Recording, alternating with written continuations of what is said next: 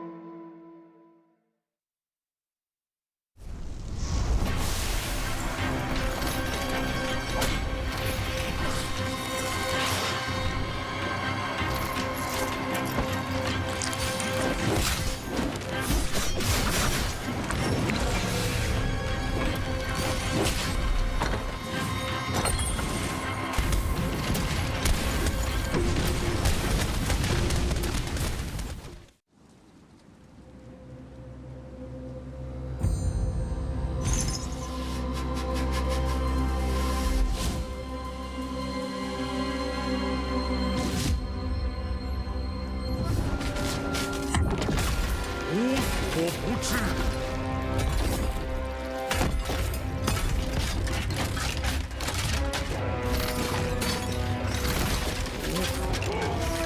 为逆。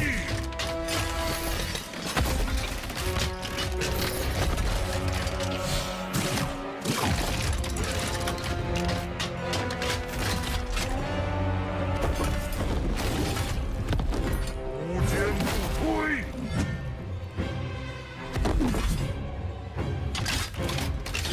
人能敌。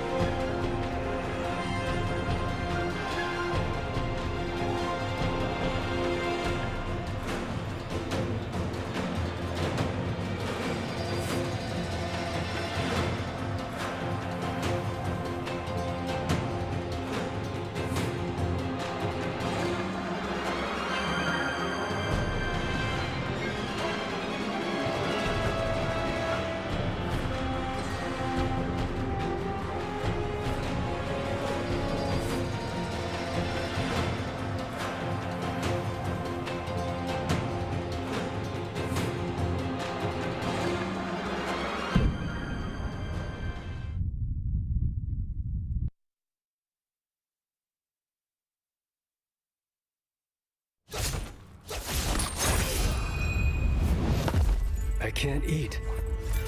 I can't sleep.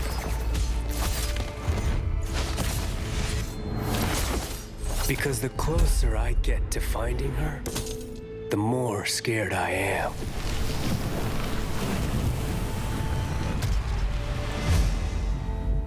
Scared of what she's become.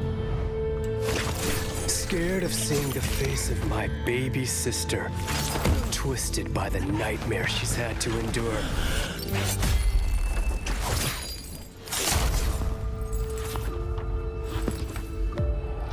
Scared she's so broken she can never recover.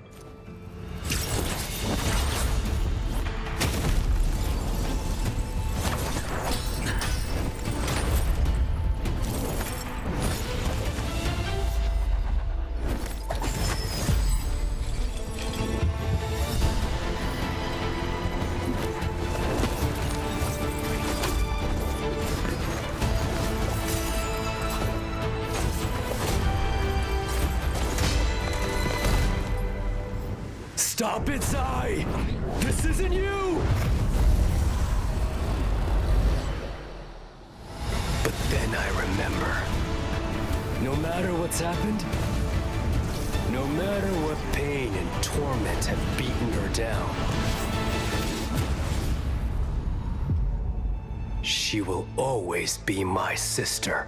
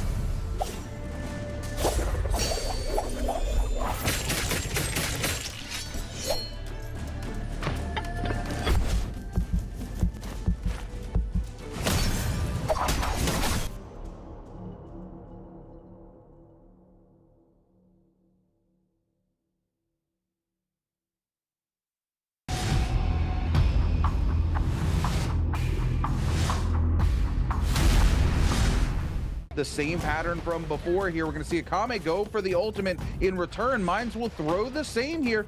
Gets their ultimate out as well. Akame will get caught out. This is going to be huge. Into the hot swap. Oh my goodness, no. The ult comes out to cancel the hot swap to keep Mines from being able to follow up with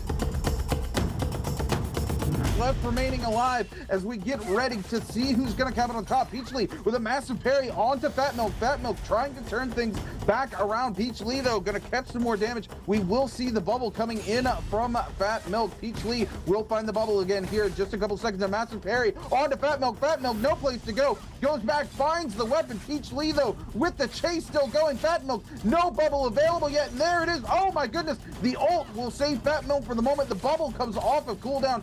Fat Milk has got to find a way to take control of this neutral from Peach Lee. Hasn't found it just yet. Peach Lee finds the parry.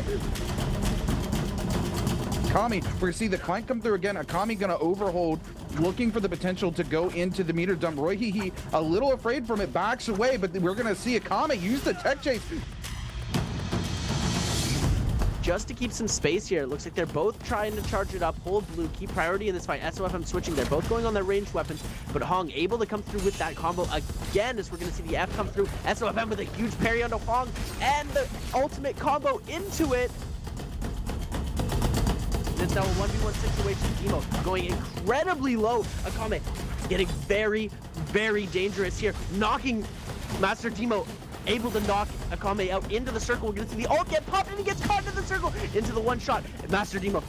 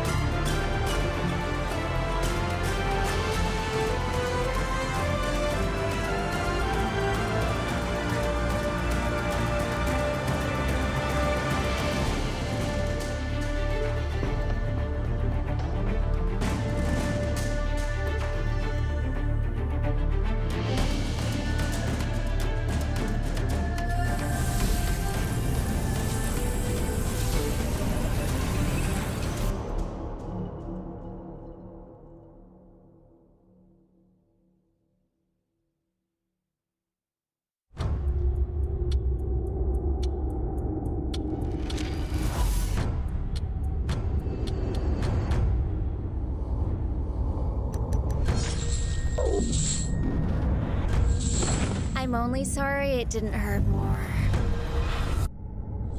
DAY, Calamity Rising.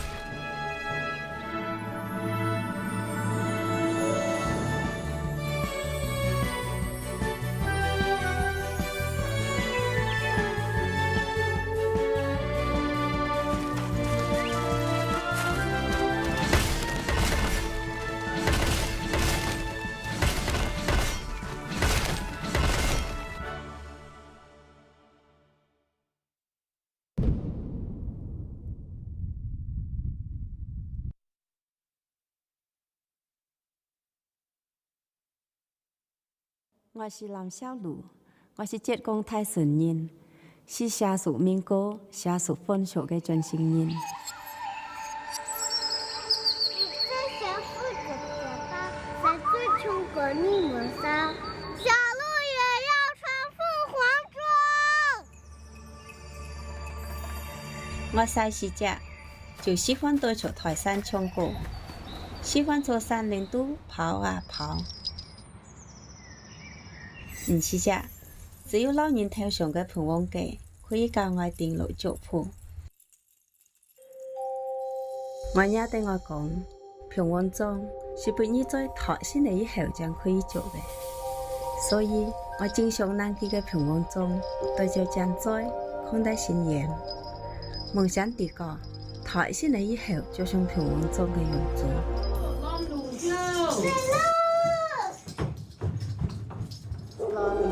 每一次以趕場走前，我都好衝着去攔路，就為了多睇幾人信仰頭上生好嘅法子。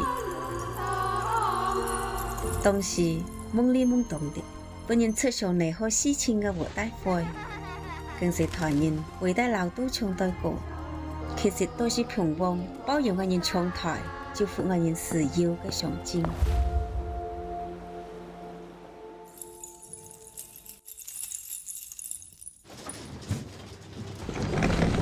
起條台先來，就像是太太外班嘅時候是先落樣子。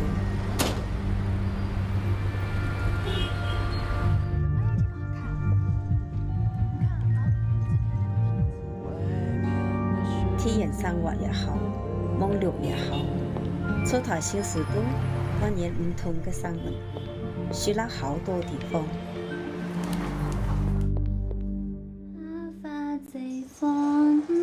妈，你干嘛老给我戴这个呀？我想戴上这个。伴隨我女面面台先來，也面面教我，像啲細時隻怪運對平王嘅熱愛彰顯落去。所以我十分堅決將頭掛上。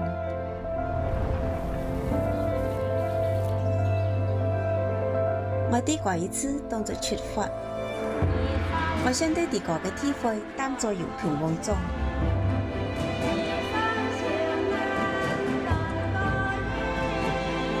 山下嘅歌啊，唱了一輩子。現在我在舞台上唱出地個嘅故事，啲民俗嘅進行都上了革新嘅色彩。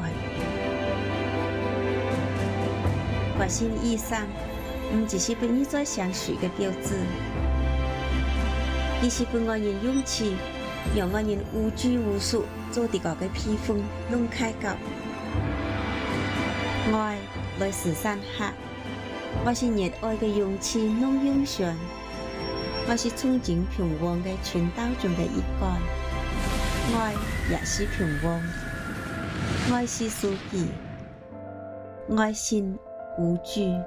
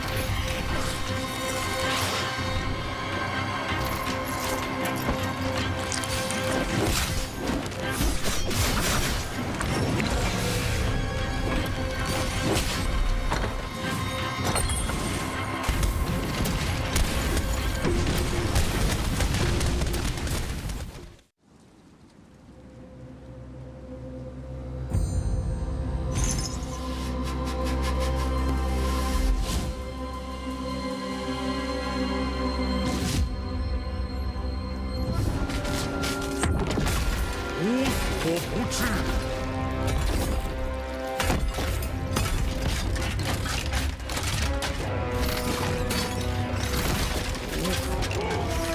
为你。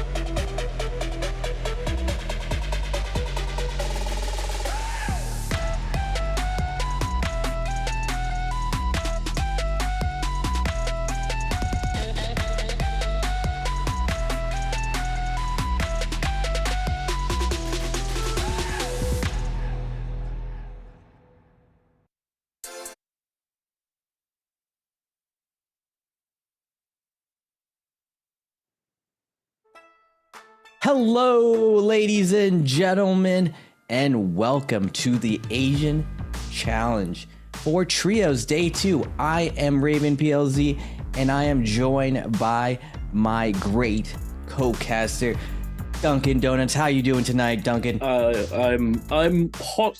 I'm very hot. It's very hot here today in the UK, as I'm sure it is pretty warm over there in Florida for you. Although it's a bit late, a bit cooled down. It's just the sun's just coming up for us, so it's gonna get hotter and hotter throughout the day. But I am excited for today's trios.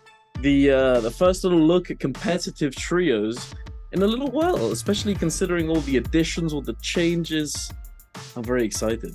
I was very excited to see some oogly behavior today, Raven. Yeah, I have a couple predictions, but yeah, we'll talk more about that in a minute. Yeah. Every time I think of the new character Zai, I always want to say Zay, but it's Zai. Zai. I always call her Zai. Zai, and with I'm hoping that in Southeast Asia they start utilizing her. They're very known for their aggressive playstyle. Frostivus, one of my teammates from Southeast Asia, had a lot of success over there, and I'm excited to see Roy Hehe. He did really well in at Worlds, winning some 1v3s. So I'm happy to see that he's still competing. I saw him a little bit in solos, but his specialty is definitely trios. He has a wonderful monk, and he was dominating last time. I wish Master Demo was still playing trios. It looks like he's only concentrating on solos. But I am very excited to see we got that V2 Valda change with that extra health tool. I don't see where she could possibly be used in trios. A lot of people are running her, kind of messing around with her. Also, Akko's in the meta. I'm curious to see if Southeast Asia starts using a little bit of that F3 Viper. There's just so many changes right now, and we don't really have NBPL to see what the Chinese side is going to be using and everything, but we have the next best thing, Southeast Asia. I'm hoping today they're going to showcase some new exciting tactics on the map, and I really don't know. What's some of the predictions you have tonight, Duncan? Well, I mean, as you said, very aggressive region we have here today. So I predict, as I was talking to you before, that we'll see at least 2 teams run Justina, because as we know, as most of you will probably know, Justina recently got a really big buff to her V1, her first ultimate ability, where she's now able to keep the charge of her ultimate as long as she doesn't use all of the dashes, the ice freezing dashes, the absolute menace when it comes to certain fights against this character. You're just getting dashed through over and over and over again, and it feels impossible to deal with at times. So I think we might see her. I'm not saying that we're going to see a lot of her necessarily, but I have a slight feeling that we might see an adaptation to our Sandy Man comp, our box comp, as we usually call it, with Temolk, who puts this huge circle of sandy wind down and essentially blocks off a huge area, which is typically used to secure Morris blessings, which are these extremely powerful loot drops that drop around the map at certain points in the game that give you better armor, better weaponry, and certain buffs at certain points in the game as well, which is a very strong strategy, very aggressive strategy, which I think we'll probably see quite a bit of today in the games of today.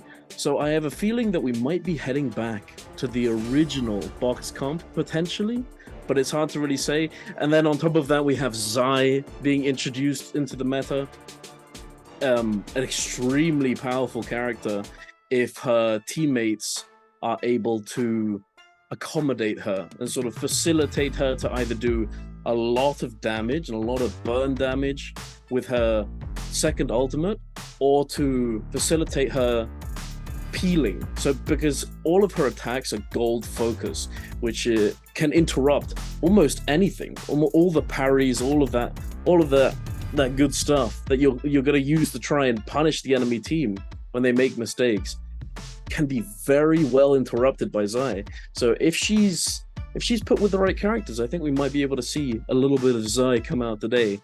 But other than that, I don't think we'll be seeing much Valda, because as you said, the V2 is hard to implement in trios. However, V3 can be used. I don't think it's going to be seeing much play today. Although it would be quite nice to see it, I'm not going to lie. I'm liking the weather lineup today. So one of the things I noticed while they were going over the scores today, was it always that second and third also get 3 points? Because I noticed it looks a little bit more spread. I might be just thinking about solos, but usually first place is 5 points and second and third was usually like 3 and then 1, but I'm thinking that's just solos. Also with the weather today, it's actually my favorite setup today. We're opening up with a daytime, no fireflies on that, but then we're going directly to a nighttime Holoroth and a dusk Morris and a nighttime Morris. So it's going to start off a little slow, which I like. Generally tournaments start out very slow. Everyone tries to feel out. I imagine Transformers are coming out. Transformers always a staple, that Monk, Yueshan, Karumi, especially when everything's so volatile with so many changes. A lot of teams like to fall back on that Monk. Defensive comp, play a little bit slow, especially with no Fireflies. And then it's going to go full aggression on that nighttime Holoroth, followed by another Firefly Day on Morris and another nighttime. And then it's going to slow down in the end, which I like a lot more. A lot of teams like to play a little fast for their fifth and sixth round, and they tend to just overcommit.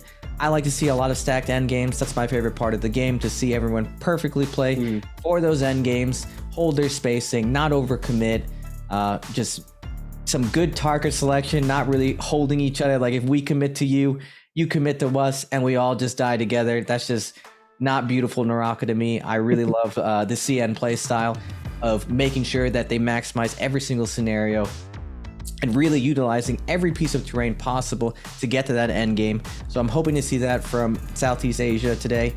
And a lot of these teams are very new to me. I recognize some of the previous team names. I have watched a couple of Southeast Asia tournaments, especially when Frostivus was over there. I would check it out. I know he was part of the VL team over there in Southeast Asia, so I would check out their games. And I remember during that swap meta with Yushan, that's why I call this region extremely aggressive. It was literally 100% Wuchen swap with Yushan and Viper, and it was just pure mayhem. I remember. I'm hoping they figured out something crazy. Because when you're that aggressive in a mindset and you're just looking for every single opening that you possibly can, I imagine they might be running some triple DPS compositions without running any type of support. So I'm really excited to see what Southeast Asia comes up tonight or today, whatever time it is over there. Yeah, today, what time is it? NARAKA is just worldly feeling now. All of us are all around the world. We're all tuning in to enjoy this game of NARAKA today. Yeah, so whether it's day or night for you, we're gonna have a banger of a series. I want to say day, but you know, we're gonna have a banger of a series, I think. Another big thing I'm happy to see is that for a lot of the ending of NVPL was only 14 teams, and we're back to that 16 teams. So we're just gonna get a lot more action off spawn, and we're hopefully gonna get those nice thick end games that I love. Oogly. Tons of monks everywhere, you know, that daytime going on. Plus they added some new spots in Holoroth, so I'm interested to see what these teams kind of use with all these new positions in the southern region. I'm hoping to see a couple end games there to see how it plays. It's kind of that green yard where it's like a wine vineyard in the south. Tons of boxes there and money, so I imagine, especially for the slower daytime game 5, a lot of slow play down there where teams are going to be able to scale up, play those monk compositions, and get to some nice juicy end games. Absolutely, I'm very excited to see it. As we've been talking about, this region's very aggressive, so although I would like to see a lot of that juicy endgame, as you put it, the thick endgame, I have a feeling that some of these players aren't going to be able to hold back, you know? They're going to want to get ooga booga early on, you know, and try and get as big of an advantage, as big of a kill lead as possible early on. And it kind of mirrors a lot of the other regions, I mean, outside of China, where sometimes it feels more of a kill race as to who can get the most kills, who can farm the most teams from early to mid game. and then essentially just be fully scaled for endgame. But then that means that there's typically not so many teams in endgame, so I don't know. We'll see. We'll see what happens today. I think if we're gonna be seeing any Justina or Zai, it'll definitely be pretty fast paced. As you said, triple DPS comp with no support. I mean, I don't know. Zai could potentially be in that comp. Zai, Takeda, I don't know, Viper or something, you know, something crazy. Zai, Takeda, Yoto, you know, Oogly Boogly. Maybe not. Maybe I would Zai, Takeda, Temel. Maybe I don't even know. It'd be hard. It'd be hard to survive at times. You'd have to go full Ooga Booga, but. Usually the three styles right now being played in the meta is either you have some variation of Monk, that way you're gaining a ton of scaling ability with your armor and weapons, or you're trying to do some type of hit and run assassination plays with Yoto and Viper. Mainly Viper, and actually it's more Viper and Wuchen because now Yoto's been interchangeable. I could see possibilities with Zai, like Takeda is already taking the role of Yoto, and Yoto, Viper, Wuchen was the staple for the longest time as far as this assassination comp. But Takeda's put in there, Akos is put in there, Zai might be put in there. We'll see tonight. And then finally, I just don't see how you get around having a Temi. It's just at NBPL Grand Finals, Temi Takeda was probably the strongest duo in that whole lineup. It's just when you have Tumult, you're able to go for these boxes in that mid game and end game and secure that loot. And it ends up being so important because if you're not one of those Yang teams, you need to find a way to match the level of scale of these top teams. They're going to have gold armor, they're going to have gold weapons. And if you have got a blue armor, I call them little blueberries running around in that end game, you're just going to get picked off and eaten. So I just don't see a way to not have a Temi. Now, I could be wrong because the origins of NARAKA and when the original J team did win the first Worlds, they did run that Yushan Viper Temi. And that, again, with a Temi, but with a Viper as well. So we shall see. And we're looking at these initial team comps. Like I kind of expected, no Fireflies, so... Oh, we got a Zai, though! GE is rocking the Zai Viper Wuchen. That's what I was saying. I was like, I could see someone experimenting with that, but we're seeing a ton of monks, 1, 2, 3, like almost half the lobby is monks, and that Temi Takeda zipping, that was the strongest composition of this season, and... we are seeing that Justina Viper Wuchen, you were telling me about that, Wolf Hue running that. I still think that Takeda Viper wait, I didn't even see the Justina. I saw it just now as you said it. I knew it, Raven. I knew it was gonna happen. I knew it would come out today, man. It's only one though. It's only one. It doesn't. Well, you said it was only two. You happy we didn't actually bet any money on this, bro? I would have taken the bet. I would have taken the bet all day. Okay. We can still take that bet. We got 5 more rounds. We can reassess. All right. Okay. You said too. Team Raven. I'm a little biased towards Team Raven. I'm hoping they bring the funk. They're repping the Raven. I take great pride of always being that the logo best. Is pretty interesting. Is that like a sort of zombie girl? That's kind of cool.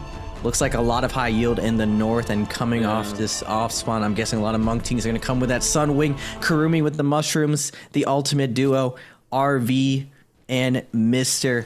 starting out at Temple. Roy Hehe, the man himself, the 1v3 god from NBPL or Worlds. He's starting out on the Takeda with Bin and Simpson. Has Yoso against the wall and immediately getting that off spawn skill. No armor, we just in there. Roy Hehe starting the day awesome with the first blood. His team taking down Mr. it looks like. On the board with 2 kills. BB slows in the background. But that's what you like to see. Get it going, off spawn, get that first kill. Don't need armor. We're just immediately jumping into the action, and that Takeda, Viper, Wuchen, so strong. BBE Snack, Fat Milk, and Slows. I saw Fat Milk actually in solos as well. We got a multi-talented gamer here. Slows with the Moonbane. This timing attack coming in. BNGC under a ton of pressure. They're gonna have to back off here, retreating to Temple, but they're split off. And Slows. Oh, huge berry! with that Huge grapple parry parry. coming out there. That was lovely. I saw Fat and Milk there in the bottom left going extremely low while his teammate was chasing that guy down, but he didn't end up getting taken down. I think he managed to get a kill himself and pick up a soul bloom because he instantly went back up to pretty comfortable HP. But here we have Mr. Smooth. What a name! I like that. Mr. Smooth versus Simpson here. Oh, sends the double charge stone form straight into the Simpson's face. Simpson not able to parry it, forced to use his F, and Smooth sends the double charge, and he sends it again. But Simpson's ready for it. Smooth getting a little bit greedy, but I think he knew his team was on their way. He knew he was getting back up soon enough, and they take him down. But here we are moving over to Mines with 5-2-1 versus AS. All these ults getting popped here. It doesn't look like we have Monk ult just yet, but we do have the the Yueshan and Kurumi ult. Kurumi ult being forced out here after having taken down 2 members. Is that all? Is that everybody? I think there may be 1 left over. No, it looks like they've taken them all down. And Wolf Yu waiting in the wings. There, the Justina come. Oogly boogly, just dipping their toe into the Ooga waters, wondering if they can go in, but they see the purple armor and they're like, maybe not.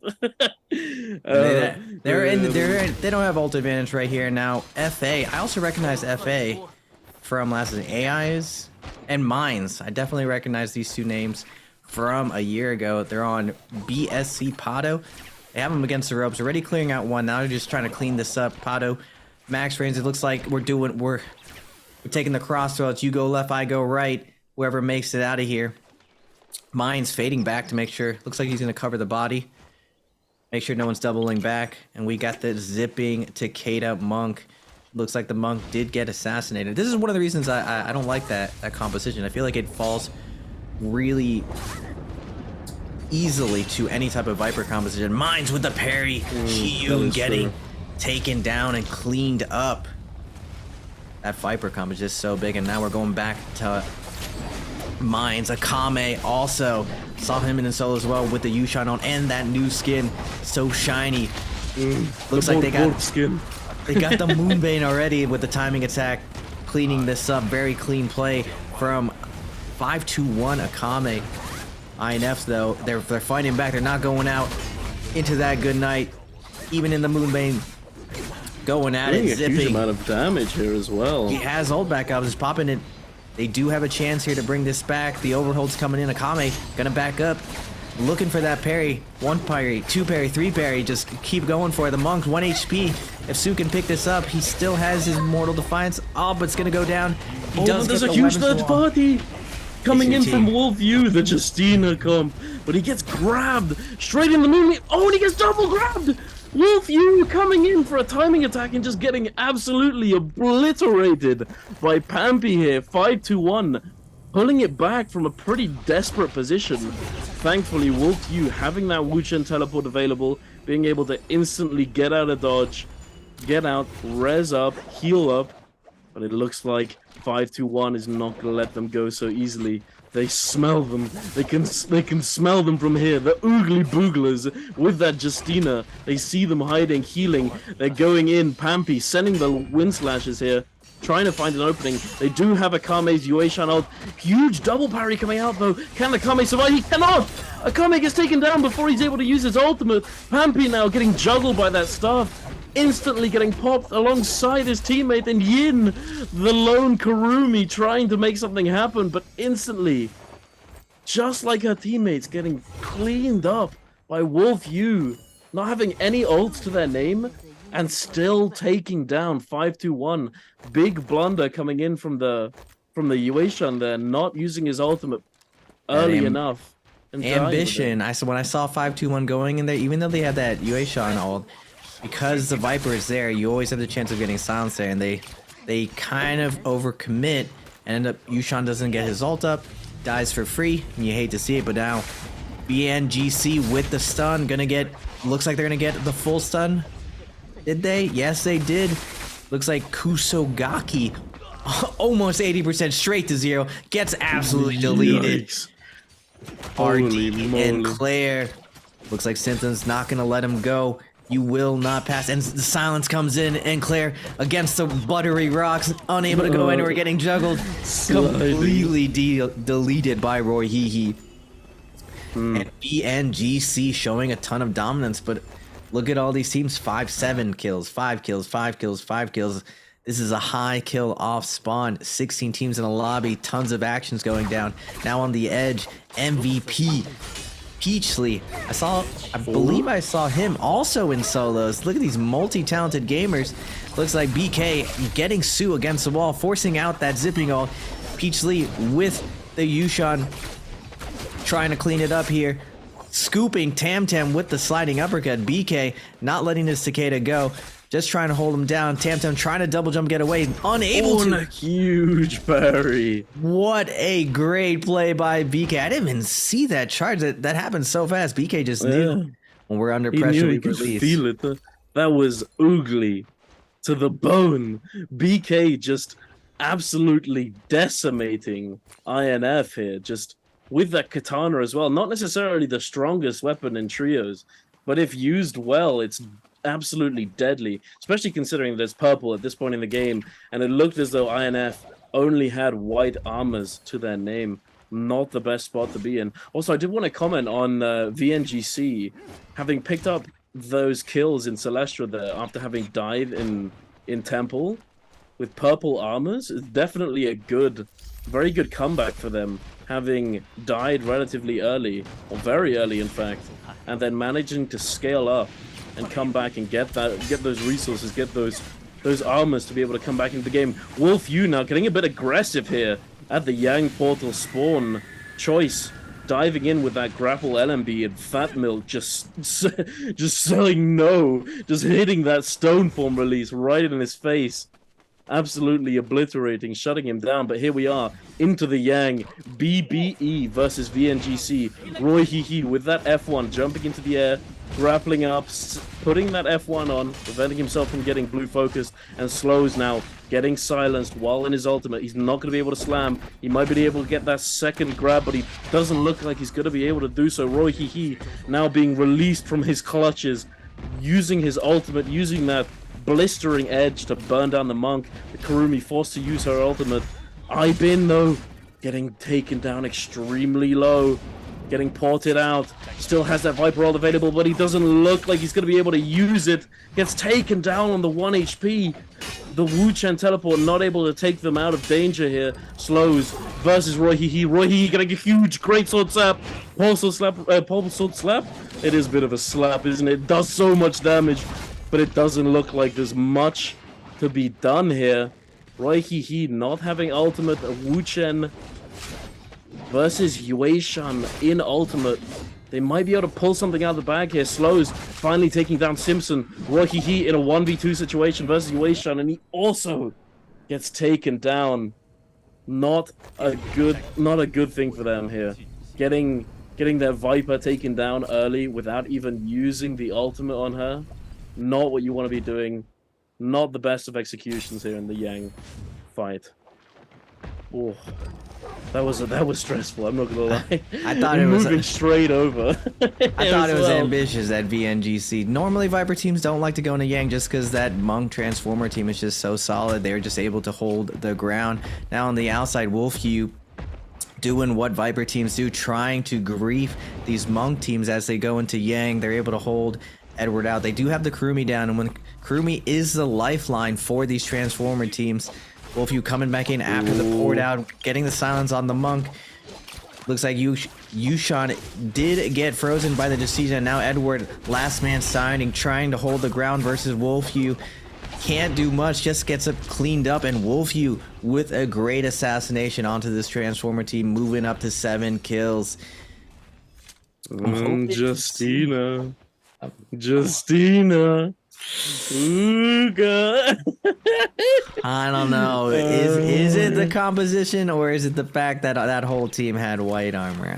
I mean, we'll there see. is that, but the power that you have with Justina ult, to simply be able to just open up with Justina ult to begin with, and then you're essentially forcing out ultimates if they manage to react in time, but if they don't, you can quite easily secure a kill if you manage to get the freeze into silence.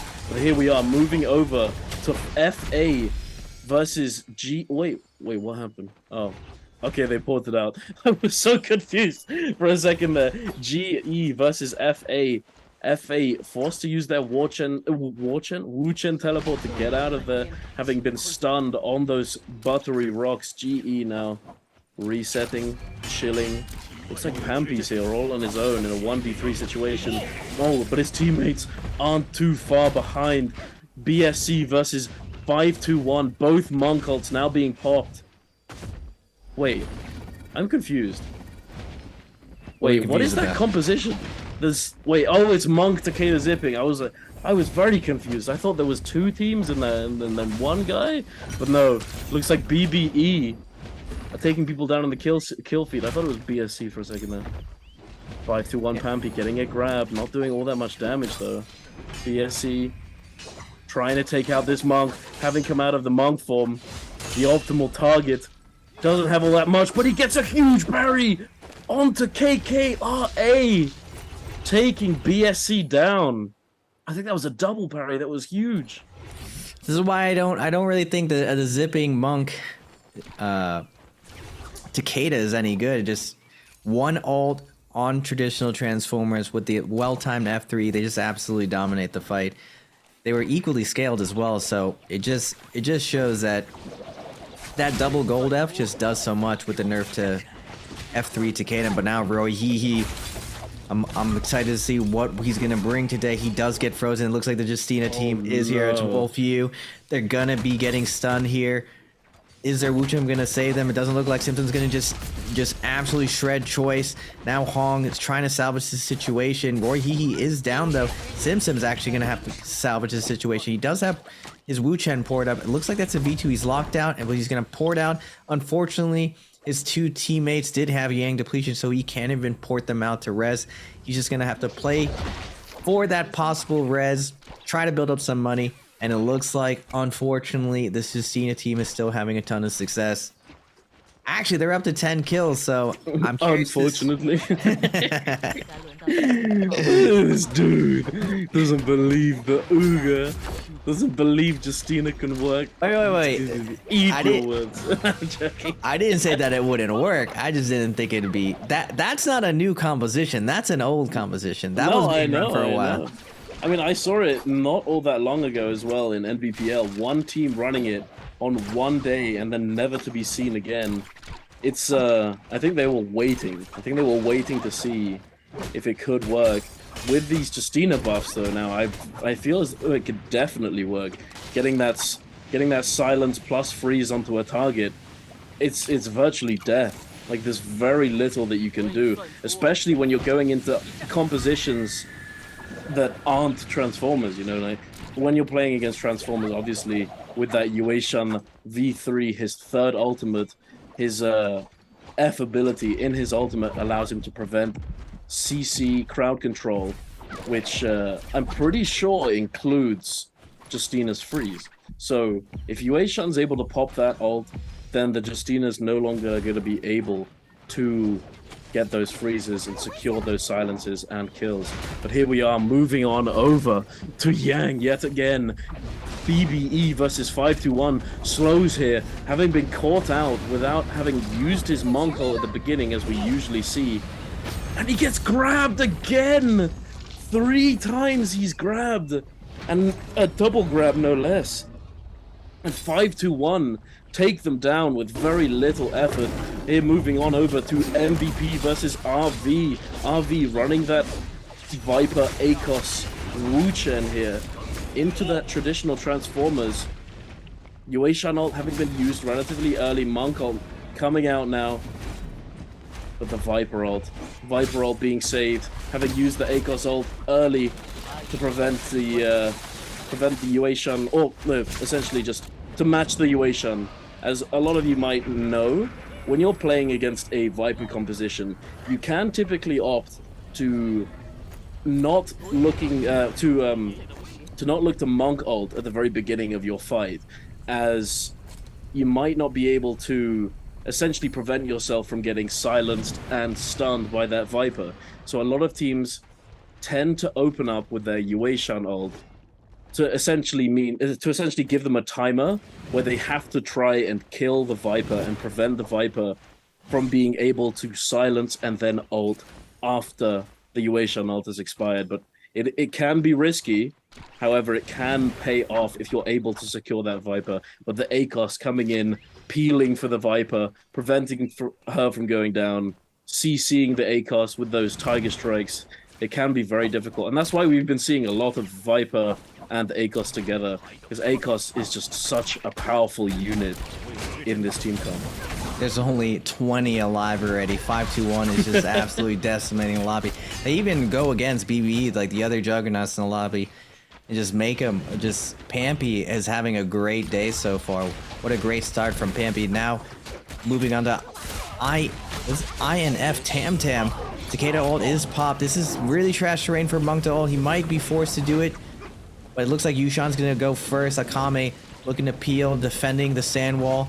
This Temi ult not getting any value. Great play from Akame to zone everyone out.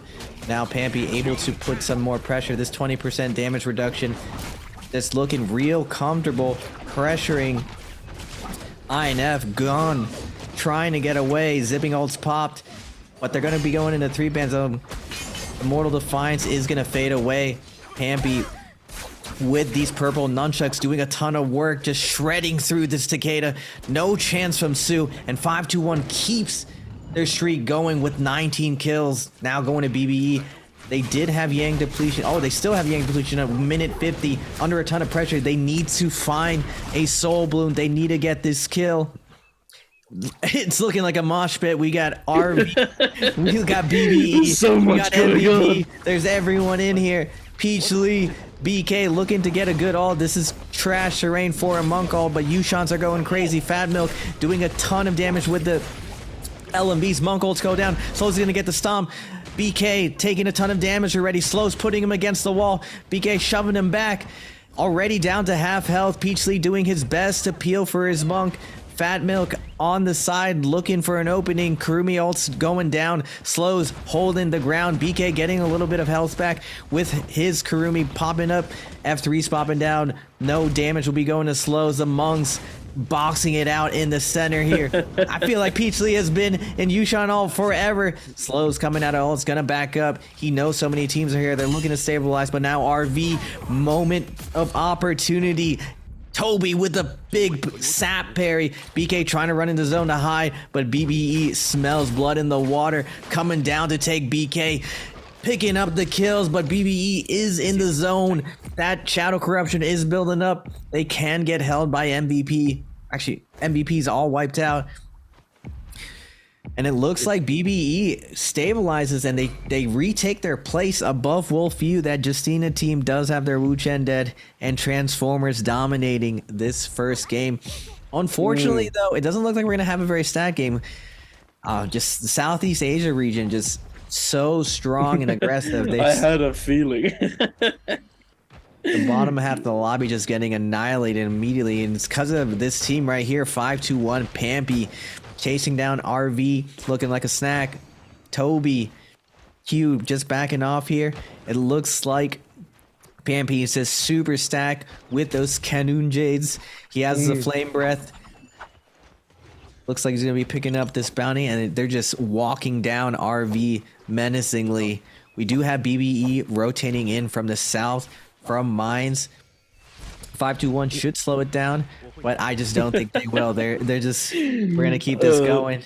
I love this tuna right out in the open. What a jab. He's just staring at them while walking towards them, and then stops to use tuna and just resting in their face without a care in the world. What a manly man. What a Chad.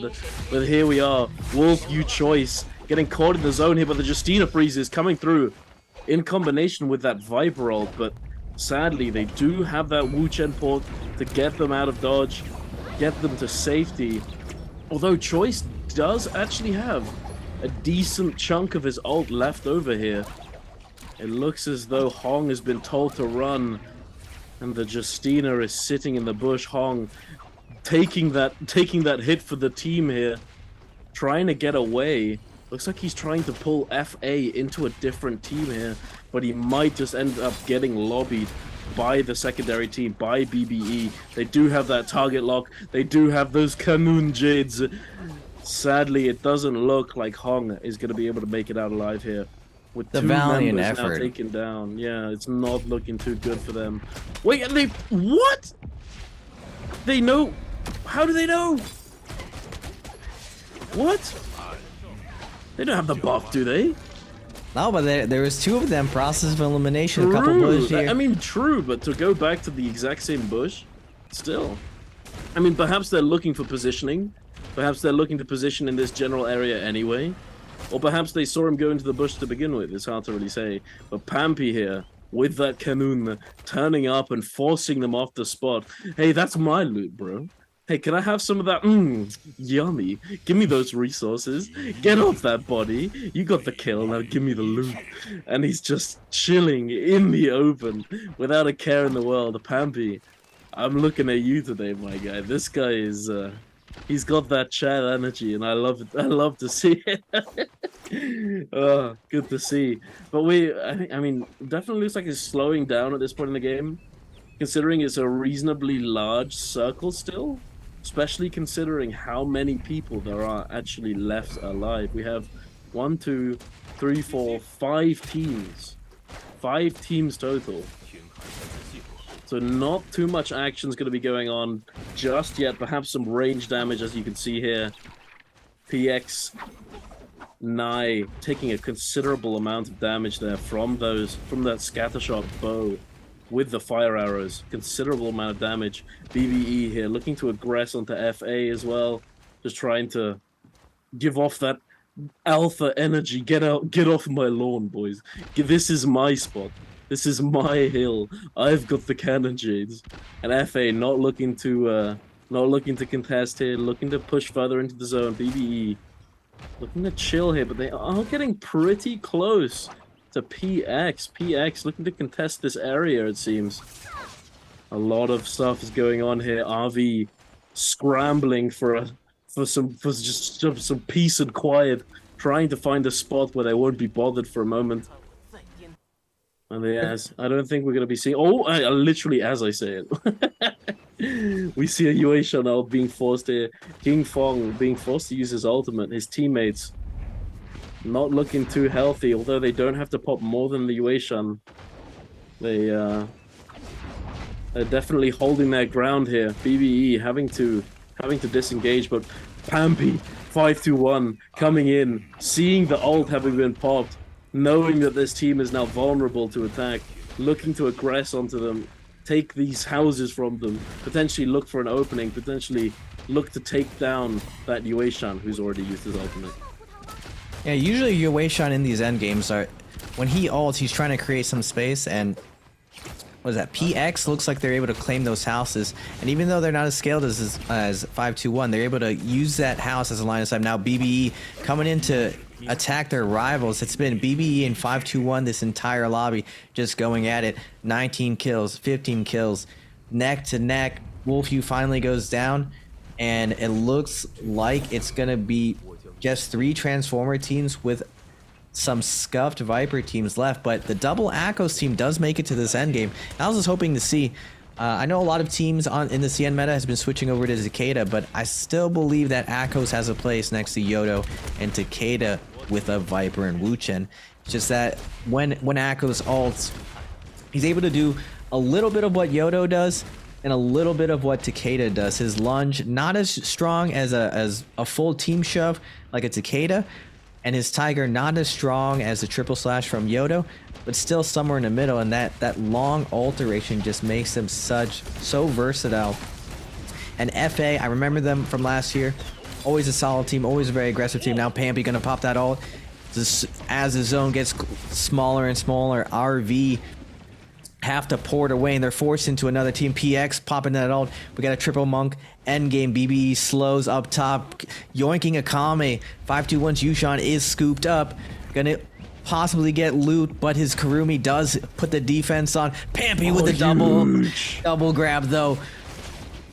And now RV in shambles. PX also in shambles. 5-2-1 just absolutely decimating this lobby slowly from BBE. Their monk still on top of the roof causing mayhem. And now this is time both monk ults are down. This is when Vipers need to get in there, try to make something happen before these monks get their ultimate back online. It looks like 5-2-1 is going at it at BBE. Akame is taking down Array, but Kurumi ult's gonna come down.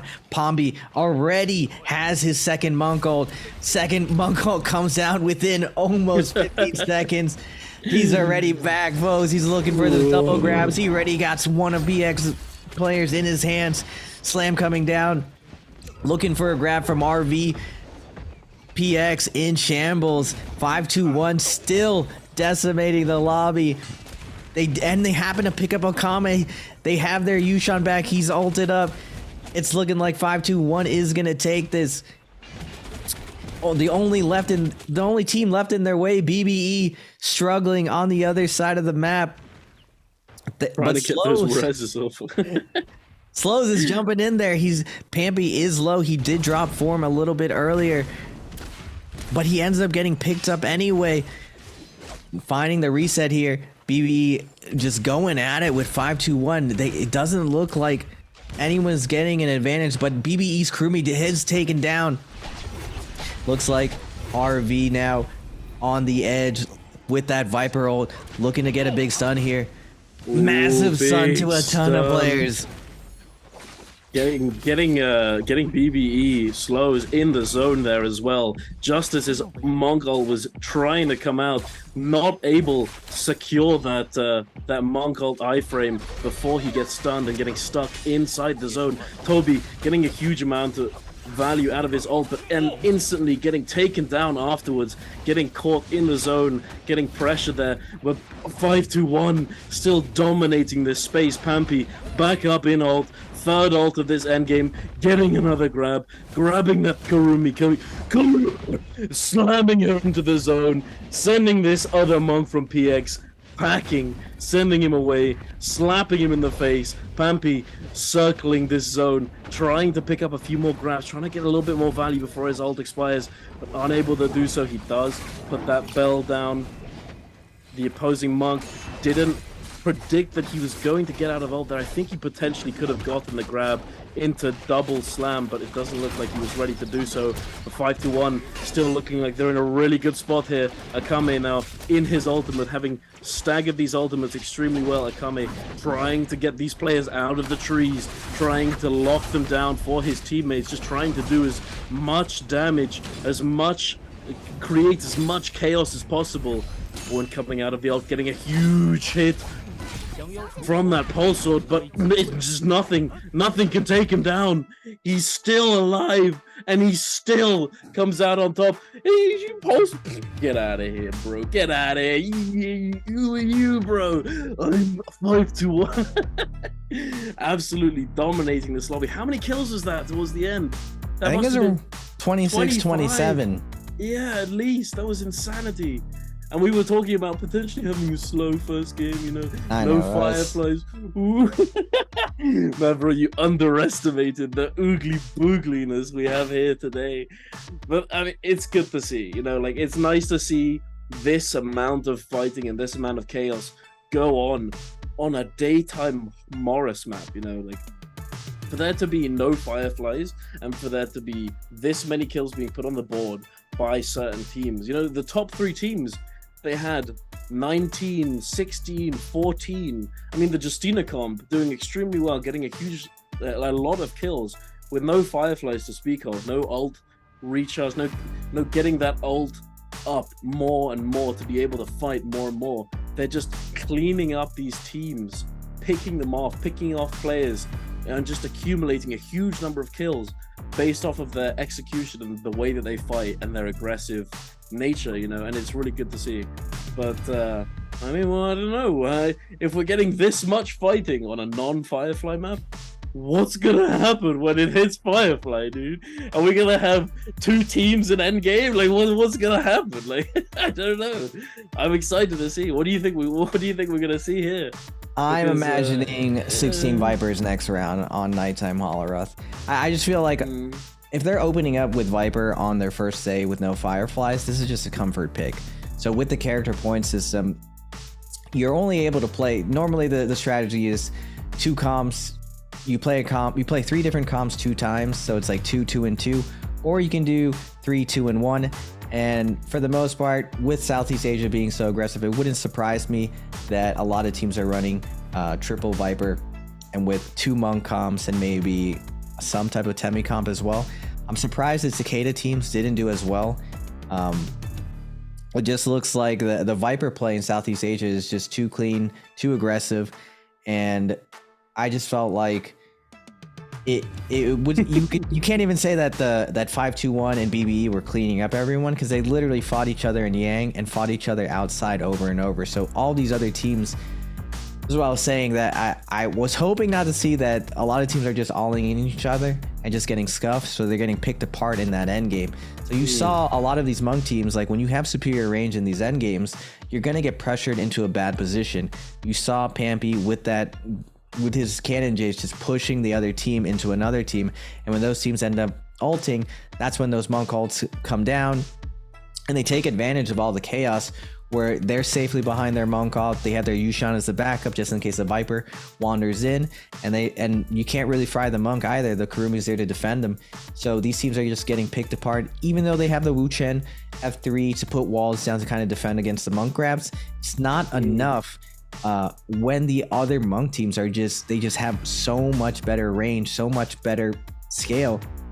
And that was only with 3 Monks. That's not even with 5, 6, 7 Monks like you normally see in a lot of CN's end games. But even near the end of the NBPL season, the lobbies were getting thinned down. I just feel like with Yang and a lot of these situations, what you saw later on in the meta is a lot of teams just wouldn't go into Yang, because that second Yang is super, super risky. You go in there and you end up fighting one of the really, really strong teams. And even if you're one of the stronger teams, there's no way you're 100% locked to win. So at least 20 to 30% of the time, you are going to lose that situation. And if you're playing 12 games, that's a lot of loss. It's very unlikely that when you come out of that Yang with Yang depletion on that second time around, you're not going to find 3 Soulblooms. You might get 2 kills, but getting that full 3 kills, especially with all these Wu Chens running around, becomes incredibly difficult. So that's something that I definitely noticed that's different in the Southeast Asia region. We're just in there. We're in Yang with Viper compositions. and normally a Wu Chen, the Wu Chen Viper X does really, really well versus Monk compositions, but not in Yang, because you get a ton of value with Wu Chen being able to port you a very far distance or behind a lot of good cover. And inside Yang, you only have 4 pillars. It's not that long. You're pretty much 1.5 grapple distance away from anywhere. And when you port out, you're just not going to get that space. So I was very surprised that these Vipers were going in. Most of the time, what Vipers end up doing is, as the Monk teams roll up to the Yang portals, they end up just sitting, waiting in bushes, waiting in trees. And this is something I saw from Southeast Asia. Their ambush strategies were super, super great. They were dropping off from trees, they're waiting in bushes. And now looking at the scores, 5-2-1 with a monster game, 29 kills, 45.6 points. There are going to be a ton of teams today that don't even get to 45 points. They happen to do a full day's work in one round. And BBE with a monster game themselves, 16 kills, 22.8. That's generally a decent pop-off game, but 45.6 is absolutely gigantic. Now RV, that Justina team, does super well, 11 kills. Oh, no, that was Wolfview. No, it was Wolfview. RV was the Akos team. That's my composition. I still feel like Akos has a place. It isn't fully flushed out yet. But we're taking a look at Akame, 34,000. See, I remember him, and Kami with 41,000. It's Kurumi with 34,000. This is like that's nuts. You never see this. That's nuts, dude. What? Minimum damage. Matching. 34k. Good googly mooglies. You said it, Raven. What on earth? I mean, he must have had some turbo stack Jades to be able to do this much damage. I mean, even if you're a really good player, no matter how good you are, to be able to output that amount of damage on Karumi, it can essentially just come down to Jades at times and the weapon choices you have. Being able to secure that Phoenix Blast early on into the game can allow you to accelerate extremely well when playing Karumi, as you're able to just essentially run around your monk's toes and just send those Phoenix Blasts. And don't even get me started about Hepta. You know, for the Phoenix Blast Hepta, you just GG. You know, you essentially can just kite for days, you output a huge amount of damage, you're able to lock people down for your teammates to follow up, you're able to heal as well. I mean, I'm just talking about Hepta at this point, but still, 34,000 damage from a Karumi. That's a sight to see. Oh, for a second there, I thought we were gonna see the Karumi MVP, which, to be honest, relatively reasonably deserved. But then again, my boy Pampy, the absolute Giga Chad, absolute beast, just turbo alpha energy, walking around like he just doesn't care, using tuna in people's faces, walking around with his thick monk legs, grabbing people left and right in endgame. You know, it's really nice play to see. You know, having that confidence can mean all the difference. It can mean everything. Having the confidence in yourself and your abilities and your team makes so much difference when you're unsure. You know, you're not sure if you're gonna win. You're not sure if you can survive long enough for your team to help you. All of this sort of stuff. Just having confidence in general is gonna put you a big step above these other teams who aren't able to just rely on their team and know that they're gonna be there to help them. Know that they're gonna be able to do what they need to do when they need to do it. You know, you can see the confidence exuding from Pampy. Like, this man, he's here to win today, you know. Definitely good to see, and I want to see what he brings out later on today.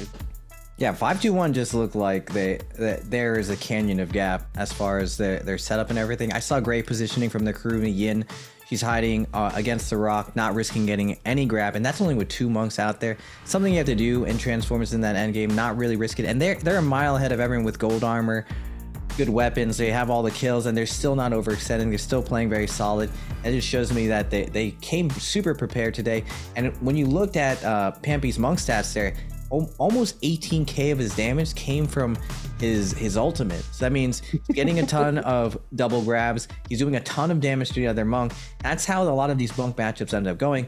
You have the 2 monks boxing it out, the shove versus the scoop versus the stomp. It's kind of like a rock paper scissors game, but there's an added complexity to it where they're trying to space each other out, and you're kind of this slow lumbering character, and it's almost like you're playing like a top-down MOBA where you're trying to have your character rotate correctly, and you see these monk dittos go down, and it really surprised me how well executed 5-2-1's team was. And inside Yang, outside Yang, usually a team is favored of whether or not they like to play in the chaos versus they like that fair 3v3, but it looks like they could do it all, and I'm curious to see if they're able to keep up that consistency. It is only game 1. There's still a ton of NARAKA to be played. 5 more games, and that was a slow game. So I just like you were saying earlier, Duncan, that's a slow game. No fireflies, meaning they're not able to pick up fireflies for these ultimates. So we're going to see net on map 2, there are going to be a ton of fireflies. There are even firefly cages on Holoroth,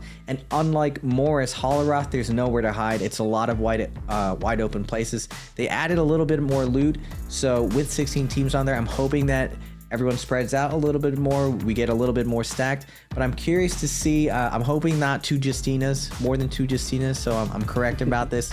Doesn't get played, but that Justina Viper Wuchen comp is still very strong. I remember APF telling me his team likes to run that, and I forget, there's a very particular comp that actually counters. It might be the mirror matchup with Yodo, or it might be Transformers. It just, with that change to Justina, where now she can cancel, it kind of matches Yodo's role in the team, where if you come in and you get your Viper misses the kick, she doesn't land the silence for whatever reason, she just misses the spacing on it, Yoda's able to jump cancel, Wu Chen can pour down. Same thing with Justina. Now she can go in, and both of these characters are going to have 60% all coming from a mess of execution. But it looks like...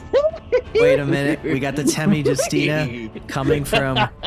Is that With the team monk, name, no Rude? less. It is rude. Wait a minute. We got something weird coming out from Mister. We got the Zai Yushan zipping. This is a composition that I thought is possible because that composition that Mister is running does really, really well versus the Takeda Temi.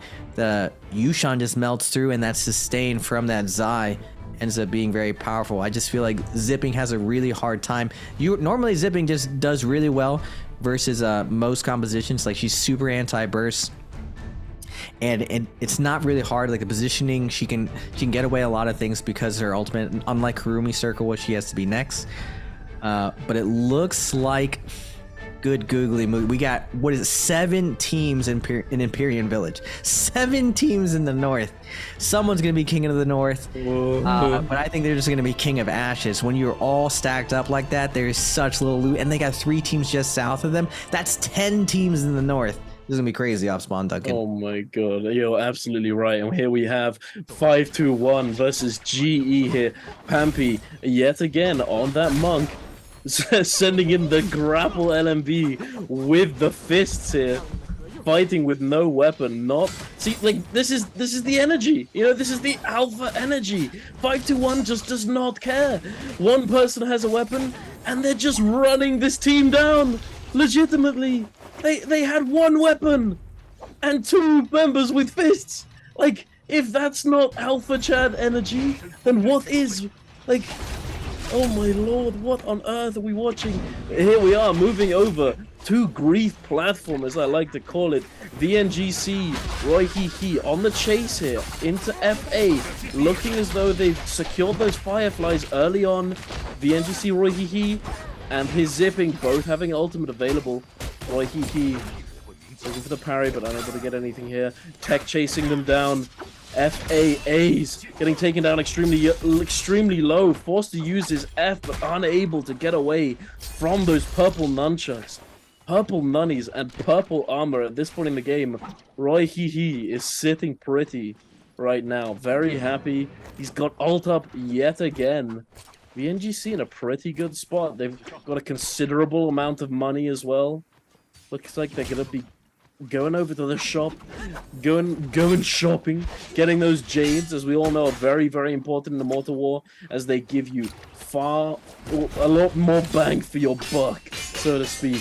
PX Nye trying to survive as much as he can here, but it doesn't look like he's going to be able to do anything whatsoever here, with that pulsar just getting locked in the stone form and forced to retreat.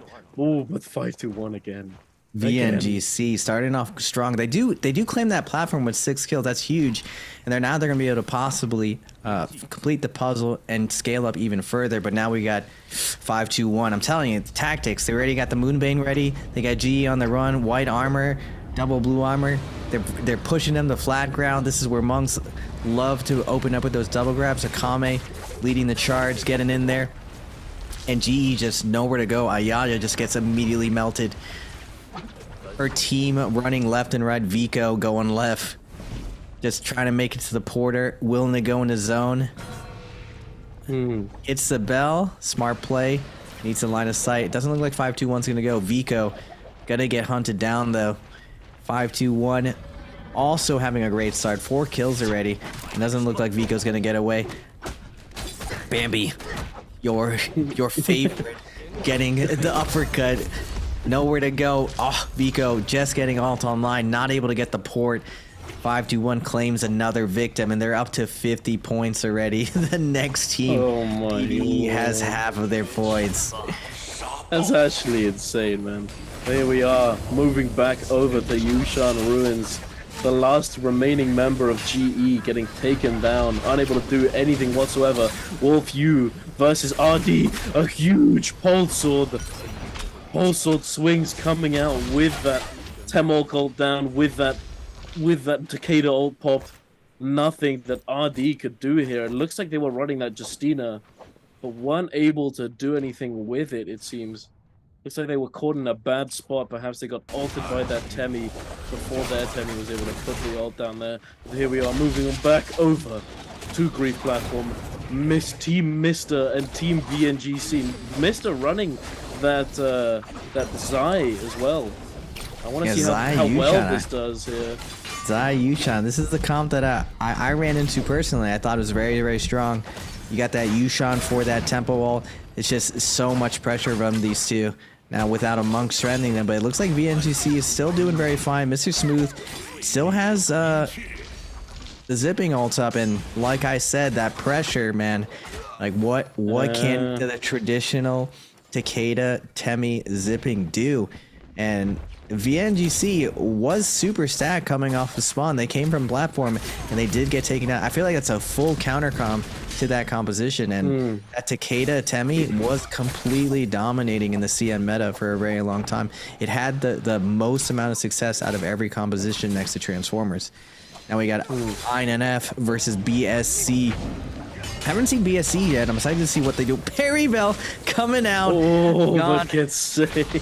Gets saved though. That frame one parry Bell pushing him back. BSC still under pressure though. Tam Tam on the Takeda, able to clear it up. They do lose their zipping though. It's coming down to a 2v2. Monk's coming back in with the Yushan.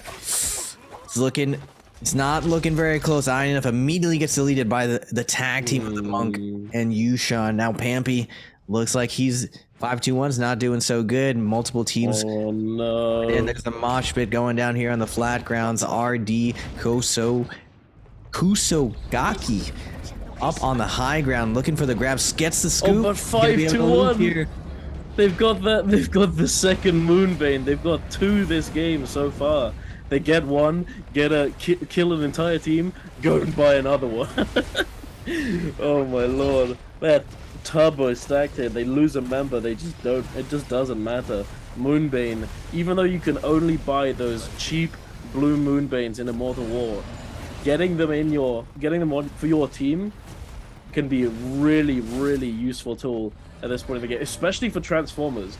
If you get caught by a Viper team, by one of these hit and run teams, it can be extremely difficult if they manage to execute well.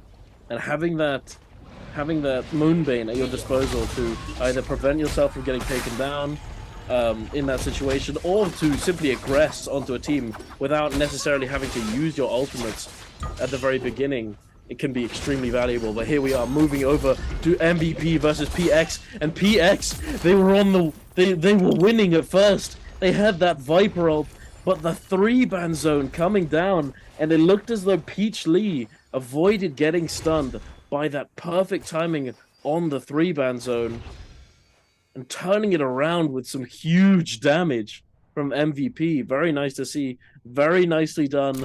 Very well timed with that 3-ban zone. But the team, I'm not sure what to call them. MR? Surely Mr. The team Mr. The League of Gentlemen. Like, I'm not sure what they call them, you know. It's Mr. Yoso. MR. Mr. MR. Romantico. You know, Romantico is like, it's very similar to, it's essentially the same word in Spanish, but with a C instead of a K at the end. It's like a sort of romantic, you know. They got Mr. Smooth. That's all I see. Mr. Smooth as well, you know. Like, Yang is coming up though. We do have Mr. Try. I want that team to go in there with a Zai, Yushan. Let's see if that can contest any of the monks that will be going on. And it looks like MVP Team 28 is looking to go in. BSC. We got BBE looking to go in. BBE is also having a monster game with 5-2-1. BSC a little bit is pretty much uncontested here. Going to safely be able to get into Yang. They are running to traditional Sandformers, that Temmie Yushan Monk. I haven't seen this composition in a while. There's maybe like 1 or 2 teams who are running in a Pro League, and they're going to be fighting against MVP. Monk coming on the pillar, the classic. He doesn't want to take the duel. That's what monks do when they just don't want to experience the gap. But it looks like Shaka is going to be coming in. Finds Sakurumi, but immediately takes a ton of damage. Going to be forced to ult. No armor, so when he's coming out, it's not going to be much. Temmie ult does come out. MVP BK Monk ult comes out. as well. We're trading 2 ults for once. Not looking very good for BSC, but he does get a grab on Shiyun. BSC trying to stabilize here. Coming in from the back. He does get the R&B on the focus attack, but BSC, like I was saying, gets taken down. Their Temmie's already down. They need to trade this kill here, but Karumi still has healing circle. Looks like MVP's gonna be cleaning it up unless Pato and Shaka can pull some magic out of a hat. MVP parried here. BK now has Pato against the ropes. Pato trying to deal with this, ends up crossing up BK. BK does get cooked. 3v2 right here. Buff. Did you see how little damage he actually took at that point? Pato still, it's still winnable. Pato still has a Yushan all. MVP is slowing down. I believe Duncan, Pato can find a way here. I mean, I can believe in the potential stall out, but the win 1v? Okay, bro, come on now. 1v3 in a dream. It's all about the confidence, Duncan. I respect. I mean, I was saying that earlier. I agree. It's all about the confidence, but to come out and see what I mean, to come out and win a 1v3 with no armor to speak of, having just transformed into Yushan, it's a bit of a tall task. You know, it's a big ask. There's not all that much you can do. Maybe stalling it out, you know, like maybe if you'd managed to stay alive long enough so that both teams got Yang depletion, that would have been probably the best and only option available to him there. But here we are, MVP running straight in to 2B. Is that 2B?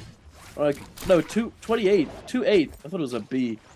This Viper comp here, traditional attack on Titan, as we like to call it here, that Viper Yoto Wuchen.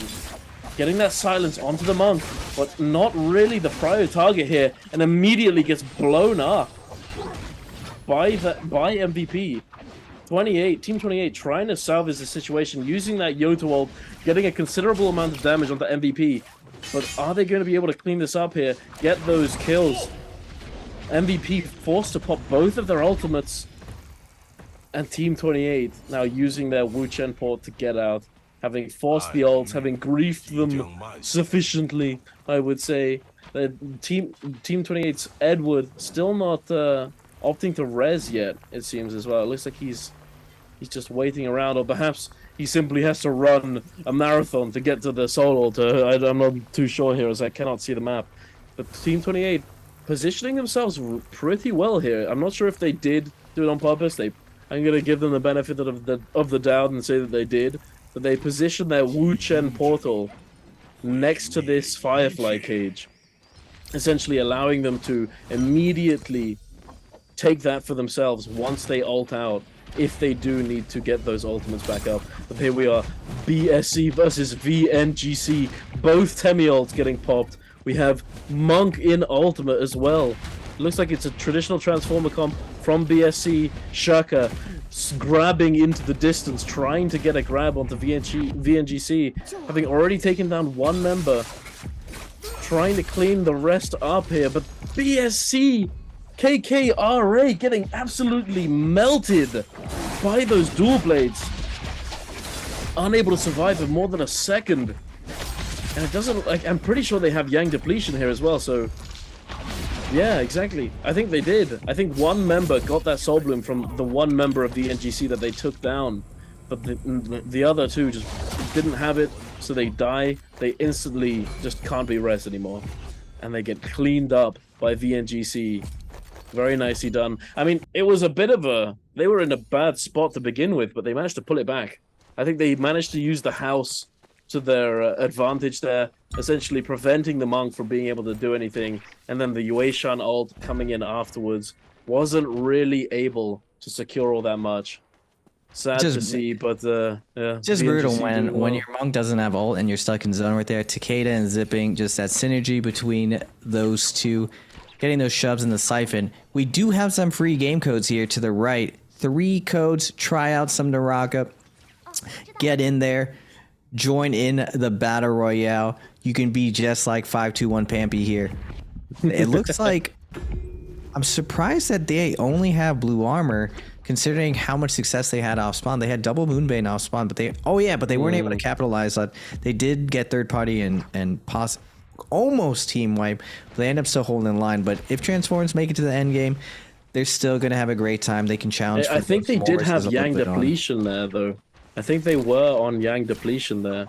I feel as though they may have flipped their game by going into Yang after having a pretty an insanely good first game, but going into Yang with that blue armor. They're still having a really insane game. They have 8 kills right now, but they don't. Oh, no, they don't have their Yushan. BBE is taking the lead right now. I want to see more of Mr. Smooth getting in there. They're up to 9 kills at 13.6. I feel like that's not accurate of how many points they have. Unless they died. Wolfview does get parried right here. Choice doesn't get punished for it and immediately F3's BK off of him. This Temmie, Takeda, Monk going at it. Can Choice create the space? Looks like Monk is holding on to their and they're going to open up with Yushan himself. Choice needs to pop his ult here. Kurumi, they forced 2 ults out here without doing much. Finally, Choice does pop up their ult, and the ambush comes. Temmie ult coming down. Takeda ult coming down. Sand Every. Peachly doing his best to peel for his team, but this triple charge of the Takeda coming in, forcing out the Monk ult. All ults are down. I believe Zipping still has ult up, but Kurumi down to 1 HP. Wolfview high does get grabbed. He's getting burnt alive. Barbecued. Oh my goodness. In 2 seconds, 100-0. MVP looks like they survived the execution from Wolfview. It looks like we're going to take it to Yang SE versus BBE. BBE already up to 11 kills. Looks like Kurumi ult's coming down from SC. Yushan trying to make some space for his team, coming down with a big slam onto Fat Milk. Fat Milk trying to jump back on the pillar, looking to peel for his team, but Dow creating a ton of havoc for BBE. BBE snack at 1 HP, looking like a snack himself, going for the double jump, gets grapple canceled and then taken down. Doesn't look good for BBE. SE is gonna pull off an upset here. They have Fat Milk. It looks like it's coming down to a 2v2 here. Can BBE pull this back? SE with the 1-2-3 enjoying, ends up getting a Clang. Monk putting him down to the ground, but Rethan with the parry, turning the momentum back into their favor. Fat Milk trying to hold down here, but Dow putting up that pressure with the staff, and SE does pull off the upset on BBE, slowing down their 12 kills. SE on the board. You like to see it. The Dark Horses coming up, doing some work, Duncan. Absolutely, you love to see those underdogs coming up and fighting with the big dogs. You know, like it's lovely to see. Oh, they're the one with that awesome what's it called? Flag poster. They have the weird logo. Thing. I'm not sure if it's them. It might be them. I just saw their logo. I noticed it when in game 1. It looked pretty cool there. Moving over to Wolfview. Hong just getting absolutely obliterated here. I think he was heading on over to the 3-ban zone since he didn't have ult, but he just gets blown up there by FA. SE coming in with that buff. Yeah, you're absolutely right. It is them with the logo. It looks Look really at that. Cool. But yeah, SE coming in here, testing the waters, checking it out, seeing what's what. And then looking to disengage as they still have 2 blueberries on their team. 2 blue armors at this point in the game is gonna get you lobbied. You know, like BBE is on the hunt right now. They're looking for those weak armors, the disadvantage in resources. You know, they're looking, they're hunting. They need those soul blooms. They've got that Yang depletion and they're on the hunt. FA being the victim of their gaze. BBE slowly closing in, trying to do as much damage to them with their ranged weapons before fully committing, but looks like their Kurumi gets a little bit greedy, sends that blue, gets parried, gets silenced. Can he survive? He does! Snack manages to stay alive just long enough to get his ult off.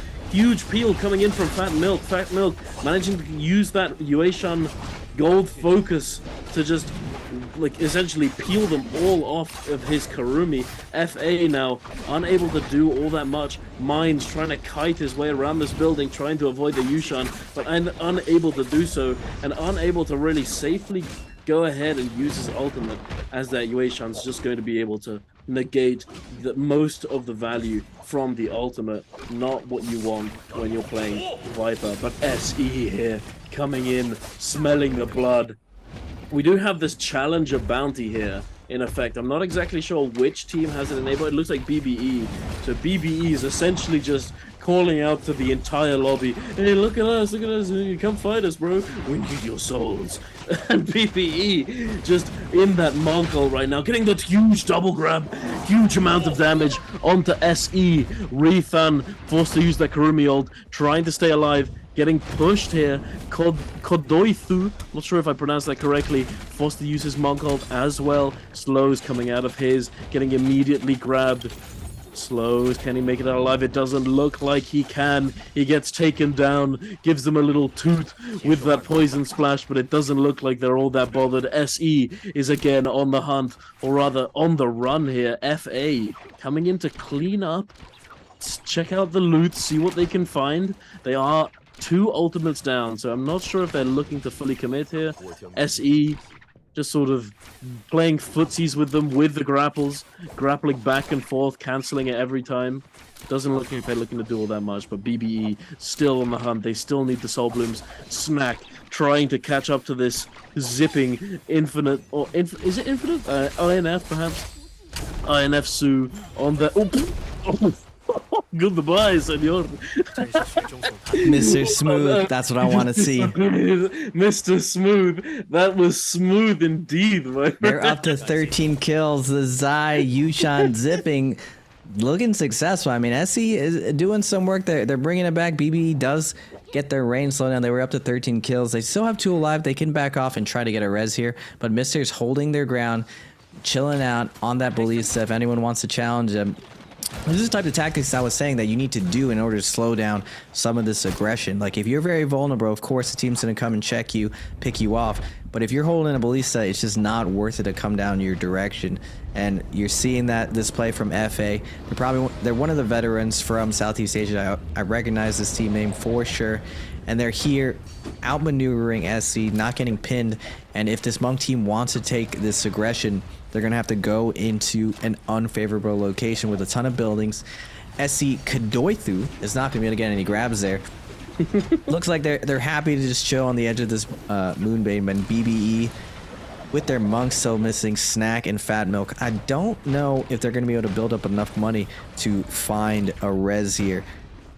It looks like Snack is going to tether on. He's going to try to get away from SE, but SE Kadoithu reads the play and was like, wait a second, we're just going to get ahead right here. But like I was saying, wait a minute, Yushan does come back. What, he was like in the back, now he's in the front. Now SE's coming in.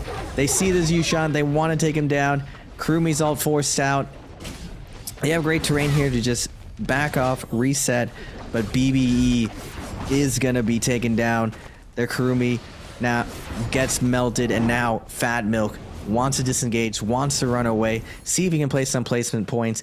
Every ranking matters here in this endgame. Like, if you get first, you get a ginormous multiplier that it goes against your kills, and you get a ton of placement points. So this Yushan has a ton to play with, and when you're a Yuashan, you have a great chance to make these endgames as long as the terrain favors you. There's a couple great buildings to the Kaidan, but now we're going to go to 28. They do, as I say that, I might have cast a curse. Mr. Fat Milk here, trying to find some space. He's gonna have to put on the Nikes. He's going to have to run for his life. Hypnos, there's only 2 of them, but it doesn't matter. 2-on-1. Fat Milk putting... He's got that solo movement, bro. He's got the solo's movement. He's out of there, bro. He got those Nikes on. He's broken them ankles, dude. That is true. He was in the solos yesterday. I caught a little bit of it, and I definitely saw Fat Milk because I was thinking that's a good name right there. But we got Mr. Smooth. Interesting that they put the gold armor on the zipping. I just feel like in trios, there's not many teams that really target the zipping because you just know every time she hits F, she's going to go gold. She has that extra dodge, and everyone in trios already has very little energy. It's very hard to pin her down. A lot harder than Kurumi, and oh my god, is true. Gone. Just absolutely gone is gone, my friend. That RV comes and just chops him in half. See ya. Body goes flying. But SE does overcommit to being in zone. They could possibly get held here. Not having a strong footing in positioning here. They do hold this high ground for now. Only 14 people alive though. Mr. Smooths. I just every time I see this team, I just want to say Mr. Smooth. I want to see this team. We're seeing Mr. Romantico. the Zycom. It does take Yushan away from the traditional Transformers, so I don't know, but it's looking like it's doing really well. They got 13 kills, so off spawn it's doing really well. Mid game it's doing well. Theoretically, you can run a single character up to 5 times if you play your hero points correctly. If you want to run one character 5 times, I think you actually can do it. And if they're only going to run it maybe 2, 3, maybe 4 times in total, and realistically it's not all that bad. But yeah, it does take away from the potential of playing that traditional Transformers more often. But I don't know. It definitely they have 15 looks pretty kills solid. right now. The cameraman just hasn't been on them, and they're just deleting this lobby. The Zai, they're not even popping ult or anything. They're just winning straight neutral right now. They're just coming in, great positioning, great range, great team Zai play. being able to essentially just get out of dodge whenever she wants to. I think the Zai on this team is running that F2 though, which isn't the combo breaker. So they're relying on the healing and the potential F1 combo break from the Yueshan to peel for that Zai if need be. But having that 5 seconds. 5 seconds on Zai F2 to essentially just be able to run around for 5 seconds and not really care. Heal a small amount, which does actually technically get buffed by F1 zipping. I think that they are running F1 zipping, and with V1, if I'm not mistaken. But then, on top of that, I mean, she then as soon as she uses her ultimate, if her F is on cooldown, she's able to then immediately use her F yet again. So effectively, if you are running that F2, you are just going to have 10 seconds of freedom to essentially just run around and not really care what's going on, you know? My boy Fat Milk is alive still. No! I talked about him for like a little bit and then I killed him. I didn't want to talk about it. I didn't want to talk about it. No, Fat Milk, I'm sorry. I mean, he's used to it, you know, he's used to it. That's the feeling that you get when you're in a solo lobby and you're getting lobbied, just getting absolutely obliterated by everybody. Speaking of getting obliterated, SE doing extremely well so far in this game, doing pretty well. Now falling apart in the end game. 13 kills to their name, but falling apart at this point in the game is not what you want. Looks as though SE have their one remaining team member, that Monk, still alive. He's essentially just going to have to try and be as inconspicuous as possible until the very last second to try and get that ult off and survive in that endgame to get the most amount of value out of their kill points. Team Mister doing a pretty good job here as well. The Zai, the only one who's looks as though they popped the Zai ult and that's it. MVP, only one member left.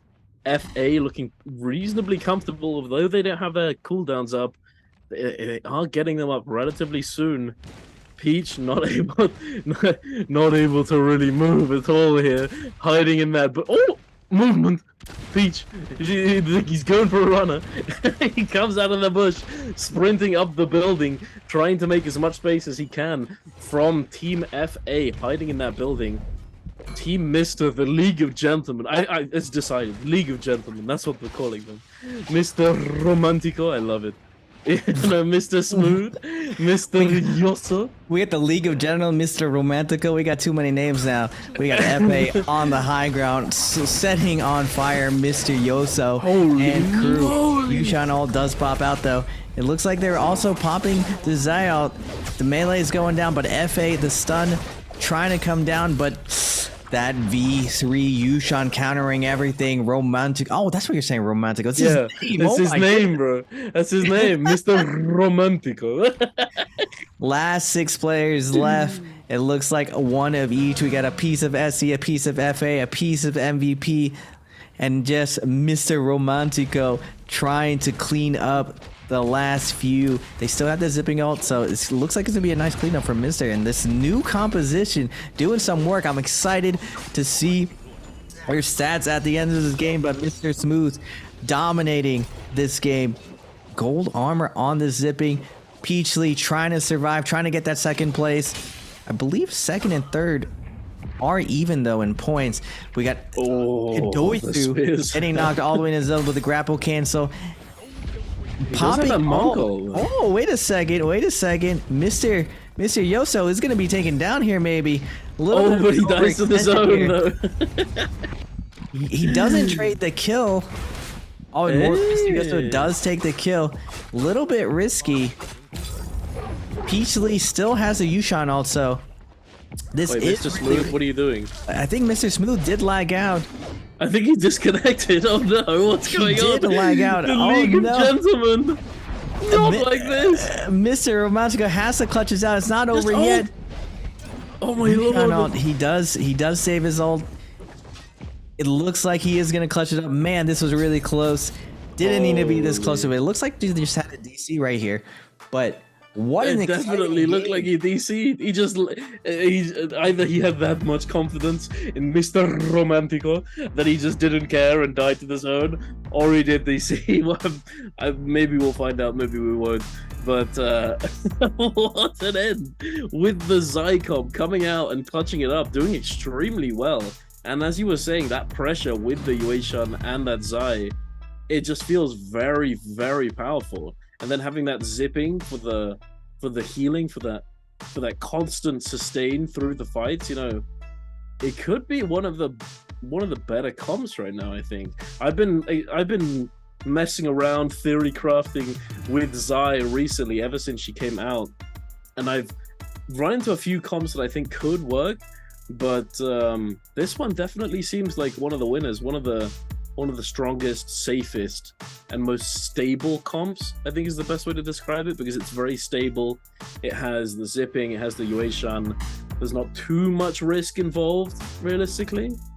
So as long as they play it well, they're not going to die necessarily very easily, you know. But we'll see. Maybe we'll see something extra spicy next game, but only time will tell.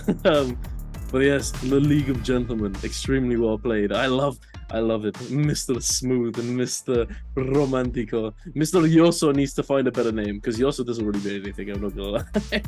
I feel like whoever their coaches should be definitely Mr. Tactical, because what I think ends up happening here, since Zai's ult is so long and so is Yushan's, when everyone's playing these Temi Takeda comms and then you're also running a ton of Viper Yodas, remember, this was nighttime, so a lot of these teams are running these very, very aggressive compositions. It fully counters both of those compositions. It might lose to some Monk compositions, but most of the really strong Monk teams weren't running it that round.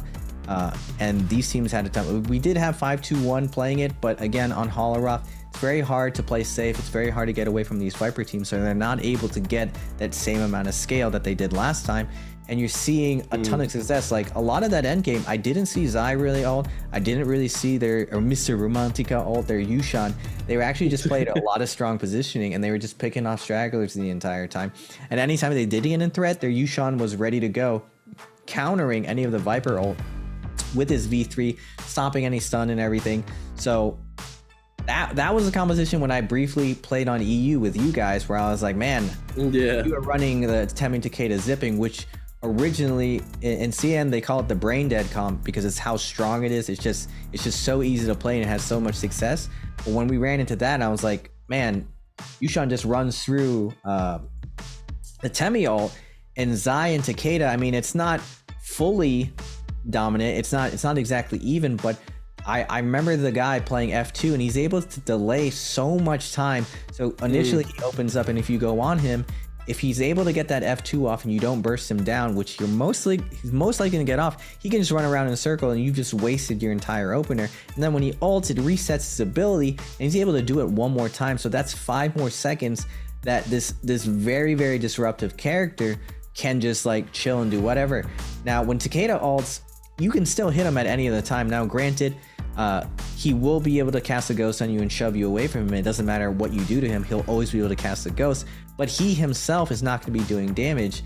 Now when Zai ults, she can go like this max distance, and 5 seconds is such a long time in a team fight.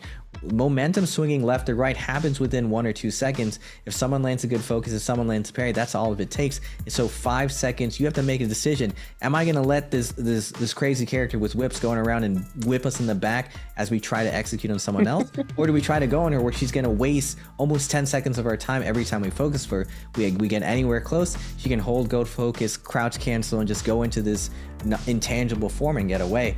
And I'm really curious to see if more teams if they play that composition again, and whether or not it might be just pure luck, it might just be a Holoros gimmick. I still feel like it was placed in the right spot to counter the 2 compositions it mainly countered, mainly that Temi Takeda and mainly that Viper Yodo composition you saw. No, absolutely. I think Zai is definitely, she has a lot of good duos. You know, when we talk about trio compositions, we typically talk about 2 characters together. A duo, so to speak. So you've got your Takeda Temi, you've got your Viper Wuchen, your potentially Viper Yoto, all of these duos, Kurumi Monk, you know, all of that good stuff. I think Zai has a lot of good duos. But quickly before I continue talking about that, Mr. The League of Gentlemen with 21 kills to their name, 34.4 points on their game 2. An excellent showing here. Very, very nicely done. I'm not sure how well they did in game 1. I can't remember it for the life of me, but they definitely showed up here in game 2 with this very interesting comp. Very, very nice. SE not too far behind. Well, actually, I mean, that is a few kills behind, but SE still doing reasonably well. 13 kills, 19.9, FA 12, 17.6, BBE 13, 17.6. Sadly, 5-2-1, after having one of the most ridiculously dominant games in game 1, coming into game 2 and only securing 8 kills for themselves with 9.8 points total. I mean, they definitely did a reasonably good job early. They were feeling themselves off spawn, fighting with 2 members of their team with only fists. Like, they were doing extremely well. They had double Moonbane. The second Moonbane had to be used to essentially save them, but then it looked as though they essentially just flipped it in Yang when only having blue armors and then losing and then being forced to try and make it back with Yang depletion, which, as you've said, as we all know, can be an extremely hard thing to do. Here we are, 24, the most damage came out from Mr. Smooth. Mr. Smooth on that zipping with 24,000 damage. Maybe that's why they give him the gold armor, Raven, you know, because he's just pumping out that damage. He's just in there doing everything. I mean, realistically, it makes sense, because Yue Shun ends up going into ult, and as long as he isn't able to just slap people over and over and over again with a high tier weapon, and Zai, if she's being used as a sort of a utility almost to peel for her teammates and prevent them from dying to anything, or essentially get them out of dodge when they need to be, she's not necessarily going to be doing crazy damage, but the zipping is always going to be left to her own devices, so to speak. As you spoke about, she's able to move around very easily, she's able to kite very easily, having that extra dodge on that F, being able to get that, essentially be way more slippery in comparison to a lot of other characters, considering that a lot of characters are running rage instead of stamina in trios. But here we are, Mr. Romantico, the boy himself. What a beast. F1 V3 Yue Shun to be expected. 9.6k on the spear, 7.1 on the skills and ultimate. So a pretty considerable amount of damage coming out when he's in that ult form, but quite a lot of damage coming from that spear. Having spear sap, heartstopper kick, you know, you're gonna be doing quite a bit with that, especially when you're on Yue Shun. You can essentially just send out that one heartstopper kick a little bit haphazardly, and you always have that F1 to save you if you do get parried. Very, very useful little bit of a bit of strategy there. If you have a combo breaker, send it, my friend. Because you could always combo break out and avoid most of the damage and most of the follow-up, as long as you're not fighting against a Sap Jade or Greatsword, Pulse Sword, and Nunchucks. As those three weapons have a single hit parry, riposte, or counterattack, whatever you'd like to call it. Yeah, I think Mr. Smooth did the most amount of damage because Romantico and the Zai, if you think about it, Zai ends up doing a lot of what Yushan does for the team, where every single time she swings, I happened to look at her ult and she was V2, so she's able to do a giant cone damage of fire in front of her, and that holds their opponent in place. It's basically a form of crowd control, and if the zipping just always gets to sit there and back and gets to safely throw out like a charge focus attack or even a double charge focus a lot of time, it makes sense why she's doing most amount of damage, because she has Zai doing it and then the Yushan doing it, and she gets to sit back, just make sure that no one dies. And that team, we never really saw them under pressure. The camera was never really on them, but when I did see them, their Zai was putting a ton of work in there, and it makes sense because essentially Zai is a form of Yushan, except she just doesn't go into the form, but she has a ton of the mobility that Yushan does, and I'd say her range is actually a little bit better than what Yushan is able to do. Plus she has the ability to go into her immune form and then come out of it with the stagger. That's another thing we didn't talk about. When she uses her ability, she is able to come out with a slam that also sets up her team. So she ends up being this crazy assist machine, and that composition is like, it's just alley-ooping for each other. Everyone's just which is gold focus as well. Can peel parries and all that stuff that enemy teams are going to be trying to use onto your teammates. Yeah, but Yushan doesn't even go gold, and they're both doing the same thing. They create this opening where they just win neutral for free, and they're both not really killable characters, because if you go on a Yushan, you can't really stagger him. And when you think about Zai, even though she is in her normal form, a lot of the time she's in gold focus, you can't really stagger her, so she has to make a pretty critical error for you to lock her down. I remember trying to dagger dodge around her, soul break her over and over, and there's just a very, very small window to get in there. I would say it's close to as small as like dealing with Akos, but this Akos doesn't really have a sustained hit. That one hit isn't as oppressive as those whips coming up. So I'm excited. This is exactly what I wanted to see today. Southeast Asia coming out with a very aggressive composition, and just thinking outside the box. They're one of the first teams to make this Zai composition work, and they're taking away from other really, really strong comps. They're grabbing away from their Transformers when they claim Yushan in this composition, and they're taking away from their Takeda zipping.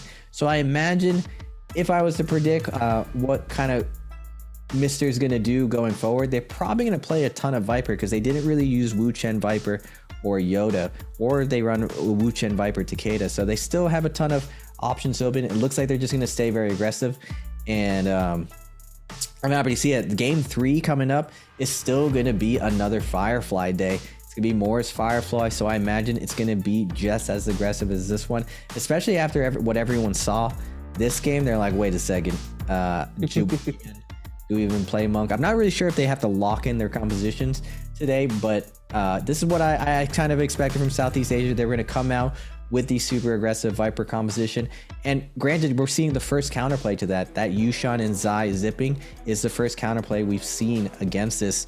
And looking at the total points from today, AS at the bottom with only 1.5, 0 kills on the first one, and only 1 point, probably some placement, but Rude having a Rude Awakening, second to last place. Now PX also doing a decent in the first game, around 7 points, but 0 the second one. Same thing with 28, but a little bit mixed. BSC 7 points, but at the top here, VNGC, I feel like they're one of the notable teams in the region. MVP at 21.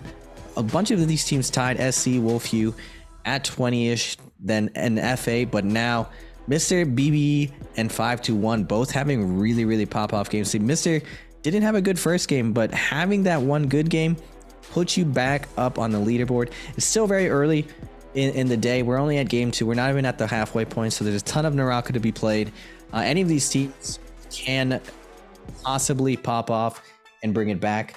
I want to see more work from 521. I feel like they got kind of caught off guard The strategy was great. They had double Moonbane. We didn't see what happened to them. Maybe they lost in Yang. That's what I was saying before, Duncan. Like, you can have such a strong game, and if you're set up already, you really want to go into Yang if you're looking to get better armor, get better weapons, and if you're a Monk team. But it is very risky, and if you already have it before going in, you can find a better situation where you find these really great third parties of other teams just going at it. All right, and speaking of that, we are going to be taking a break, and we will be back shortly, folks.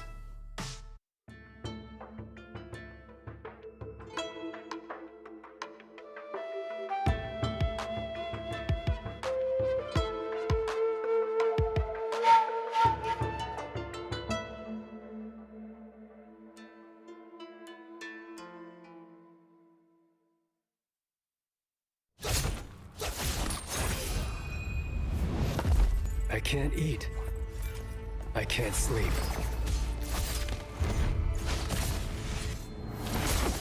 Because the closer I get to finding her, the more scared I am.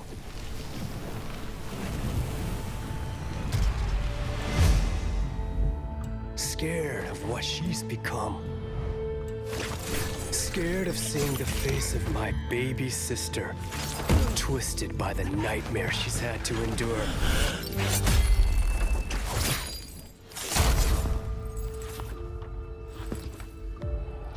Scared she's so broken she can never recover.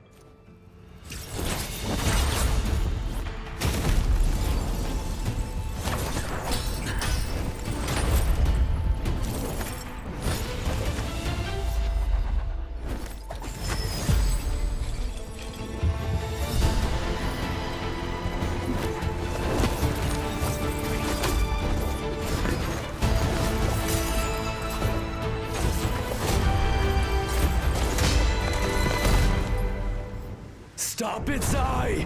This isn't you! But then I remember. No matter what's happened, no matter what pain and torment have beaten her down, she will always be my sister.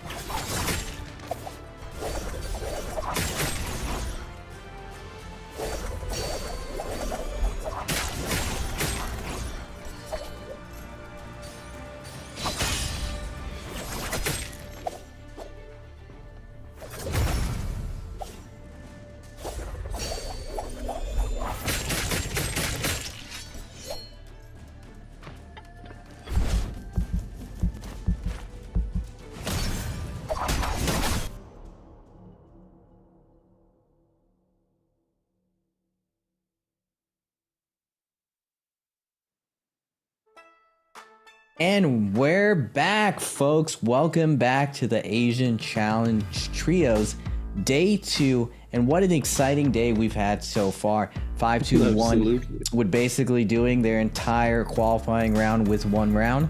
But now with Zai, Mr. Romantico, as Mr. Duncan here likes to romanticize this team. Romantico. I love them because they're bringing Zai to the head of the meta, already finding a nice counter comp to the Viper Yodo, the Viper Takeda, and the Takeda Temi. That Yushan and Zai 1-2 punch just going through the sand wall and immuning the Viper stuns is just, I don't know what you can do to stop this. I think the only thing that Southeast Asia can do is possibly play some type of monk composition to slow it down, because a double grab will slow this team down. And since that Zai is running V2, she's not able to stagger transformers, but she will hold you in place and get you cooked by their Zipping, who did have 24,000 damage, 1,000 ahead of the other two big damage dealers on the team.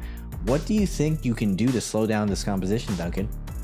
I mean, I think I'm of the same mind as you. I think having a good monk composition would be the only thing that could really slow this team down.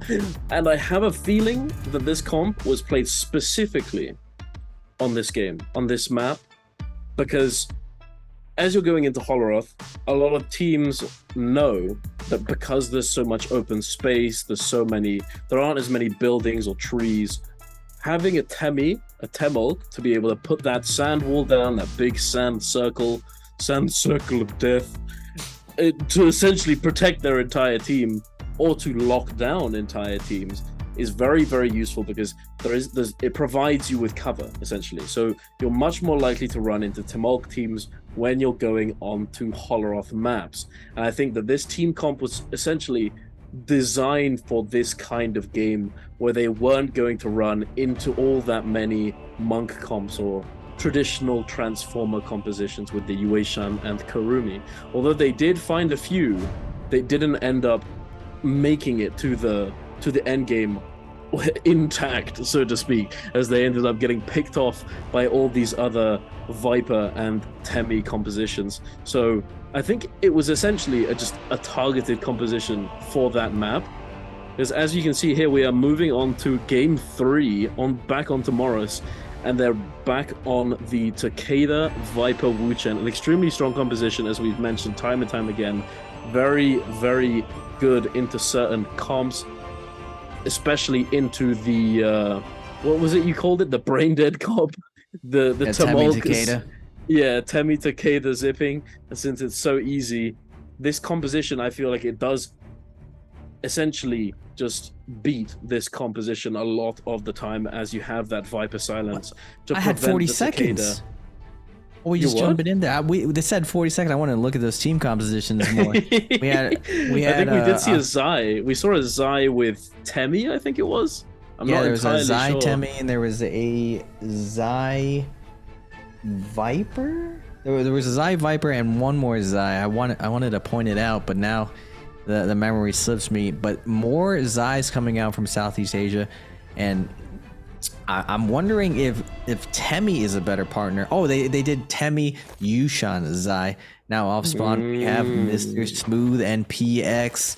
Mr. Smooth on the Takeda. Now he was the zipping last time, so now he gets put on Takeda.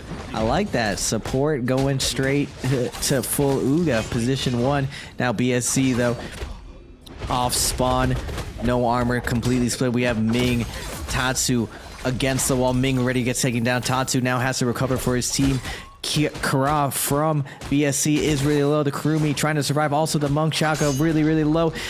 Kurumi goes down and Shaka at 1 HP. Pato is going to have to carry the weight here. Can he do it? Half health already. He does get parried, and the Dragon Slayer comes in, taking down AS Ming, going down. Ooh, what a great camo angle like here. FA versus VNGC, tight in the mines. Roy Hee coming in with the pain, sending out those LMBs, flying through these blue skies. Bin does taken down. Temi and Yushan left alive, and this is that composition I was talking about, Duncan. I'm curious to see if VNGC can bring that the funk with the Yushan Temi instead and Zai instead of zipping. I don't know. It's a little bit more oogly, and that was also my other big prediction. I haven't really run into that competition, but theoretically, I thought that one was going to do really, really well.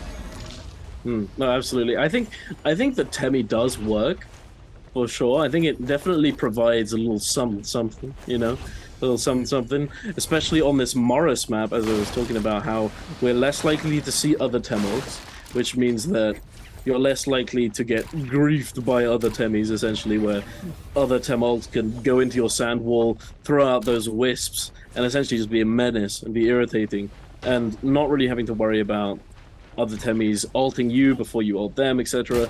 Although you are likely to run into these Yueshans who can essentially negate a lot of the power from your sand wall, it can be very useful to run Temi into certain...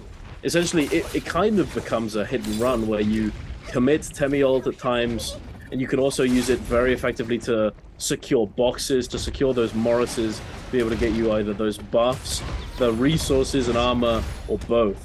And it can be extremely useful. And perhaps that's why they're running it on this map specifically with Temi. It's definitely worth looking into, I would say. But anyway, 2-8, Team 2-8, Edward with a huge double grab onto BBE. Fat Milk and Snack just getting absolutely obliterated here by Edward, but Edward not able to survive all that much longer, getting taken out of Monk ult. I'm not sure if Team 28's even able to survive. They had one member down, the Yueshan trying to pick him back up again, but I don't think much is going to happen. Team INF as well, coming in with that Moonbane. Essentially just, I'm not sure if they managed to secure any kills, but they've definitely taken all the control in this fight.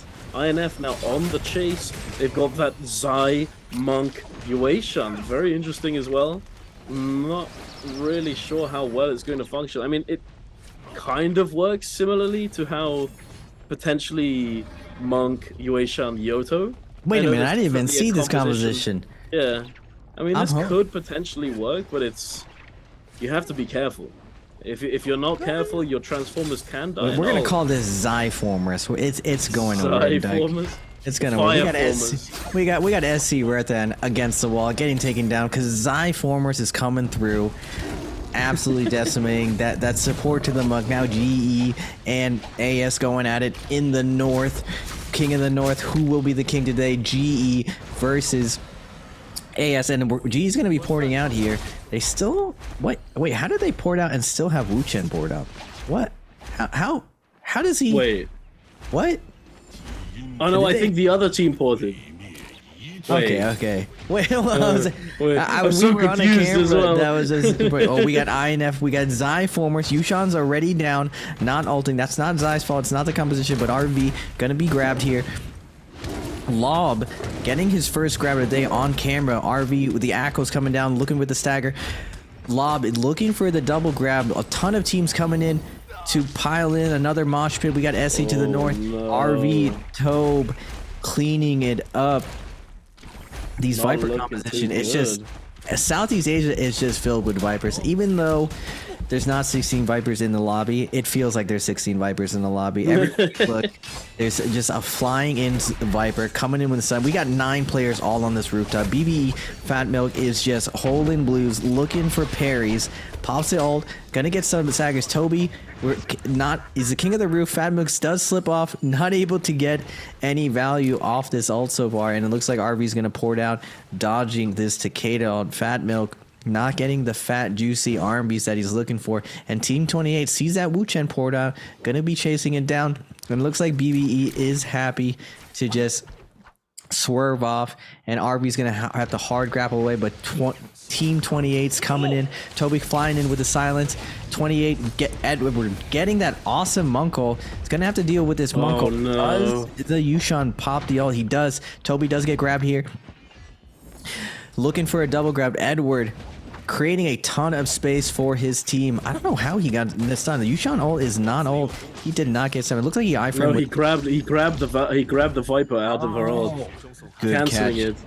Yeah, I was about to applaud RV for opting to go into this open space, as with Viper it gives you a lot more power, potential power with your Viper ult when you have open space where people aren't able to line of sight your ultimate. But looks like open space isn't looking too hot for these Vipers.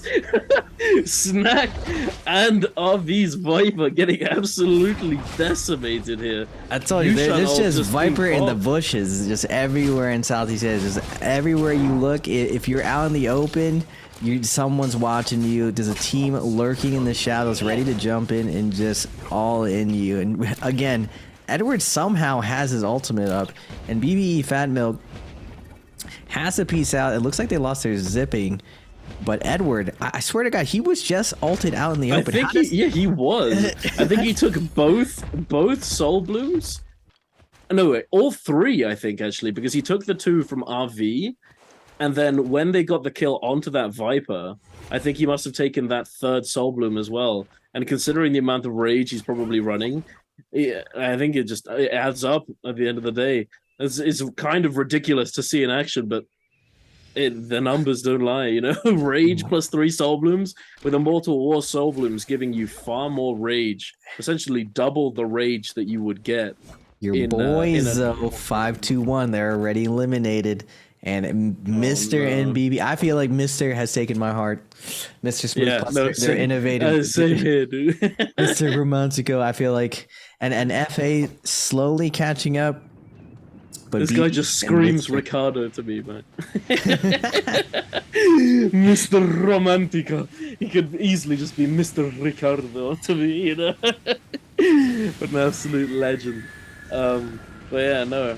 Moving on to Yang here. SE opting to go into Yang, even though they're running that box comp with the Temi, able to secure those boxes if they want to, but still opting to go into Yang, going head to head with a Transformer comp. Okay, I wasn't sure at first what they were fighting. Just committing that Temol ult at the very beginning, with that Monk ult coming out straight away as well. Keeping the Yueshan ult, it seems, for as long as they can.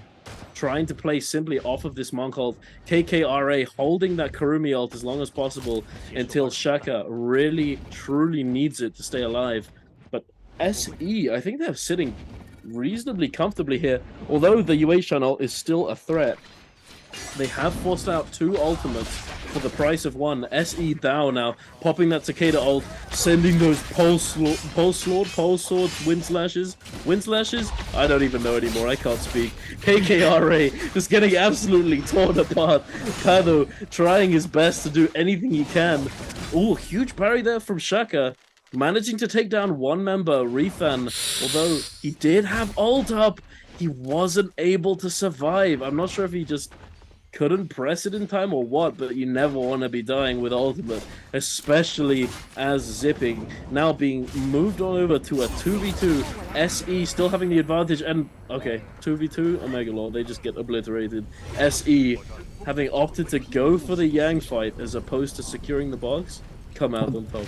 Well, this is what I was saying. This comp is the Brain Dead comp, and what they did to open there was beautiful. They used that Temi Sand to completely cook the Monk. They changed it a while ago that now teammates can choose their own sand wall. So they open up, they draw the Monk out into the open. They just pop the Temi out, and they bluff that their Takeda is actually going to dive in, and their whole team just focus fires the Monk through that Temi wall, and they fall back to the backwards pillars.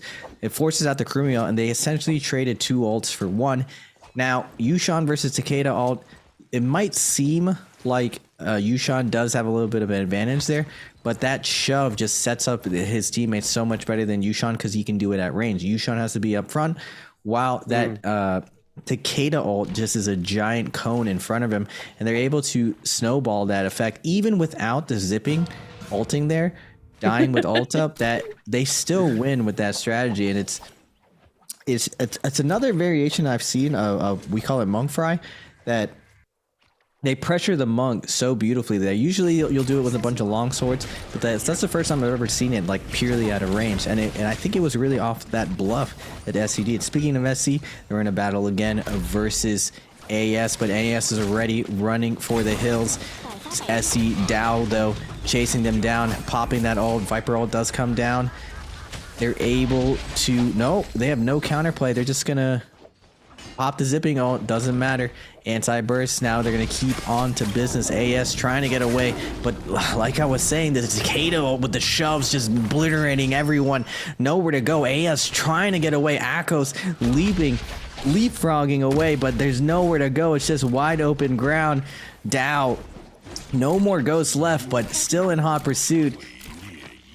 I see that's VNGC lurking in the shadows though. They see Tatsu trying to run away, and it looks like they're gonna yoink the kill from them. Roy Hehe. Oh, VNGC with the comm. I just get so excited, Duncan, when I see his eye. Oh, with the comp, yeah. The I don't know what they Zai call this attenuation. composition. It's a bit odd, isn't it? I got no really words know. for this one. This one's a bit odd. It definitely looks like it could do something, and it looks like they're definitely doing something here. SE almost getting obliterated there, losing all of their armor, zipping, forced to use her ultimate here, but are they going to be able to survive? SE now with that Takeda ult, sending out the pole sword swings with those blades, with those shoves. It doesn't look like they're going to be able to survive, but they do have that rebirth from the Yang to be able to essentially stay in the game here. But as I was saying, as I wanted to say, as I was gonna say, okay, I remember now. Okay, so I couldn't remember what I was gonna say, but back to the Yang. Essentially, I think the reason why it went so well, why that Monk Fry went so well, and why they were forced to go there. Mr. Smooth though, cleaning up. We got Mr. Smooth Romantico going at it. We got Mr. Smooth Romantico with the wipe, still doing well on that Cicada Viper and Wuchen. But you were saying, Duncan. Yes, sorry. The so when they pop that Monk ult at the very beginning, they send the Temi ult down as well. But the Kurumi essentially was standing right next to the Monk and got caught in that sand wall, allowing them to follow up onto the Kurumi, forcing her to go with the Monk out of the other side to get as far away from the enemy team as possible and to heal up, because I'm pretty sure the Kurumi had lost all of her armor and a chunk of HP as well. So essentially they were forced to take a very passive stance in this Yang, essentially allowing VNGC to dictate the pace of it and just use one ult for the price of two, as I mentioned before. But here we are, RD versus INF. RD having already lost Kusogaki and Eclair now as well. Can RD Mitsu do anything here? Doesn't seem as though he's gonna be able to. INF cleaning it up with that double transformer. The Zyformers indeed. Oh my god, I don't know, man. That comp doesn't seem... I'm running it next time we're loading up little transformers. I'm like, alright, I'm gonna load up that nice legendary skin, and I'm gonna be like, I'm Kurumi, I swear. I got you with the heals. They're dead, you don't need heals. That's gonna be my saying. Heals, bro, you pussy, bro. Just chill, man. I got you, dude. Looks like Wolfyu versus 28 fighting at that Yang. Wolfyu looking for the grief, not letting anyone go into Yang. 28 Edward does get taken down. Kurumi with the healing circle. There's a chance to res here. Choice is also taken down. It's looking pretty grim. Oh, and we got the mosh pit ensuing. VNGC showing up to the party. High trying to back off of here. Too many people on deck, but Wolfyu Choice gonna be able to pop ult here.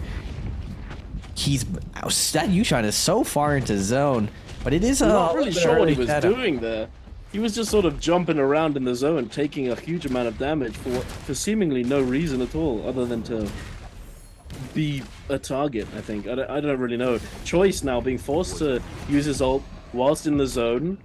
It does look like they managed to take down a member of Team 28. I'm not sure if all of them are dead here. It's a bit of a clown fiesta at this point, though. There's so many fights going on in this small area. SE versus VNGC. VNGC still all three members alive. Roy Hee in that Yueshan ult, trying to do as much as he can. But the Temi ult having already been committed as well. Both Temi ults, in fact. Ibin on that Zai, trying to salvage the situation. Having picked up a Soul Bloom, he does have a little bit more than 0 on his ult, but it doesn't look like he's going to be able to do anything. No, absolutely nothing. Ibin not able to do anything whatsoever. That F, I'm not sure if he was running F2. It didn't seem all that long, but he wasn't able to get away with it. Wolfyu now jumping into the fray with that Yueshan. Oh my god, I can't speak today. With that Tianhai ult, having lost all of his armor, committing the ult. SE scattering around the map. Now it looks as though he's gonna be the one to take one for the team. Can this monk hit a grab though? What are we watching? Now somehow still alive. What is going on? SE looks like they're gonna get a res. Oh no, come on. come on. Okay, I don't think Choice hit a single grab. Sad. It is what it is, you know, it happens. Choice now out of ult. He does have high, the Yue Shan to ult, but he doesn't manage to get it off. He gets absolutely destroyed. Oh no. Unable to do anything. Double RV no. coming in with the no defense grief, Serge. You hate to see it. Wolf, you Choice now getting a moment of respite, trying to get away, using the tree, but he's got no armor, no ult. He actually, I mean, he's at 70% already. Considering he ulted about 20 seconds ago, that's kind of a lot. Can he make it out alive? It looks like they're gonna let him go. They've been essentially pulled off. RV, ACOS now pulled off by FA. FA coming in for this big third party. Not sure how many kills they managed to pick up, but definitely getting to pick up any kills at all is pretty good for this team, especially when you're running that hidden run. That's comp. just 3 kills, massive no upset. Easy, Man, easy. They're just fighting forever in that corner. They're just a mosh pit constantly. But Mr. Smooth, Mr. Romantico, and Mr. Yoso with the Takeda Viper. This is where I was saying that with the current meta, I feel like Takeda is playing a lot better with Viper and Wu Chen. So Yodo kind of gets moved off. So it makes sense that Takeda is going to be breaking up with Temi and moving on to the Zai zipping composition and with Yushan. I feel like that if Mr. keeps going at the tempo they're going, they're already up to 10 kills. BBE's gone, 5-2-1's gone, and Mr. Romantico is living the dream all the way up. I think they do have thirds. Yang depletion though, which is definitely not a good thing to have at this point in the game. I'm not sure. Even so, VNGC also with Zai was doing super well. So is INF. So we're seeing a lot of Zai coming in clutch. GE also with the Wu Chen Viper Zai at 8 kills. So Zai is definitely has a place right now. And remember, this is very early into the meta of Zai. Everyone's kind of just learning as they go, figuring out these situations. And I'm sure after these next 2 or 3 weeks, it's going to be ironed out a lot more. There's a lot of promise in this character, and that's really what I was hoping to see today from Southeast Asia, to show they're a lot more willing to be very innovative because of their aggression. They're willing to flip the situation. Normally, in most regions, most teams are going to go very, very conservative and just run that Transformers. But we got INF running the new Zai formers, VNGC running their Temi version. And I wasn't a big believer of VNGC's Temi variation just because he kind of does the same job of Yushan, but going in, they do find Wolf Yu Choice trying to survive on this Mung, trying to secure some placement, but they cannot run from Mr. Smooth. He's off the support. He's in there on the Cicada. And you're on for a bumpy road when Mr. Smooth is coming through.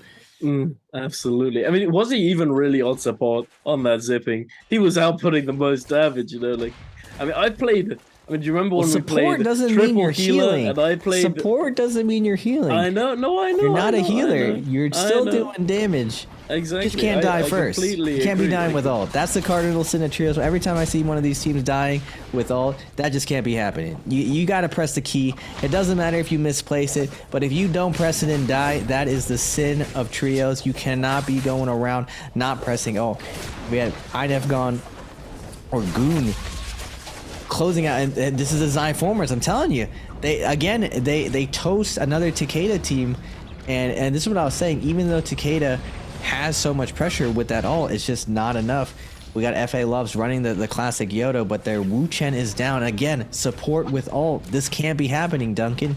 You can't die first with ult on support. That's your one job. Don't die first. Use your ultimate when things start going wrong. But other than that, you're still one of the DPS. You just can't die first. Absolutely. If you're dying with ult, you've made a mistake. Unless of course you've been perfectly executed on by a Viper team. I mean, I feel like that's the only time you can ever really say, oh, there wasn't all that much I could have done. I couldn't get my ult off in time. It is what it is. But if you're dying when you're essentially not even fighting a Viper, or there is room for you to ult and get away, or get your ult out, even if you don't get the maximum value, you need to use it before you go down. Because if you don't use it, no matter how little value you would have gotten from using it at not so good time, it's still going to be more value than you not using it at all. So you're exactly right. And back to what you were saying, supports don't have to be healers. I absolutely agree. I completely agree. I mean, with Zipping, yes, she is seen as the support in a lot of compositions. She can get in there and get ugly, you know, as Mr. Smooth demonstrated very well. Although his composition facilitated it somewhat, considering that Yue-Shan is going to be an ult a lot, and Zai is going to be locking people down and bringing them together with that huge cone attack on the V2. She's still very powerful, as she has that extra bit of stam, effective stam with that F dodge, with the ability to essentially just go in and out with that damage reduction. You can output a considerable amount of damage on Zipping. Very, very nice to see. It's always a shame when some Zippings don't do all that much damage. It is what it is, you know. Sometimes it's hard for them to get in, especially if they're forced to fill that support role and stay far back and they don't have the Jades. But when they get oogly boogly, it's always nice to see. But what? Oh my eyes hurt. What? PX with the huge Moonbane hits. It looks like we're going back to the beginning of the game. Team Mister, the League of Gentlemen, having been taken down early. I'm pretty sure they did make it back. Obviously, they've made it back because we've seen them here. But getting taken down that early by that Moonbane with only one player left alive. That's sad to see, you know, when you kill an entire team and then you get quadruple Moonbane hit. I think we can all say that's not a nice feeling. But it is what it is, you know. It is trios. We're seeing the first slowdown of Southeast Asia. All these teams actually holding their position. We're getting the classic endgame, just poking at range, probing for any weakness. But all these teams are taking great position here to minimize the angles that they're exposed to. But there's just someone who is a bow of destiny over here with the flashbangs coming out. We got the scatter shot and fire arrows, basically a giant Tarka fireball coming out, and it looks like PX is gonna get the crappy end of the stick. They're the ones getting lobbied by everyone. Cannon shots raining down, fire above them. They're looking. This is why you need something to line of sight on. No hard cover. They're going to get scorched out there, but Mr. Smooth in the background as well, peppering in on the high ground. They still have their Takeda and Romantico with the gold armor on Viper. FA Mines, they're using these haystacks perfectly for line of sight. Even though Mr. has the high ground, they're not able to get as much value. VNGC Zai staying alive, trying to play that placement point. PX trying to hold inside this house, but these cannon flame breath goes through walls, taking a ton of chip damage here. They're already down to 4-4 heals, but they do have a Kurumi, and it looks like chaos is ensuing. FA versus Mr. in the corner. That Yodo ult. Now, we were talking a lot about Zai, but Yodo is a tried and true. That damage is not easy to crowd control. FA Mines with a pick on Mr. Smooth. GE Ayaya a kill on 28 Hypnos. Now INF coming into the party. The Zai formers, Lobe coming in with the Monk ult in the center of everyone, but Wu Chen ports everyone to safety. VNGC, I've been hiding in the bush. And this is just not a good angle. White katana. Oh, no, this is not what monks want to do. Climbing stairs, their one weakness. Lob looking for a grab. He does get one, and he does scoop up his kill, making some value out of this Monk ult. The Wu Chen's porting everyone to safety, but Lob's able to pick up an ult, and they still do have their Yushan and Zai ult. 11 people alive. With this 60-man lobby, it's hard to see that there's really not that many people alive, and there's only a small amount of high ground over here. We still have GE with this Zai Viper Wu Chen. But how are they doing right now? They have 10 kills on the round. This is their first pop-off round at 22 points, and they have...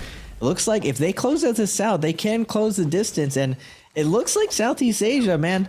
Everyone started out really slow. We got 5-2-1 popping off, but now everyone's coming into their own, and we're getting a very, very competitive day, and we're only at this halfway points. FA Mine's going to be taken down by PX. Now PX coming through the center of the map. They do have the traditional transformers. They have a ton of sustain. They just need to pop this Monk ult when they catch everyone out in the open. These haystacks is just not going to be very good for Nag, but he should have died with ult here. Oh, and he's stuck in the Dragon War. His team does get the peel, and he's forced to ult. Whew. I thought it was about to see was close. another die for free from Nag. We don't want to see that. INF now using the haste, like they have all 3 haste stacks using it to line of sight, and Nag's looking for a grab, not able to find it. And we got these rats in the haste stacks dodging Like whack-a-mole. right. No one in vision to grab. F3 comes out denying the hits, but INF does get grabbed. INF trying to get their popper. The Zai Formless Monk is going to be able to ult though. Lob holding the corner. He still has his Zai running around, protecting him at his feet. He has his Yushan running around, protecting him at his feet. Now he's able to go crazy. He's finding all the players. The rats flushed out into the open, looking for some grabs, but these trees, so much foliage in his way. All he sees is vegetation. He does get Ayaya in the grab. Yushan comes in with the slam. Gold armor though. Ayaya. Oh my goodness. Oh my lord. B just chops out Ayaya. 7 people alive. It looks like INF is going to be taking this out. Lob trying to find that Soul Bloom's not able to get it, but Tiandong with the ult up. Zai doing a lot of work, unCCable, doing a ton of damage. INF now under a ton of pressure, not able to get away. INF does take it down. I spoke too soon. 2v1 for the win. Can they do it? VNGC coming out of the woodworks, popping the Zai, push him into zone. It's possible, it's winnable. I've been trying to push out. He was in the bush earlier, but now he's out here. We out there, we're trying to win this. Wu Chen trying to hold the ground, but this Zai ult, he does pick it up. It's coming down to a 1v1. Can VNG? I've been clutching, coming out of the trees. Biko under a ton of pressure, getting pushed into the zone. It looks like VNGC is gonna clutch it. takes it my down. goodness! And she clutches it up. Out of the bushes, Zai coming in huge. Oh What a my great play, Duncan. VNGC, my boy with the clutch, coming in, having ratted his way effectively all the way to the end, hiding in the bushes, the haystacks, the trees, and he just comes down, pops that Zai ultimate when they have essentially nothing left. Zai's already out of the vault. Wu Chen Port's not gonna do all that much at this point. It's just, I mean, the power of Zai. You see it right there. Just being able to dictate fights with that gold focus, with the burn damage, essentially just being able to do a crazy amount of damage at long range. Something that actually quite a few people don't know yet, which I was surprised to hear not all that long ago, was that Zai does more damage with her normal attacks, with her essentially light and non-focus charged attacks, when they're further away. Oh, there's a sweet spot. There's a sweet spot. So if you're at max range from somebody, your normals are going to do more damage than if they were point blank range to you. And it scales depending on how far away they are from you, which is actually pretty interesting and something that I didn't expect to come out with this character, but I was made aware a couple days ago. I was like, ooh, spacing, you know, ooh. And it's pretty interesting as well, considering that when you use the normals on Zai, you don't have melee aim assist. Melee aim assist being one of the most core mechanics in NARAKA, allowing you to essentially not have to aim your attacks and have them magnet to your opponent within a certain range when you're not pressing W and moving your camera in a specific direction, because you can disable melee aim assist by doing just that. But back on Zai, I mean, it looked easy. He made it look easy. He just cut through them like butter. But the real impressive part is the fact that he managed to stay alive through all of that. It went from 18 to 11, 11 to 5, and he managed to stay alive throughout all of it. Very nicely done by VNGC. I'm not sure how many points they actually managed to get. I'm pretty sure they were doing reasonably well earlier on. They managed to secure a decent chunk of points early on in the mid game. So getting that multiplier, definitely got to be happy with that performance from VNGC. Yeah, I mean, no matter what, it's still spectacular play, able to clutch it out. Another thing that's super unique about Zai is the omnidirection of those light attacks. That's crazy that they added a sweet spot. But you're actually, I'm pretty sure that's the only melee move that you can actually aim up. Normally, you just hit vertical slashes and you're able to cover any type of double jumping in front of you. But if someone just somehow goes super high above you, actually just aim straight up and swing at them. So having that sweet spot range stack, when you think about it, like who can really challenge Zai outside of like Takeda or Monk? Maybe Yodo, that she can hit him down for 3 slashes. But again, if she has that F2, she's able to iframe a ton of that situation, so she can kind of back off, heal up, go behind cover.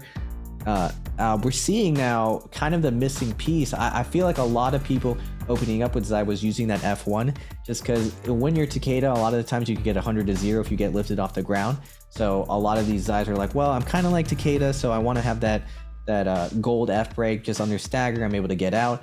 But that F2, as long as you can anticipate damage, I mean, Takedas are running around already right now, anticipating damage, getting good situational awareness, and getting shoves off for their team. She has 5 seconds to just run around and be free. And you see BNVC's Zai ended up surviving that way. I'm sure she found some weird situations where she had to get out, and like you see a Zai and she just goes immune for 5 seconds. Doesn't feel like a great target to chase down. So he's able to get into this position to find that 2v1 and clutch it up with that ult. That ult lasted for so long.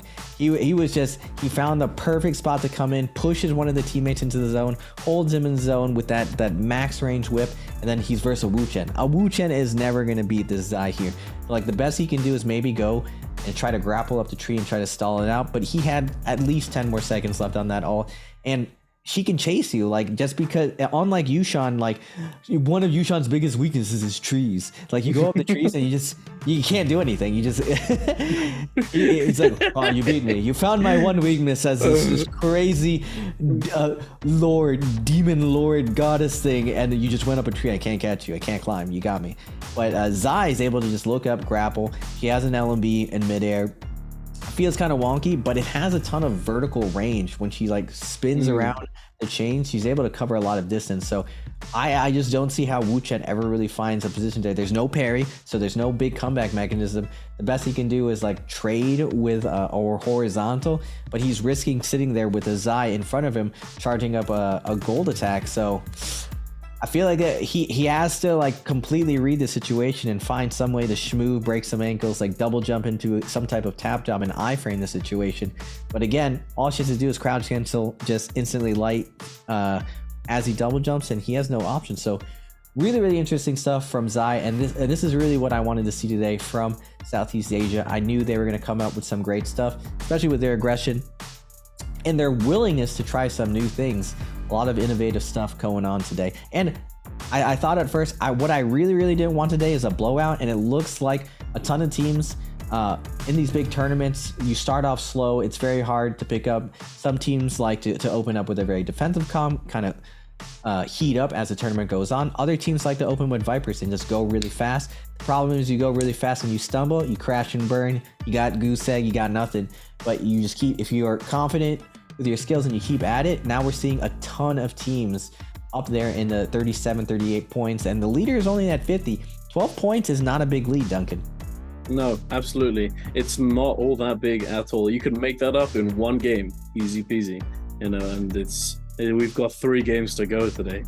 3 more games of oogly boogliness from this region, and I'm wondering what else could be paired with Zai. You know, one of my thoughts, as we've talked about, is Valda. You know, Valda Zai as a duo has been devastating duos, and it is like no cap.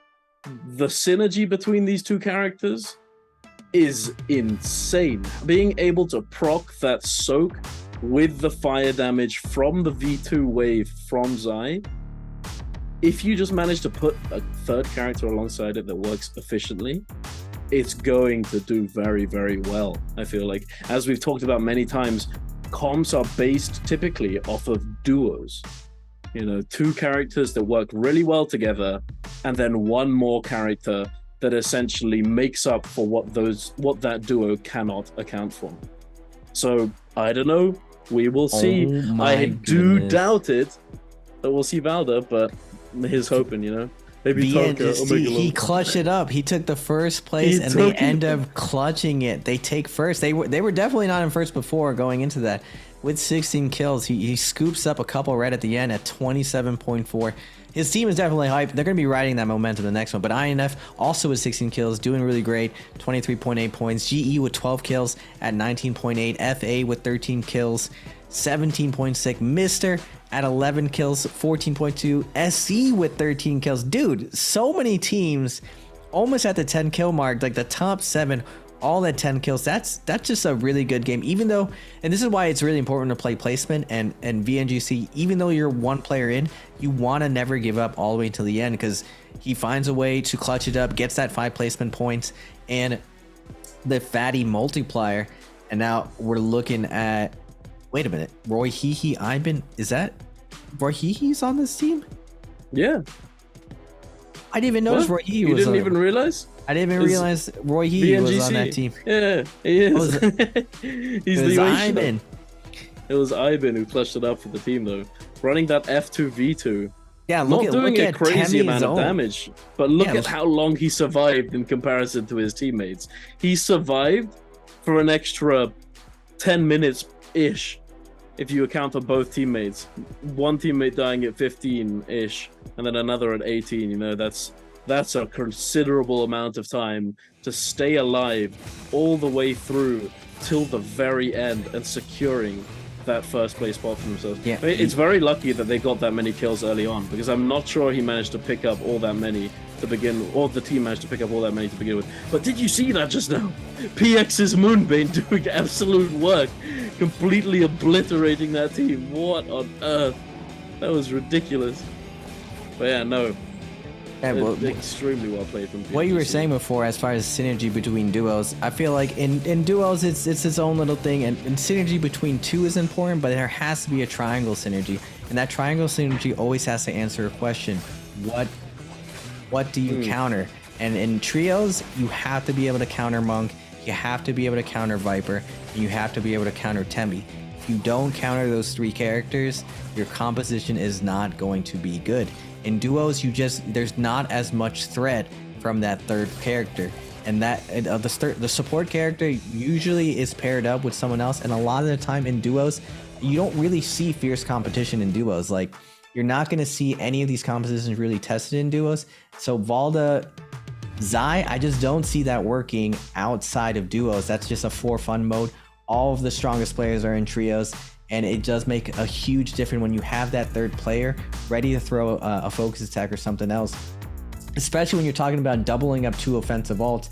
Usually, if a team doubles up 2 offensive ults in duos, it's going to do a lot more, because there's not a defensive ult to save the other team. Now in trios, you're going to be able to match those 2 offensive ults that may neutralize it, and you're going to have a defensive ult to help them out. And I just don't, even though VNGC does super well and clutches it out, that Temmie only has 8k damage, and I just feel like he's doing the same job as that Yushan. They're both countering Temmie. That is true. Temmie counters Temmie, but Yushan counters Temmie even harder. And the earliest form of Naraka, it was all Temmie Vipers running around until Yushan was added to the game. And then you saw all of that phased out just because Yushan was hunting all the Vipers and hunting all the Temmies. Now we saw the rise of this all again because everyone realized that Takeda synergized with Temmie, but it wasn't that. It was the Takeda zipping. Zipping was not that strong in trios for a long time, and they super increased their heals. And now that Takeda was able to survive a ton of bursts, because before, Yoda would come up to Takeda and just be like, hi, you can't do anything because you're not gold and I'm unCCable. I really only died to monks, so Yoda would sit there, hit you with a triple slash, and Takeda was a trash character for trios for a really, really long time. There was just no answer to it. But now with zipping, even though Yoda's going to do a ton of damage to Takeda, Zipping's F1, 20% damage reduction, a way bigger heal. The V2, a lot more healing. Giant 500 hit points heal right at the end of it. So the combination of those two, we're seeing the new rise of Takeda zipping. I'm still curious to see how the Zai Formers is going to do. That's what I want to see. That's the oogliness that I want to see, because it doesn't really lose to Yushan, it doesn't really lose to Viper, and the one thing that I see it having a problem with is how do you get a res? Yeah, Yeah, Who's no, rezzing absolutely who? right. When you first mentioned it and you're getting excited about it, I started by saying that you have to be careful, because if you're not, and let's say your monk dies or your Yuei-shan dies, it can be extremely difficult to pick that member back up, even with the Zai being able to just zone people with the gold focus attacks, with the fire wave, all that stuff. It can still be extremely difficult, because although she does have all this gold focus, she doesn't have any damage reduction on the gold focus, which you do typically see paired together. When you have gold focus abilities or attacks and that sort of thing, you do tend to get damage reduction alongside it. However, with Zai, when she's in her ultimate, even though she gets that gold focus, she does not get the damage reduction. So if you're able to either flank her from different angles, have one person in front, one person to the side or behind, one person shooting from a distance or anything like that, there's going to be very little she can actually do. And another thing, if she's an ult, although she does have a considerable amount of range with her normal melees, she can't use ranged attacks. She can't use her range weapon, which can be extremely frustrating at times when people are just perfectly spacing you and you're unable to actually respond with any range attacks yourself, unless you essentially just cancel your ult and take the L and try and fight back that way. But I don't know, there's a lot of value to be had with Zai, and I'm a big believer that Zai can make it into the meta and we can find that composition that's tailored for her, to both accommodate for her and facilitate her strengths. But only time will tell. You know, it could be Zai formers, or it could be the Zai zipping. You're just laughing at Zai formers again. The Zai zipping Yuei-shan, you know, that works pretty well. That kind of covers the weakness somewhat. I think Zai that's the formers. new composition right there. I think they nailed it right there, Mister, and all of them. And the lobby, we're at the halfway point now. We saw the scores: 55, I believe, 56, and the 8th place around 38. So only a 20-point difference. That's one game. So the top 8 are all neck to neck, and there's still a ton of games to be laid. But with that being said, we're gonna take a short break, folks, and we'll be right back with the action for some more Asian Challenge trios. 我是林小璐，我是浙江泰顺人，是下属民歌、下属分属嘅真心人。这小兔子的爸在最穷国你们仨，小鹿也要穿凤凰装。我細時隻就喜歡對着台山唱歌，喜歡坐山林度跑啊跑。唔是隻，只有老人頭上嘅盤王記可以教我電路族譜。我也對我講，盤王裝是俾你在台先嚟以後就可以做嘅，所以我經常拿佢嘅盤王裝對着正在看待新言。夢想地個台先嚟以後就像盤王裝嘅樣子。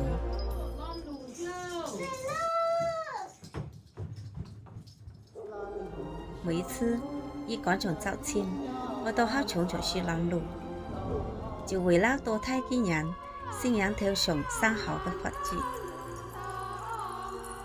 當時懵裡懵懂的，本人出上嚟好事情嘅活大會，更是台人為得老都唱對歌，其實都是平王包容嘅人唱台，就負嘅人自由嘅象徵。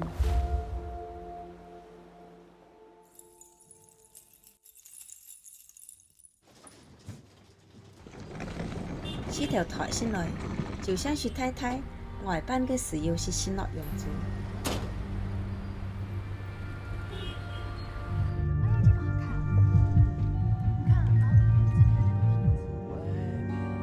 體驗生活也好，網絡也好，出台小時都當然唔同嘅生活，去了好多地方。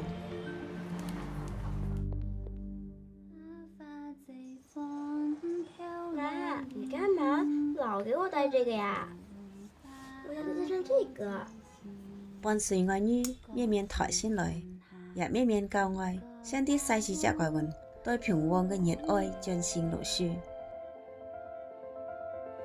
所以我十分堅決將頭歌上。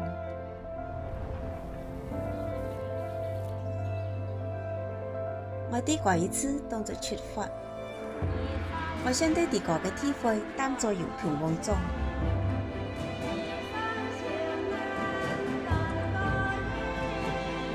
山下嘅歌啊，唱了一輩子。現在，我在舞台上唱出啲個嘅故事，啲民俗嘅進行都上了革新嘅色彩。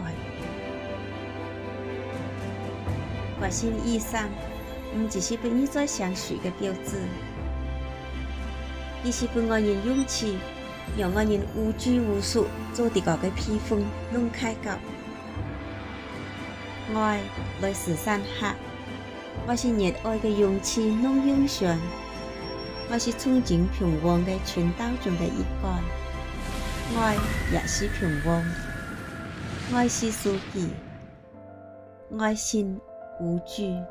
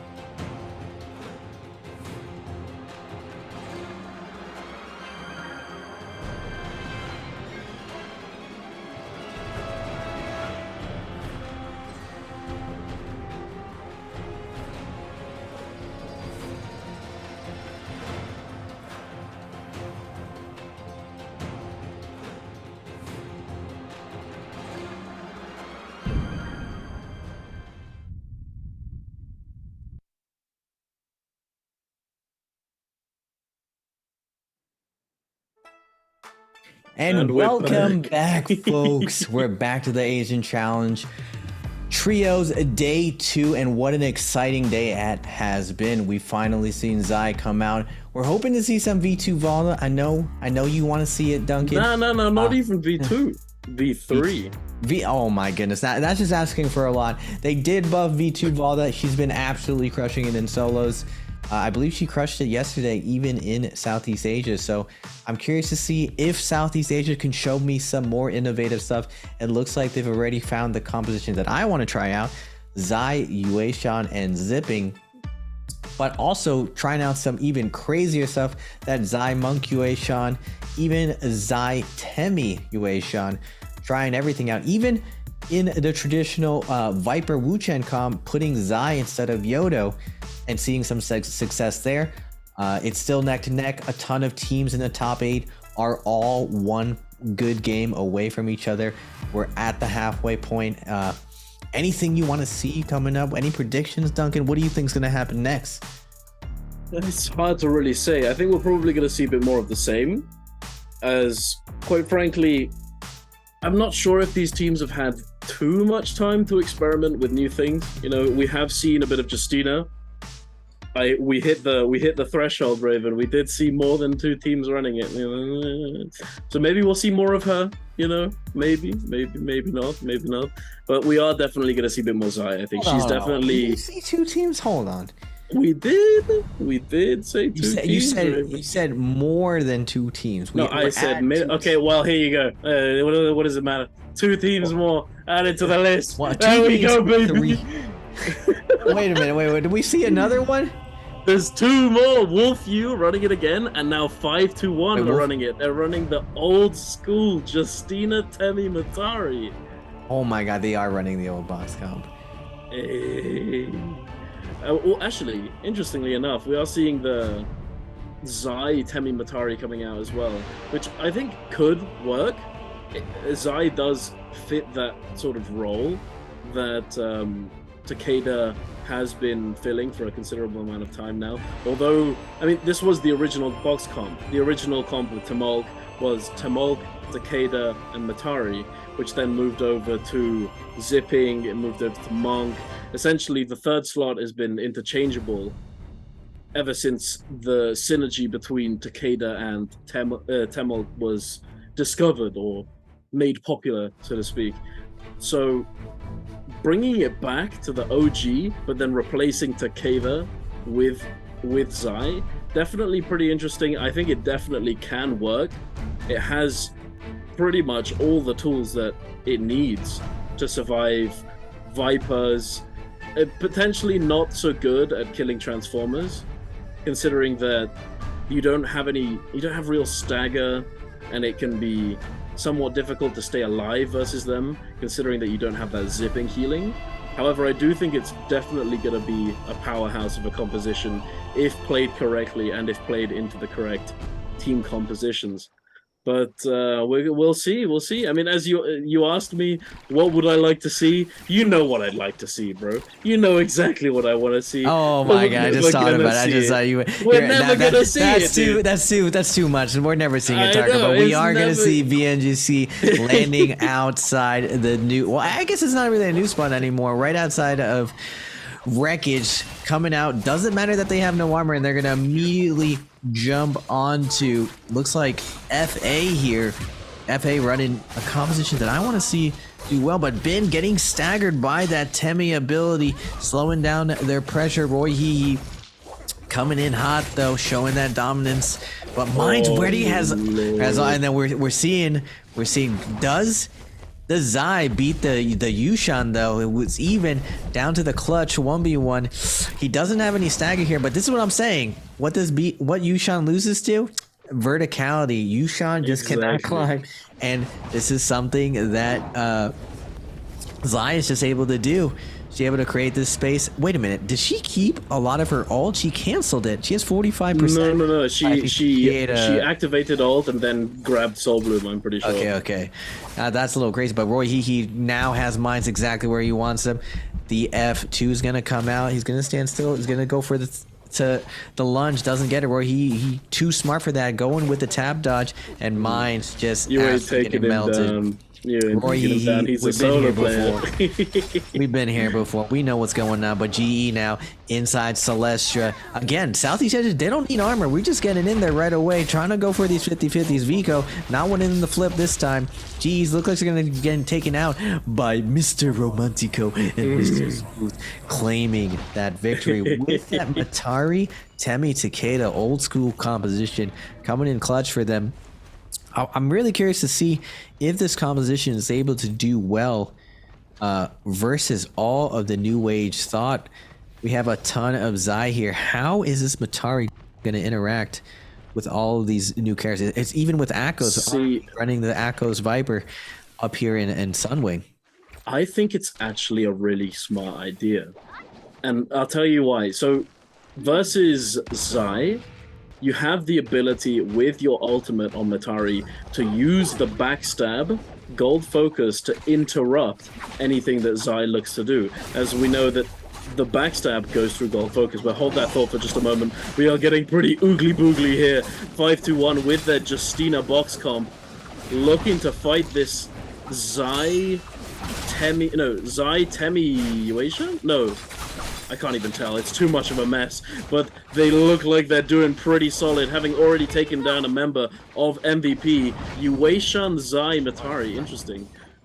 One member already been taken down, and the second also being taken down. MVP Peach Lee trying to do anything they can, but unable to do anything at all. Moving over to Wreckage here, we have SE versus VNGC. VNGC not looking too stacked on that armor or resources, but they're definitely doing all right. Roy Hee, bit of a health deficit, but a huge amount of damage coming in from Ibin with that burn damage onto Dao. Nothing to do, nothing he can do coming out of Yueishan, instantly just melted by that Zai V2 empowered attack there. Ibin coming in with that F2. Somehow he did manage to dodge the knockback there, but definitely what you want to be looking to go for with that F2, jumping in with that reactivation and essentially either peeling for your teammates or allowing for your teammates to continue to follow up. But here we are again, moving back to the action. BBE versus RD, a member of RD having already been taken down with only Viper being committed with that silence. Kusogeki trying to iframe the Viper stun, managing to do so, but not able to peel for his teammates. BBE slow is now getting grabbed. Can Kurosagi get the second? But no, he goes for the slam immediately onto that Wuchen. The Wuchen, they're trying to force them to TP out, but it doesn't look like they want to just yet. Slow is trying to stay alive as long as he can, trying to save that ultimate, trying not to allow them to get that res onto their onto their down teammate, and BBE managing to come out on top. But it does look like there's going to be a third party. Team 28 sniffing around, finds a fight having just taken place, looking to come in, and third party, but a double silence going down onto both Kurumi and and Monk. But Yueishan able to get that ult off, use that V3 to prevent the stun from coming through, and it looks as though they've forced BBE to disengage with that Wuchen port. Fat Milk having about 60% of his ult. It looks like they're going to try and disengage as they don't have the tools necessary to deal with Team 28 at this current moment. Oh my god. Oh my lord. Going on to 5-2-1. They're still holding a lead at 61.4. With this Justina versus PX, Temmie popping out. That's what I'm saying. An old school composition. Justina's gonna have to carry a lot of weight here versus PX. PX coming in with that Takeda, Temmie zipping. It's gonna be a really hard time for Justina to find some situation where she can burst. I feel like Temmie Takeda is the anti-burst composition. Pampy on Justina's gonna pop the ult. Going straight into the sky, dodging the Temmie execute. Great play by 5-2-1, but is any of his teammates stuck in there? He needs to come back and peel towards his teammates. PX, Takeda getting immediately fried. I think we have another team coming into the action, lurking on the outside, but PX getting frozen. Takeda trying to land with the peel, but Pampy coming again, zipping through everyone, resetting his cooldowns, popping the F2, still gonna keep coming out for more. 5-2-1 Akame, the Matari with the crossbow on the answer, but Pampy getting juggled from that Temmie of BSC. Like I was saying, I saw another team in the background coming in with a third party, the V2 stagger coming in. Oh, it looks like a V1. Gonna get huge beams onto 5-2-1, dying to BSC's longsword. Just absolutely deleted by two longswords by BSC, Wuchen, and Viper. PX does manage to have their zipping survive, making it through Sunwing and backtracking to where they looted before. Looks like 5-2-1 is following this PX player though. Their ghost. They see Nai going off to the right, but now INF versus AS. Wuchen port's gonna go down. Not that far away, but INF looking around. There is a no ult zone very, very close.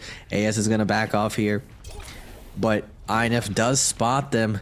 Ming doesn't happen to get a heal, and it looks like Lob just wants to get close enough to pop this all. My man is not even bothering to get this armor heal. He's just trying to slow them down. 5-2-1 is down there. They just res with white armor. They're going to see these teams going down. I wonder if they're going to take this engage. But the Viper turns and immediately ults for them. Yushan's going to go first here. This puts Lob in a weird position, though. He didn't really heal his armor. It doesn't matter, though. He just swings 2 RB R&Bs and absolutely deletes them. Tatsu now popping that Echo Cell, but it's a little much too late. Yushan ult is out there. Now his Wu-Chen's gonna go down. Tatsu needs to disengage and run away. And I believe 521 was right there. Yeah, they're right on the north. They're gonna try to claim this box to the north. They need to scale up. Not making it off something, but Wolfew coming out of left field with the Viper. Silence coming out, and Yushan, his one job to counter Viper, he's not doing it. He got Silence, but immediately they run into Yang. What a great play by INF. But they lose their monk, it doesn't matter. Now we got FA versus INF. Can they win the 2v3? They don't have the Matari. Hey, is it 1v3? The other guy didn't finish? No, the Zai, it looks as though the Zai essentially just split in the complete opposite direction. FA pretty pleased with themselves, having literally just gotten a Yang for free in a 3v1 situation. It looks like, oh, okay, I thought it was another 3v1, but it wasn't. The having all been taken down by GE as well with this brain dead comp, as you put it, the Takeda zipping Temmie. I didn't name it that. That's what I heard on the grapevine. That's what Frostivus told me. He told me that in CN, he was one of the first people to suggest that we should start playing this comp. He said it was called Brain Dead in CN. It was just so easy to play. I mean, it is very strong, you know, and there's one of the big things for competitive play is that if there's a composition or a character or even a strategy that is essentially easier to execute or easier to pilot, easier to get off, you're going to end up performing far better than compositions, strategies, characters that are more difficult to execute and pilot, as it allows for less room for error. When even if you're an absolute god at the game, even if you're playing at the highest level, we're all human, you know, we all make mistakes. It is still possible. If there is a room for error, it is likely that an error will be made eventually at some point. So if there's less room for error, it instantly becomes a far better option or composition, whatever it may be. And I think that that's probably one of the reasons why this Takeda comp has done so well and has been so prevalent in competitive play as of late, considering that not only is it extremely powerful, but there is a lot less room for error when it comes to actually executing what you want to do. What your objectives are easier to attain than with other compositions. I tend to disagree, just because I've seen a lot of Temmies have a really hard time. The Temmie matchup, not the easiest. Your win wall is true. Used against yourself, and definitely in this new meta because of Zai, Temmies even have a harder time. If you ever try to play Temmie in trios, you're basically a front liner, but you don't get to transform. Like, you got to be in and out and moving in between the win walls, and just so many characters just go through it. It looks like 521 Pampy is going to clean up INF. They hit that no ult zone and are able to close it out. And 521, even though they had 2 slow games, they're still holding the lead. They still, with that one game, they have been holding the lead the entire time, and they're already up to 9 kills. They're absolutely crushing it this game, but INF was doing super well with that Zai formers. They were up to 11 kills, but now GE trying to get something done with this Takeda ult pop. They are going against the buff team, but I feel like the buff, it has the opposite effect. When you have the buff, you're like, you know what, I can throw an extra blue. It doesn't matter. If I die, it's no big deal. And you just end up dying instead. Like, you don't get any benefit other than you get the res when you have that buff. So a lot of teams play a little bit silly when they have that buff. And it looks like GE is not able to figure out where this Wu-Chen port is. BSC claiming the top of this rooftop. They have VNGC lurking on the ground like sharks, hoping that they come down to play. But it doesn't look like they want to come down. But Wolf coming all the way up top, like, hey, guys, come down here. Get over. You want to fight, bro? Wolf, you not holding back. But again, when you commit into Vipers, you get silence. Wolf, you Hong gets silence. Choice now under a ton of pressure. Pops that Justina ult. Has to get in there. He does get a triple free zone. It forces out BSC's Viper ult. now looking for the stun, but the Wu Chen's gonna port them to safety, and now VNGC comes in with the third party Ivan on the Zai, coming in, shredding everyone, and they just come in with the Yushan ult as well, just double ulting this absolute sledgehammer 1-2 punch, taking down this team. And Simpson still has his Temi ult up, ready to go. Where has been going? Just having a little bit of trouble chasing. A little confused. I was like, wait, is someone in this corner? He's just like focus attacking the corner wall. What is this? INF does get cleaned up. SE does pick up the last kill. And I mean, it is possible he was trying to cover that route of escape, potentially. As another thing, another little bit of Zai trivia that some of you might not actually know, is that Zai's V2 wave fire attack, you know, this sort of chain, I don't even know what you like. The thing that it reminds me of the most is, you know, there's all those gym videos or those giant stacked weightlifters, and they get those big ropes in the gym and they go they lift them up and down like crazy. You know, I don't know what that's called. Somebody tell me, maybe. Well, I'll find out the proper name for it. But whatever it is, the V2 wave, let's call it for now, it goes through all terrain. And I got caught off by this on day one of Zai release. I was behind the wall. I thought, okay, I'm safe. She's in all, it doesn't matter. I'm behind the wall. We're chilling, you know, we're chilling. But then she just throws it right through the wall, and I just get caught off guard and almost die. It's very strong. The fact that it can go through terrain is insanely good. So it is possible that he was deliberately trying to put it through the building to essentially cut off that means of escape, but it did look a bit funny. But yes, another tidbit of Zai trivia for you there. But going into the action, we got 5-2-1 inside Yang versus FA. They're trying to hold their lead. The Justina coming out, getting a ton of great value off those freezes, zipping right through the team. FA though popping the invis, and he gets absolute deleted.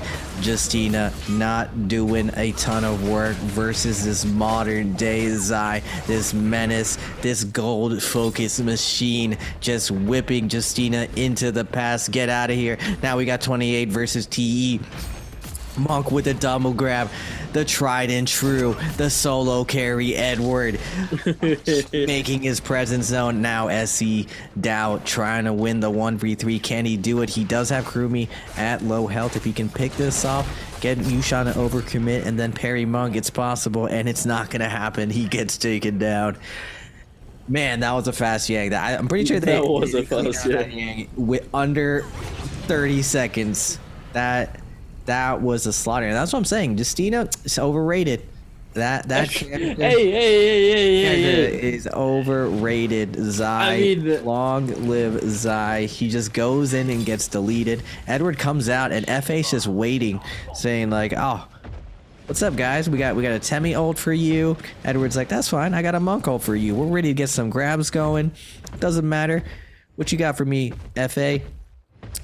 FA's just like, you know what? You guys got 2 ults. We're good. We're out of here. That's kind of nice. Now, if FA moves up and grabs the Fireflies, 28's going to be in a really tough spot here. But they do. Wait a minute. But they do have what's it called? The buff. So Mines went back, and there are Fireflies now. They can turn this around. It's the Zai's coming in, but again, the mosh pit, Southeast Asia with the mod. We got 28, we got 5-2-1, we got a party going down here. All 5 of Mines with the buff, but they're gonna wait. Look at this discipline, like literally crouching on the Hillcraft like lions, waiting to pounce onto the spray. Now 5-2-1. Taking the initiative. They have the Justina. They do have Yang depletion. 2 minutes and 30 seconds. Bambi coming in. The confidence coming in. Will this confidence pay off this time? We get the salty run back versus Edward. But Edward eats an R&B to the forehead. Getting taken down. Now 28 against the ropes. Pampy still has one more dash. Looking to get a staggering. But remember, we had a team in the background. FA chill in the background. It looks like they're like, you know what? We're good. We'll just find a different team. We're out of here. Oh no, they got third party themselves. Wait, what? Oh, no, wait. No. They're I'm finally trolling, They found Hypnos. They saw Hypnos. Yeah. Well, you guys can get 2. We'll get 1.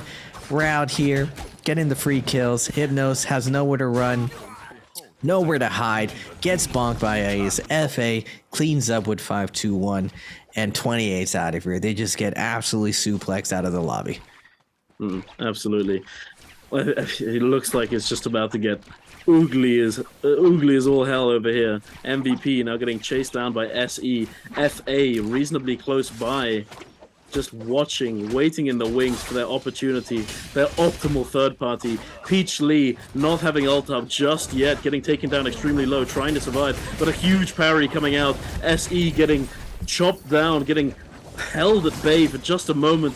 Temolk, Zai, all of these ults getting popped now. Peach Lee does in fact end up getting taken down SE with a member advantage, although the other team is waiting in the wings, waiting to come in for that third party, waiting to come in for that moment when the team has used their cooldowns. MVP Xinyun now on the run, under pressure, trying to disappear here. Peach Lee still dead. There's no way he's gonna get res. Xinyun coming in for a bit of an ambitious res attempt, it seemed. Now caught in a Temolk ult with nothing left to do. It's possible that the third member manages to go and tap that Yue-Shan, but we shall see. For the moment, FA versus SE. FA having come in, waited, bided their time, now coming in to a team that only has a Yue-Shan ult left over, commits 2, easy cleanup. I'm not sure if they did manage to pick up that kill onto MVP. However, they are definitely pretty happy about that. 3 kills to their name, not too shabby. And looking at the kill leaderboard right now, we have 11 kills on 5-2-1, 12 kills on VNGC, 13 on FA, 5 on the League of Gentlemen, and 9 on MVP, 6 on GE, and 2 on Wolfyu. Wolfyu not having that good of a game. It does appear as though they have 1 member missing there, Justina having been taken down, not having managed to get those fights they want to find. It is what it is, you know. I mean, although I do I stand by the fact that I think Justina has a place now in trios. At least and the place is retirement. I mean, you got to admit, more so than it was before, and there is always potential. You know, Pampy now, obviously, he's trying his best to survive in the zone. Manages to get that Justina ult off, freezing all of this team, forcing Simpson to use his ultimate on that Temmie, but he gets frozen.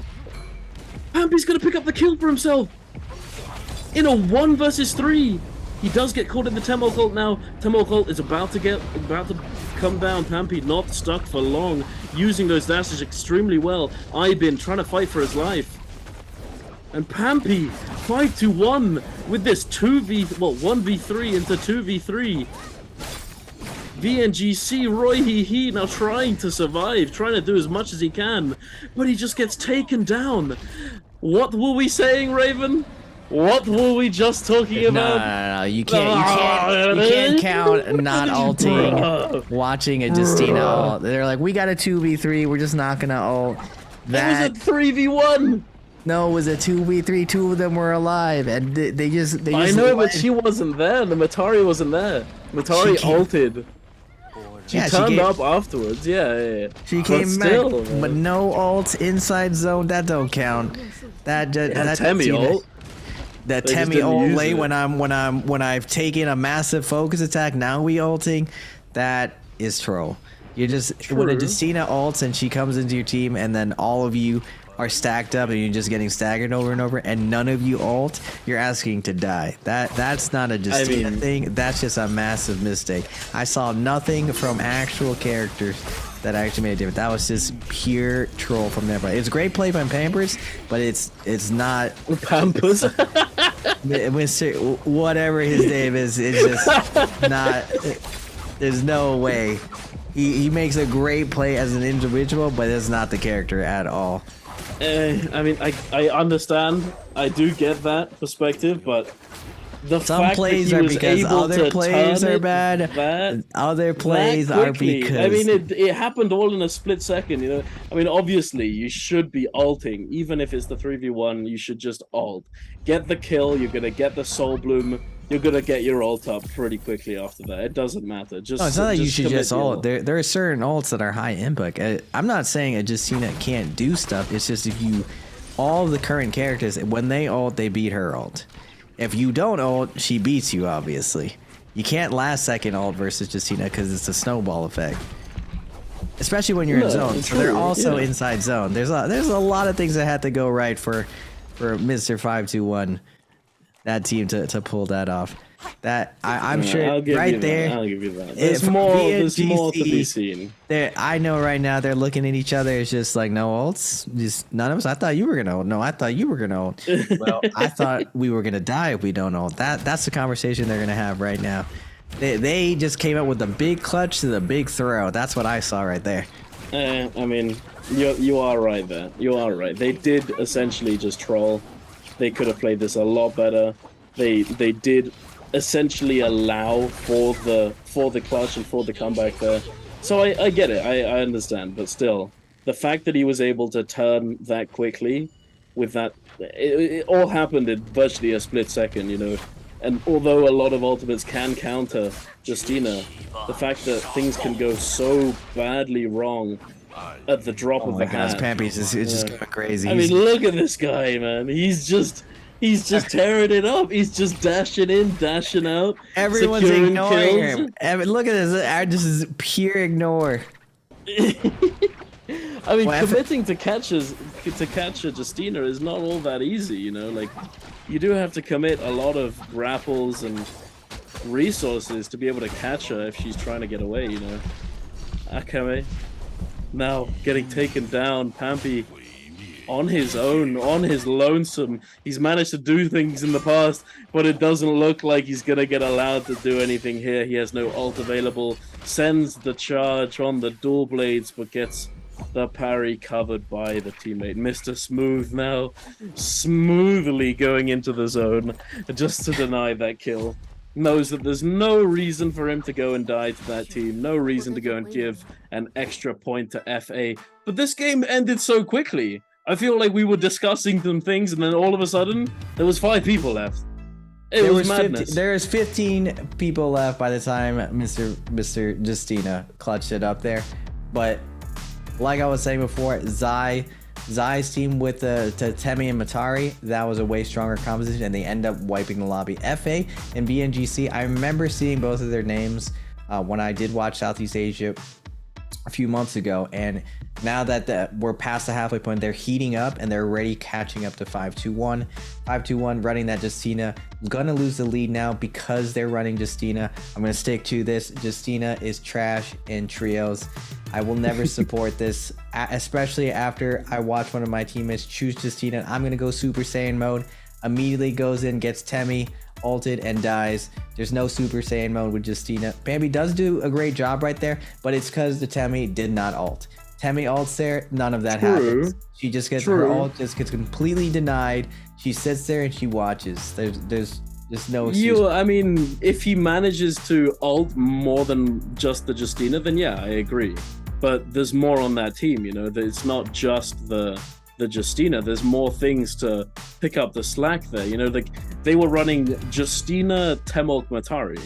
So let's say Temi ults on your Justina. Yushan just your ults Temi and sits next to everyone on the team and you do nothing. Yeah, okay, but I mean, we saw multiple times that the Justinas were able to essentially just instantly dash upwards. You know, it was a reaction. They instantly dashed using one of their dashes upwards into the sky and just getting completely out of the Temi ult. So unless he has teammates that are stuck in there, no. But Yushan can just respond with ult. Temi doesn't have to ult. I was saying they literally have like 3 counters and they use none of them. Anyone needs to ult there and she just doesn't accomplish that. It's a 2v3. You just need to close it out. Justina has 4 dashes in trios. Like you have to acknowledge the threat. They didn't and they paid for it. Yeah. It's not the I character. mean, you are right with that, but with that specific situation, I completely agree. Yeah, it was up to that trio team to make a mistake in the 3v1 at the start. However, considering that we've been seeing Justina manage to perform to a pretty decent degree in pretty much every other scenario, apart from some where they've lost, but that's something that happens, you know, like even if a character is good, they still do poorly in certain situations, if not played well, or if something is done to essentially focus them down and mitigate their power and what they can do. So I don't know, man. I think Justina has a place. It's just it needs to be found, you know, like I don't know. Tarker was the first one out. Now Justina's following him out. It's not there. It's not there. They were stuck in zone. They're sitting in zone in a 3v1. All they have to do is move zone, hold them in zone, and they're fine. You're fixating on this one moment, dude. What about everything else? What about everything else? I'm not fixating on any emotion. The Zai box comp, what I said was gonna win, ended up winning. I was like, I feel like there's a ton of potential here. That was my claim, and you're just saying Justina is all right. I can give you all right, but yeah, that's what I'm saying. You know, I'm not trying to say she's the best. You know, nobody wants to go to a tournament right. and like, you know what? I just want to do all right today. That's just not happening. We're trying to come out and win. We're trying to run optimal. We're not just to have fun gaming. We're coming out here to win, and that's what I like to see from these teams. The top 7 teams are all neck to neck. They're coming at it. They're swinging. I respect the fact that they want to run the old competition. I was wondering how the Justina will perform in these situations, but the main change to Justina, like, if you don't cancel her ult in certain situations, that's the main thing that they changed about her.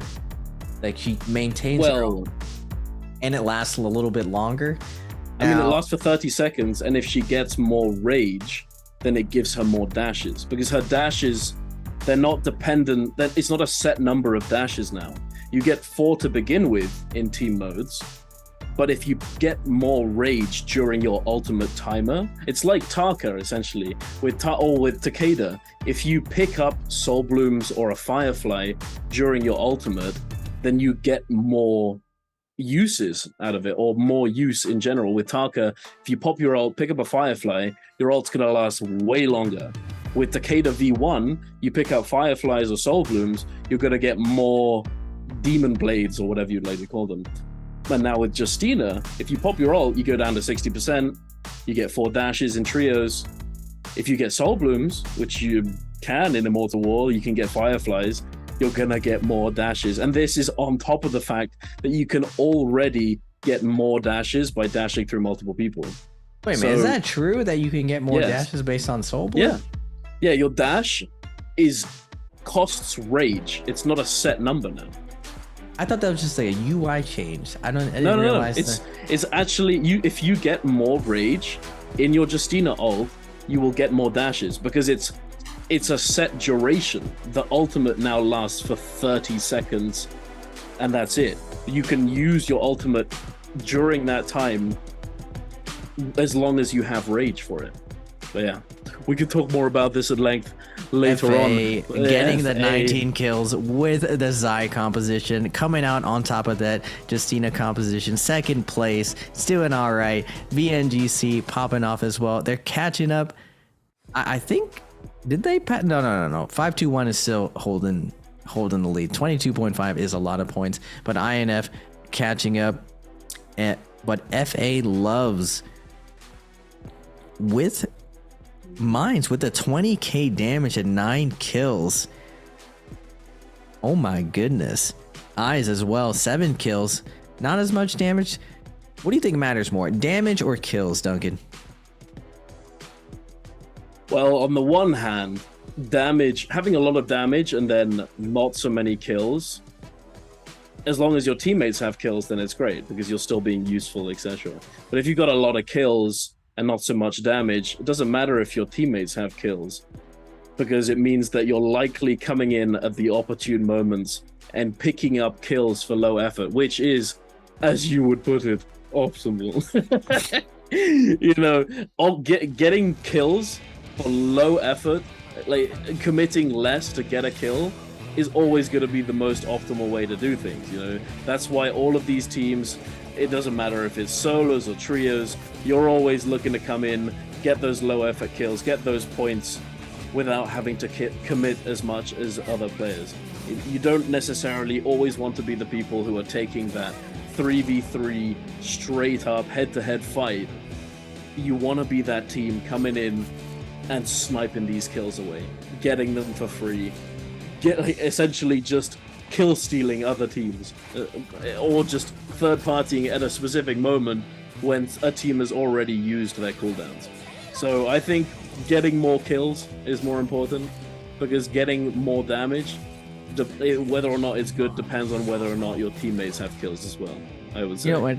I gotta give credit to Pampy carrying Justina in this situation, finding these mistakes and farming this. The highlights, that's all Pampy right there. He's just coming in hot, forcing all these mistakes, taking advantage of the fact they're in zone. And I just feel like a lot of teams just forget how powerful Justina can be if you don't react to her correctly. And Pampy hard punishes it. And this is part of being too aggressive. You can overextend, and Pampy hard punishes for it. Justina is definitely a really strong character when it comes to overextension. She's going to punish if your team doesn't cover each other, if you don't spread. She's going to be able to reset her dashes, especially with the change that you were mentioning, getting Soul Blown. She's going to have multiple dashes and put a ton of pressure, and it makes sense. No, absolutely. Being able to pick up, I mean, Justina, when you think of Justina, you think of her as being a very bursty character. I mean, obviously she does offer CC with the freezes, which does lead into a lot of damage and typically killing somebody extremely quickly. But being able to CC players who, although they might have freeze immunity, they're still getting staggered out of blue focus and not being able to hold. So it can still be useful, but if you're able to burst somebody very quickly, especially let's say if you have a Viper on your team, for example, or perhaps a Temork who's able to throw a Wisp down on top of the person that you freeze at the moment that they get unfrozen, you're going to be able to burst someone extremely quickly, which then essentially just leads into more dashes and more kill pressure, because now if you pick up that Soul Bloom instantly, you're basically getting that dash back for free, which then can lead into more and more. And you can use it in the same way that Yoto has been used time and time again, where you open with your ult, you maybe use one slash or maybe not, and then you cancel.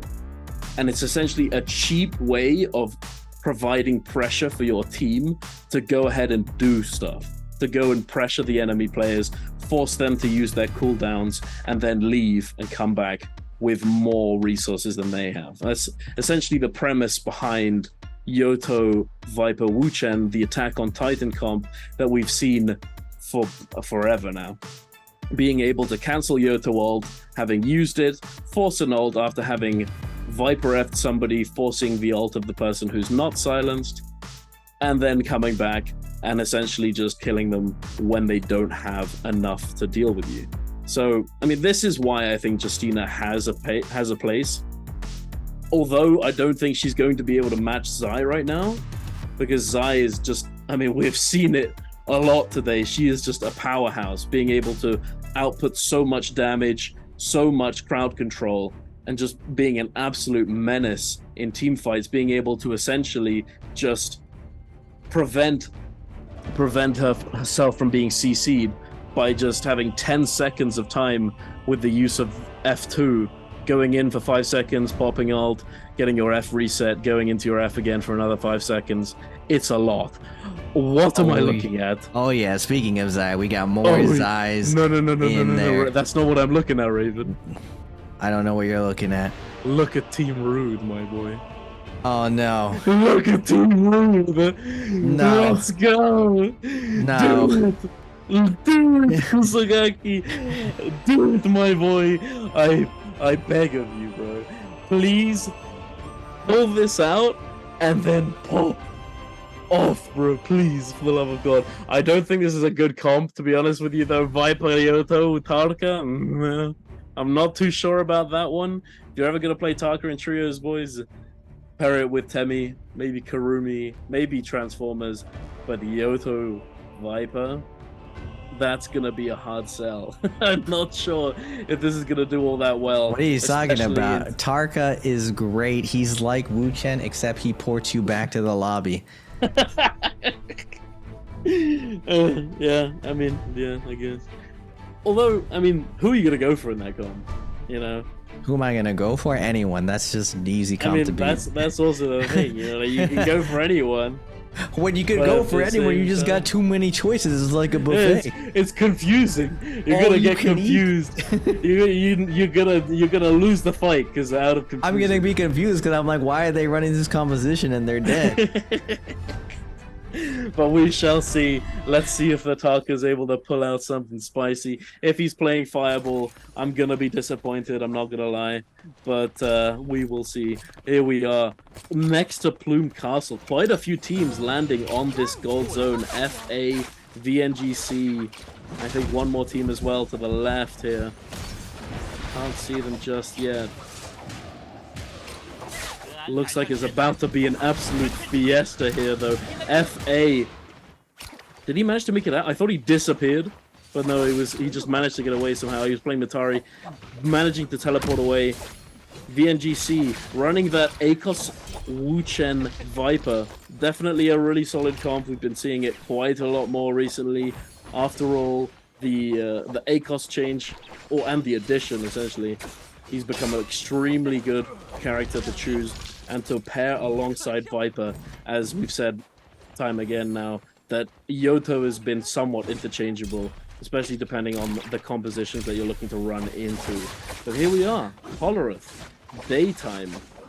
FA going for a interesting play here. I'm not sure what they were doing here, to be honest with you.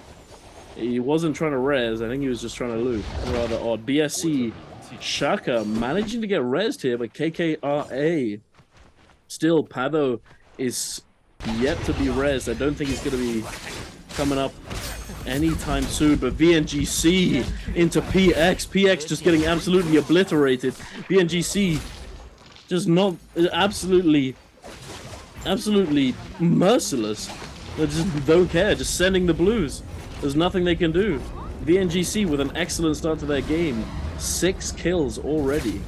6 kills. Everyone landing up. There was like 7 teams that landing up here in Imperium, and now we have BBE, Fat Milk. It looks like their team is able to get that Moonbane, and RD now in the river against the ropes. No armor left on them. Fat Milk looking to pick off someone. Doesn't want any of the stragglers to get away. It looks like Mitsu trying to find some space. That Yoto and that skin lagging out and just going back to the lobby because of how how laggy that skin. Fat Milk able to get the R&B, close it out, and moving on. He just like walked through that Yoda and he's ready looking to the next. But we got 5-2-1. They've been holding the lead the entire tournament. Pampy with the Justina, now on the Viper, and running the Akos variation of the Viper. Wu-Chen. Eunuch though, putting a ton of... Every time I see this Monkey King skin, I think it's a monk, but it's Akos. It's so strange to me that they put it on Akos. But going into kind of makes sense. What? How does it make sense? Monkey King has tiger powers? No, but like the whole jumping around and just being a monkey, you know, like even though he's a tiger, he's kind of monkey-like. INF's monk. That's loose. Speaking That's of loose. monkey, just getting absolutely obliterated by GE here. GE just cleaning up this team. Not much to be said. We got here. Wolf, you, and FA. Come on, FA.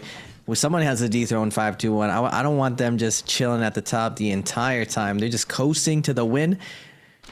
FA's gonna have to step it up. They already lost their Temi though. Not having a very strong start at 0 kills, and 5-2-1 does have 6 kills. Wolf, you chasing Peachly through the portal. They got the monk already with the purple armor, and their Sandformer, dude. Sandformer's big counter to Viper. I imagine Wolf, you. I'm calling it now. They're wiping this lobby. They're looking mighty stacked right now. We got Peachly against the ropes. Peachly fighting back, getting the parry, forcing to run the Yushan ult. He's gonna be wasting a ton of their time right now. It's one of the annoying things of not having a Viper. It's very, very hard to kill Transformers who just want to run away by time. and you just lose time setting up, either gaining more loot or finding another opportunity to get more kills. But Peachly, there's no way he's going to escape Wolfie right here. But he can potentially kite them into another team. AS Tatsu is ahead of here. Even though we can see him to the wall, if Wolfie was able to get kited in there, Peachly might have a chance. But nope, spoke too soon. Peachly not able to get there. AS, Ming, and Tatsu flying to the forest, just looting up. I think they're unaware of the team back there, but going all the way down to Tang. We got GE and Mr. Smooth also running the composition that I think is one of the strongest right now. Mr. Yoso. I wonder in this close quarter combats, is he gonna pop? Oh, we already got a crewmate all coming out. Looks like they're just gonna hold on and play neutral. Nope, Mr. Yoso does pop his ult up. Gonna start sending that chains, whipping GE into submission. GE rail does get taken down. Yoso coming in, grabbing the Soul Bloom immediately. And it's interesting to me that they're running the Yushan ult as well. I feel like with just a singular Zai ult, they controlled the tempo perfectly there. Looks like GE is able to engage here, so I think they did it to match the enemy Yueshan. I think that was the main reason, because Yueshan, although he's definitely at risk of getting burned to death by Zai, he can shut her down very effectively, as he doesn't get staggered at all by anything that Zai does with V2. If you're running V1, you can stagger Yueshan effectively. You can stagger any Transformer with your empowered focus attack. However, with V2, you're unable to do that. So Yueshan to match alongside the Zai, it just makes it impossible for them to do anything. But here we are. Akos, Justina, Temi. Ooga booga. Holy moly. Rayfan just coming in with those icy dashes, absolutely obliterating the enemy team here. 2B trying to make it out, having already been shredded here with that double charge on Katana after having gotten frozen. PX here as well, running the same comp. Yueshan zipping Zai. It's looking a bit more popular. More people are running it. I don't know. Yeah, I mean, I agree with you. It is an extremely strong composition. I just think that it doesn't do well into Transformers. I don't see it doing all that well, and it just won't be able to deal with them. So well, you know what we don't see in Southeast Asia? Transformers. So that's what we needed to do. And there are certain rounds where there ain't no strong Transformers being played. It looks like the hard counter, and that's what I like to see. Balance to this trios compositions. Bringing out new compositions is always a good thing. It tosses the meta because then someone's gonna think of a counter to that, and I don't think Transformers does the best versus it. Like you still have to pin them down. I feel like even Sandman can come back, that Temi combo, because what does it do versus Faria? Faria's gonna sit back. The big counter to Faria is Viper or another monk pushing out a mech, and we could see another resurgence of Faria because of that composition if you're just gonna run this. I just feel like a lot of teams are getting too much value off Takeda Temi and Viper Wuchen. They're just coming in hot with that third party, layering in their ultimates and just cleaning up kills. But we got BSC and RV holding the ground, looking to get in the Yang, and this is what I wanted. Huge grief. The Temi Wisp coming in and locking them down, forcing out two ults from RV, but BSC Shaka now getting bounced around in the Temok ults, forced to use his own ult as well. I think every single member of both teams has now used their ult. Everyone's just scrapping it out, all because that Temi managed to connect that Wisp. Extremely well done, but sadly unable to pick up the kills quickly enough and prevent them from using their ults to stall this out. As now, I'm pretty sure both teams are highly susceptible to getting third-partied. Toby now coming out of his ult. BSC trying to take him down, trying to take down the vulnerable Yueshan after having used his ultimate, but unable to do so. He's able to kite it around. BSC, KK getting a huge parry onto Timex. Timex getting taken down extremely low, but the rest of the team coming in, trying to help him out. BSC with another huge parry. Pedro managing to take them reasonably low, but unable to do anything due to the combo break. Toby with that thunderstorm, the unexpected thunderstorm. RV managing to turn this around, picking up those soul blooms, and there you have it. Having gotten griefed on the entrance to Yang, managing to bring it back with the Yueshan Temi Zai. What was that they were running? They were using the, was it Monk? I think it was Sandformers. No, it was Monk. It was Yueshan Temi. Temi Getting taken down by this composition. I mean, it makes sense. I feel like as long as you can line of sight the Monk, there's no real issue there. The Monk team definitely needed to go into Yang. A little bit of silliness there. They didn't pass the vibe check. Brawling outside of Yang seems kind of silly. I was hoping, I want to see more of these Zais into the Yang. We don't get to see any replays. We'll probably get one a little bit moving forward, but it looks like 5-2-1 went in there already. One of the Akos Viper Wuchen. They're already up to 10 kills. Good googly mooglies. FA does get their Temi up, and they're up to 3 kills, with VNGC following up with 10 kills as well. Akos Viper Wuchen as well. MR doing super well with their zipping Zai Yushan, and it looks like GE is going to be coming in and trying to fight against VNGC. Viper all going down. Roy Hehe very, very low now. Tien Doan trying to take down Roy Hehe, but Roy Hehe popping the V1. Tiger Claws around, clawing his way out of this situation. Tien Doan needs to pop ult. Gonna pop ult a little bit late, but VNGC is already zoning it out with INF lurking on the outside. Ayaya on the Yushan trying to hold VNGC in there, but INF coming in on the outside. GE is going to be in a tough spot, but it looks like INF is going to go on VNGC anymore. Anyway, VNGC trying to make it up the cliff, and Tien Doan trying to find a grab. Not going to find it, but they're going to keep chasing VNGC. VNGC trying to move their way to the building, but it doesn't look like INF was able to hold them down. And now going back to Tang, we got 5-2-1 Pampy popping the Viper ult.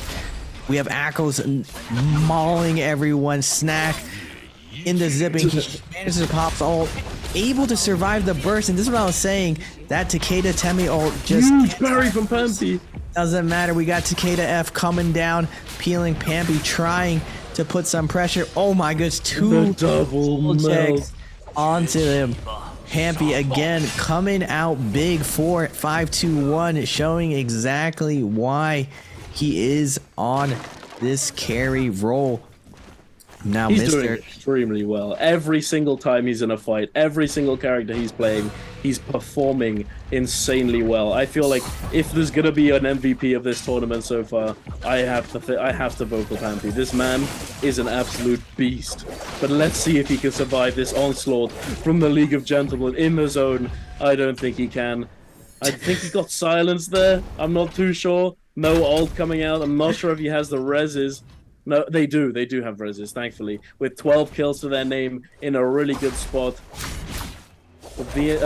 Team Mister picking up a few kills for themselves, going up to 9. What a scrap we have here as well. VNGC now topping the leaderboard alongside SE with 13 kills, trying to claw their way up to the top of the leaderboard, having taken down quite a few players here. GE desperately trying to get their Yueshan res, gets that right click with the F3, but can he get his ultimate off? Ooh, it's so close. He was forced to use his F beforehand, and GE Rai as well getting a huge parry, but unable to follow up. Ibin now trying to get away from this Yueshan. His teammates coming in to try and peel. Rai desperately trying to do anything he can, trying to lock down the enemy team for his Yueshan to come in and essentially just melt them, but I don't think he's going to be able to do anything. Simpson on that Wuchen has ult available. There's no chance. VNGC just playing cleanup at this point. Have 2 ults available. Roy Hehe chilling with that gold spear. spears all around. It seems very hard to get away from, especially as a Kurumi with very little defensive capabilities in terms of combo breaks. But here we are, Pampy back at it again after having died in the zone. I don't care, bro. I want revenge. Romantico, you're going down. Pampy trying to do anything he can. Does manage to get the TP off Akame, taking them to safety, trading kill for kill. Romantico having gotten taken down, having not used his ult, but due to the silence, they do manage to salvage the situation. Romantico having ult available, it does look like neither team is going to go for the aggressive play here, especially considering that Yang is coming up. Although I doubt they're going to go in, they might look to go for the Morris Blessing at this point, since they do come up at the same time. FA perhaps actually going to get this Yang for free? Or VNGC waiting at the gate, looking to deny it? I'm not sure if they're going to risk it, though. Do they go for this? I think they go for it. They're just waiting to the last possible moment so Roy he can have most ult possible. And we're going to see it, FA versus VNGC. These two are both in contention for first place versus 5-2-1. I've been clutching it up earlier. Will he be able to do it again? Roy he doesn't have ult here. They're going to try to delay for him to pop some ult, but the Mines has another thought. He's coming in hot with the Zai and immediately melts him just with the Zai ult. It's that easy. He comes in with the flank. You can't do anything. The gold focus, the chains whipping them into submission. Duncan Roy, he can't do anything. He can't do anything versus his Zai. Mines making it look easy. He just comes in with the V2 and shreds him from behind. For there's no chance. Wu-Chen ult, my guys. They had Wu-Chen ult available, but they just didn't use it. They just let Viper die here. I'm not sure if he didn't bother placing it to begin with or what, but they could have easily saved the Viper there. Viper's I don't mean to be rude, Mr. Duncan, but Team Rude with their Tarka, I have not seen them anywhere in the kill feed. I haven't seen them either. They have a total it was kind of weird. of 0 kills. I'm telling you that Tarka buffs the team into porting you into the lobby faster.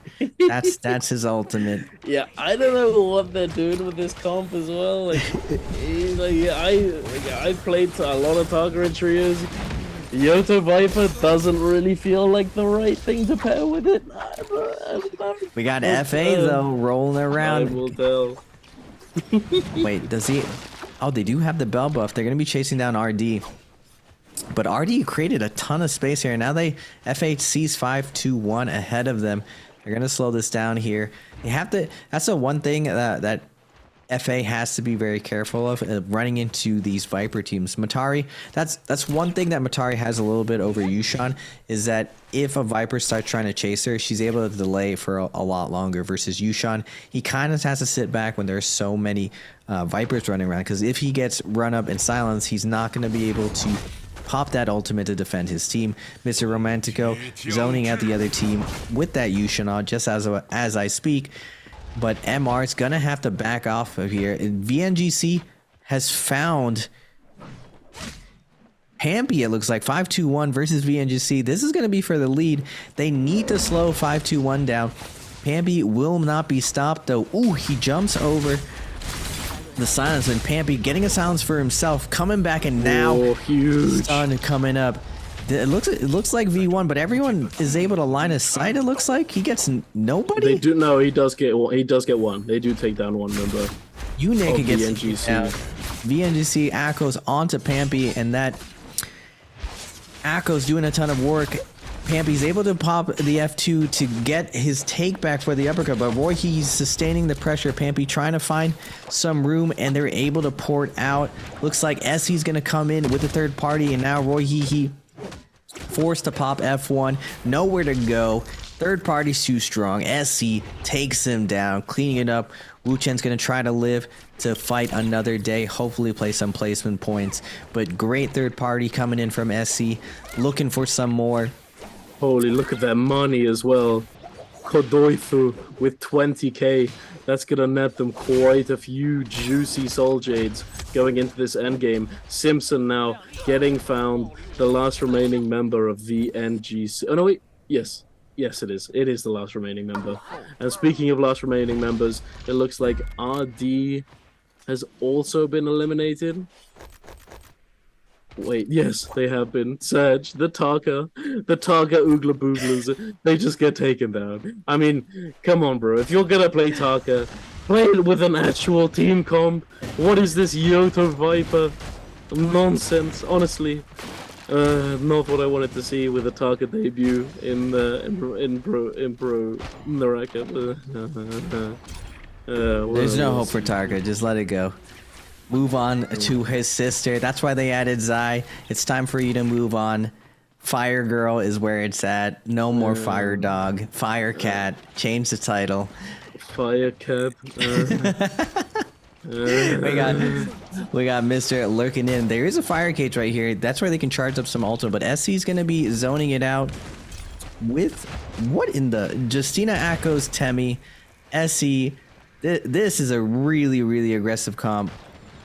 I like it. Claiming the high ground and forcing MR into FA. Stuck in a tough position. You don't want to be part of this sandwich. Now SC sees them going in and the commitment coming in.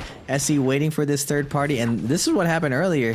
SC just came up with the easy cleanup just because of the overcommitment. MR and now PX is in there. It looks like VNGC backed off, seeing that they were starting to get in the middle.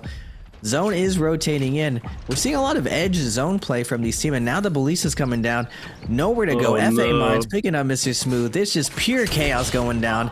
FA trying to find space. It looks like they're the ones on the Balisa. They're just actively fighting out here. Temio tries to come down. Ooh. A zipping or a Justina. Turnaround. But FA still fighting back, and we got...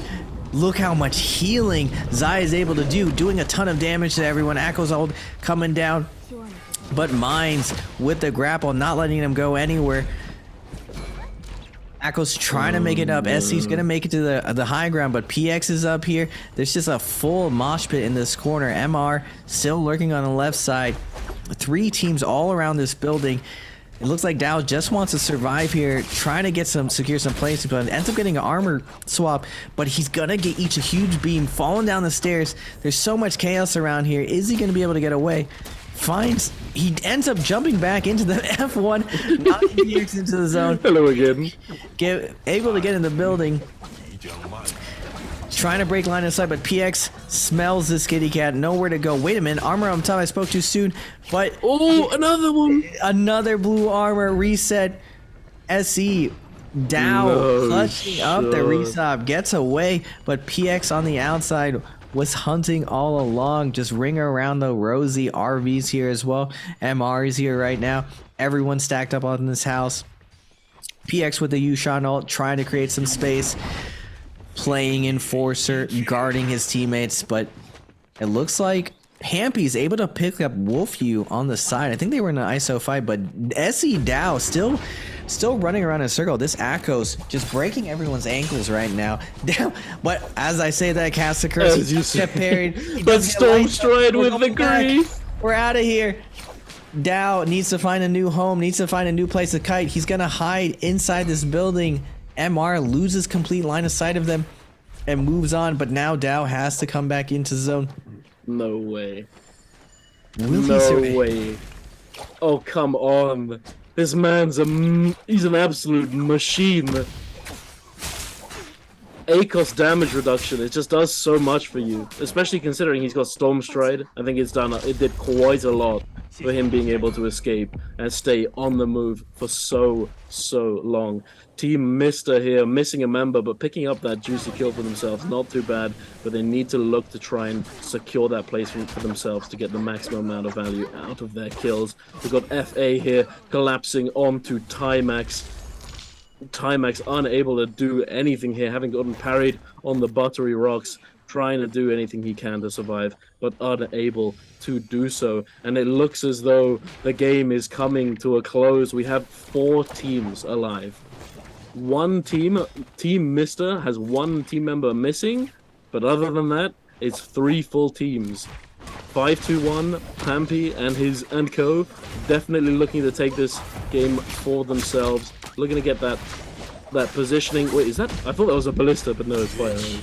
Looking to aggress onto FA here as well, forcing out the Temi ult, using the Wu Chen ult to disengage there, having committed the ACOS ult to force out multiple ults. Not too bad going into this endgame, considering that Wu Chen ultimate is reasonably difficult to use effectively at this point in the game. So not a bad trade, especially if they can re-engage with the remaining timer on Unix ACOS ultimate.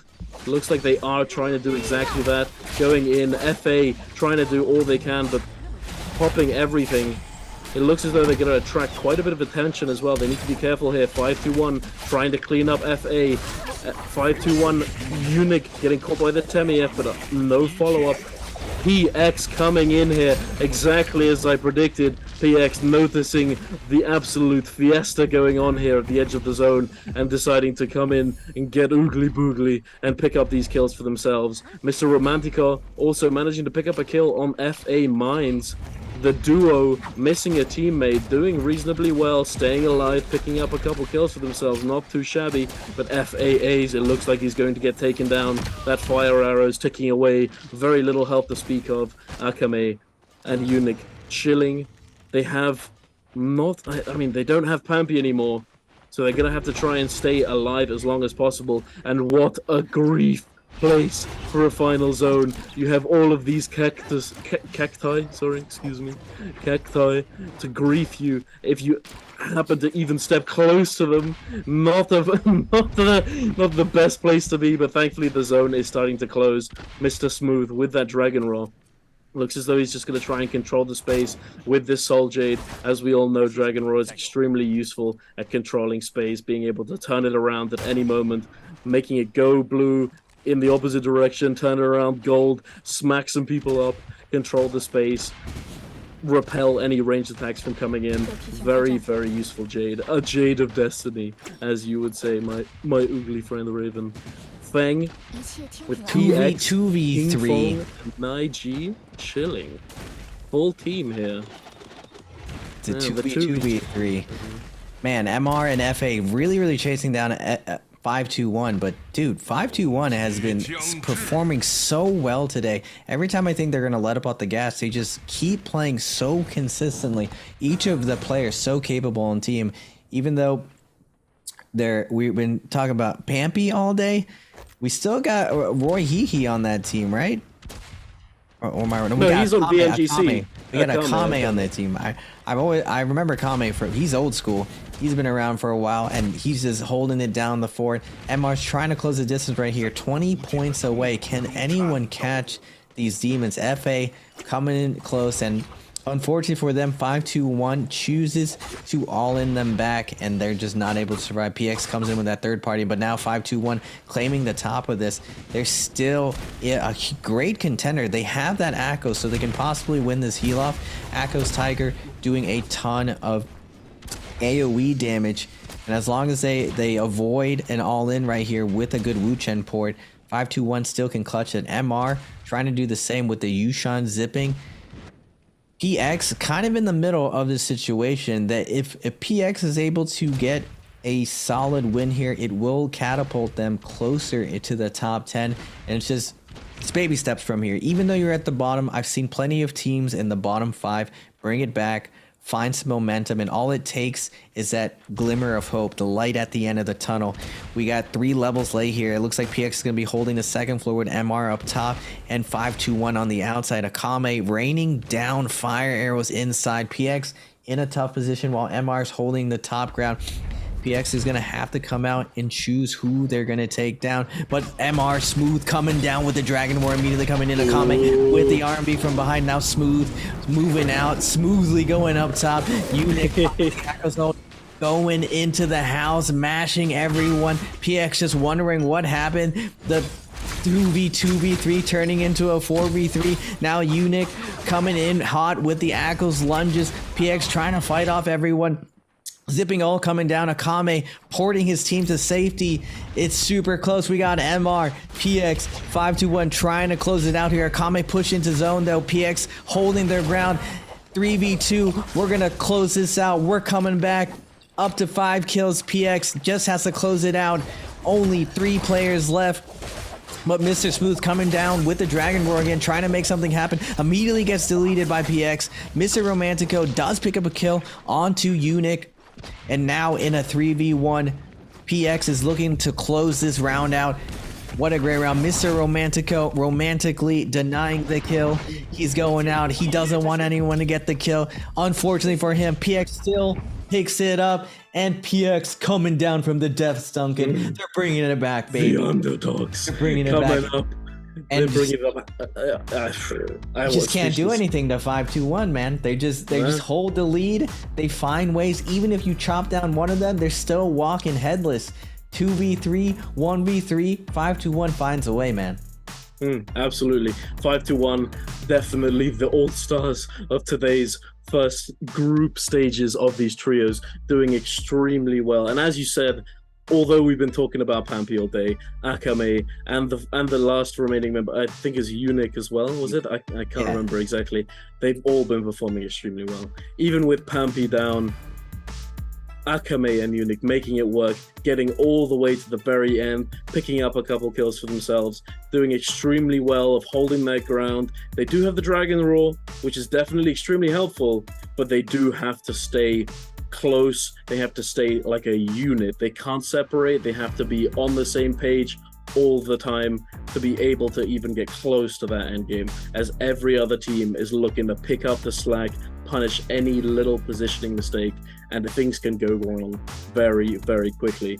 But yeah, lovely to see PX coming up from the depths, the underdogs. I'm not sure how many kills they got at the end there. I think it was 6, 7, something along those lines. Definitely nothing with a win. Yeah, not too bad. Not too bad. I mean, having only had about 25 points, I think it was, so far today, definitely a good performance for them. They're definitely feeling happy. Although it's a bit late in the day, the 5th game of the day, it is definitely nothing to turn your nose up to, especially considering that this is only the first day. We've got group stages next week as well, so there's still plenty of time to make up a little bit more points, to potentially come back in and do a little bit better. So we shall see. I mean, I believe they played very well. They played solid NARAKA at the end. They held their own. They held the optimal positioning, and they had good communication. That was it. It could have gone wrong for them if they hadn't focused the right members of each team. It could have gone really wrong. As you know, if there's a teammate lacking on your team and you see a full team, you're not going to focus a solo necessarily. You're going to look to try and grief the full team, because it means at the end of the day that you're more likely to be able to take it away for yourself, take that first place for yourself. So definitely very well done from them. I mean, you saw it in the end game. PX is part of the lower half of the lobby, and even though they're able to win it, you're seeing the difference of how these teams play end game. You see MR holding the high ground, playing super safe, and then you see what was it? It wasn't 5-2. It was 5-1. 5-2-1 controlling the low ground, and both of them just start pressuring the trios instead, not each other. I just think if 5-2-1 or MR has their full trios, like PX has no chance there. You just see the superior positioning from the top 3 teams. They're able to, with 2 players, keep them at bay inside the house. Now 5-2-1 makes the correct decision, and leading into that end game, they all in what was it? I want to say T. It's not T. FA. They all in FA to make sure that they can't pass them, but MR makes the move as well. And 5-2-1 realizing, wait a second, that's MR. We're going to keep them at bay as well. Great target selection coming from 5-2-1, making sure their composition doesn't pass them, and still managing to secure a couple kills right at the end there. PX does clean it up with a glimmer of hope at the end of the tunnel. I have seen the rank 12, rank 13 team have a good game, and then going into the last day having a pop-off game, and they're around like 25-ish going into that. So they might end up 27-30-ish and with another like 20-point game, they're right up into the running to do well, right up into the top 8. So anything could happen. There's still a lot of NARAKA, like you were saying, we're going to be playing next week. And now looking at the scores, exactly what I was saying, 5-2-1 with that consistency, Duncan. Look at those scores. Beautiful. 18 kills, 26.4. MR, again, consistency. Even SC, all these, a lot of the top 8 teams over 10 kills or close to 10 kills, which is a lot of kills for trios, where now we're seeing why in the CN meta these teams play such placement heavy, because even though you get a ton of kills, you want to secure that big multiplier. You're seeing such a huge jump from 14 kills because he has this big multiplier. MR has a great multiplier, getting second place at 22.6. SC at 15 kills at 19. FA with 13 kills, 18.9. And you're seeing a couple other kills in the 6 and 7, really close, 13 kills, 14 kills, but they're only getting around 12 to 30 points, the same amount of the kills, because they're not getting that juicy multiplier. Absolutely. And look at this damage as well. Wu Chen doing a chunk here, coming out on top with the 23k damage.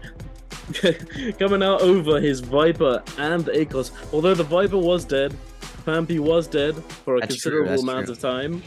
He's still doing a really good job of putting out those damage numbers. And I think it was partially due to the fact that he did have that gold bow. You know, like the amount of damage you can put out at range, especially as a Wu Chen as well. Having that wind wall available to you, being able to go uncontested in a ranged battle somewhat, it makes it much easier to be able to do that, especially when you have all those good range jades. As some of you may know, if you're playing with a Wu Chen on your team, with, let's say, Yoto Viper, Akos Viper, whatever it may be, range jades and range weapon priority typically always has to go to your Wu Chen, because not only does he have this ability to take less risk in a ranged battle, essentially just mitigate the risk of getting shot back, but also the fact that Wu Chens are going to typically look to be in the backline. They're the supports. The Wu Chen can't die. If your Wu Chen dies, your team comp can fall apart extremely quickly. So you need to be in a good enough position that you can't die, but can still be able to do enough damage, and that's a lot easier with better range weapons. So, I mean, he did exactly that. Wait, Pampy gets an... Oh my lord, we didn't see that before. The double grapple combo into the jump parry. Oh my lord, this guy. What a beast. What an absolute chat. And Akame, the Wu Chen we were just talking about, coming away with that MVP. It didn't actually put up as much damage on the bow as I thought. 7.5, I mean, it's still a considerable amount. Having fire arrows and burst arrow alongside it, definitely very powerful. Just missing the scatter shot. If you'd had the scatter shot, it probably would have been a bit higher. But with the pulse sword, putting out 9k damage, definitely very nicely done. But yeah, Wu Chen MVP, we don't see that every day. Yeah, we don't see that I don't think I ever have seen a Wu Chen MVP, especially like a Wu Chen with pulse sword. Normally you're trying to move very quickly. It sort of makes sense just because if he uses a pulse sword very defensively, he doesn't really swing to make his own play. He's always following up. He can hold that R&B and kind of follow his teammates, and then when they get a stagger, when they land a focus attack, he's able to follow up with a great flank, and he's always able to reposition. And if ever he gets pressure, he can sit there in stone form, pulse sword dash out, kind of like dagger dash, and just not release the blue and just keep spacing out. It's an interesting concept. I might try it out myself, running that Wu Chen pulse sword. But he did do a ton of damage with that bow. I remember in that endgame on the low ground, he's just lighting up PX in that house with the fire arrow scatter shot. 8k, it's nothing to scoff at, especially remember, there's only like it's getting really hype at the end of these games. There's only 15 players, so I'm sure if there was even more players on there, you would the numbers would just skyrocket of how much damage he was doing. Absolutely. No, the more targets there are, the more damage. And if he's got a gold bow with fire arrows, it's gonna do a considerable amount. On end games as well, we all know the power of fire, being able to directly attack that health bar, bypassing the shield. It's always going to be extremely juicy when it gets to that final zone, as the zone is ticking down, getting closer and closer, heals getting cut off when you're in the zone. It becomes extremely hard to deal with if you're faced with a lot of fire damage. And I mean, yeah, it's bread and butter. You know, it's basics. You get your fire jades going into endgame. You got your health, got all of that stuff. You play safe. You're playing together, and it seems just like it's. I mean, obviously, Pampy's been a bit of a star. He's been pulling off these fancy, like he's just a bit of a Chad. You know, he's just doing everything. He's the all-star of the team. But other than that, all they've been doing is playing good NARAKA. You know, like very few mistakes, good fundamentals, staying close together, good communication, good execution. It's nothing too crazy, you know. Like I'm pretty sure they've played a few interesting comps, you know. Like they've been playing the Zai. I think they also played the Justina. I mean, they didn't do insanely well in every game, but as you said, consistency is key, especially in a long series like 6 games. If it goes poorly at the beginning and you can't bring it back mentally, it's going to be extremely difficult. Well, I don't mean to be rude again, Duncan, but the Tarka team, Rude and Tarka, it's exactly where I expected. At the toilet, at the bottom, being flushed down the toilet. Tarka, get out of here, go home. Hey, chill.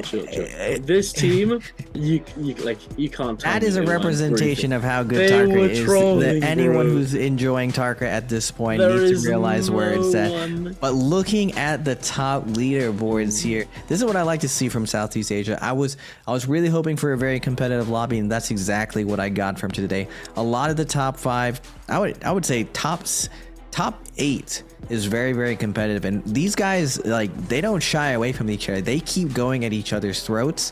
Now, I wish they would slow it down just a little bit, but when you're that evenly matched, you feel like you can press any single advantage. The problem is these third parties, all of them, everyone in Southeast Asia, from what I've seen, loves the third party. When they're just ready to go, they're camping on hills.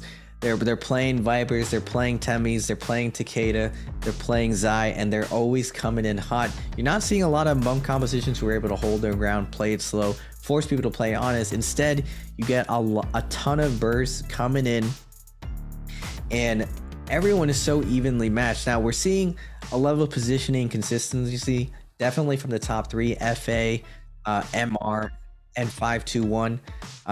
But speaking of that, we're going into our last game for today. We're going to take a short break, but don't miss out on the last round for the Asian Trios Challenge.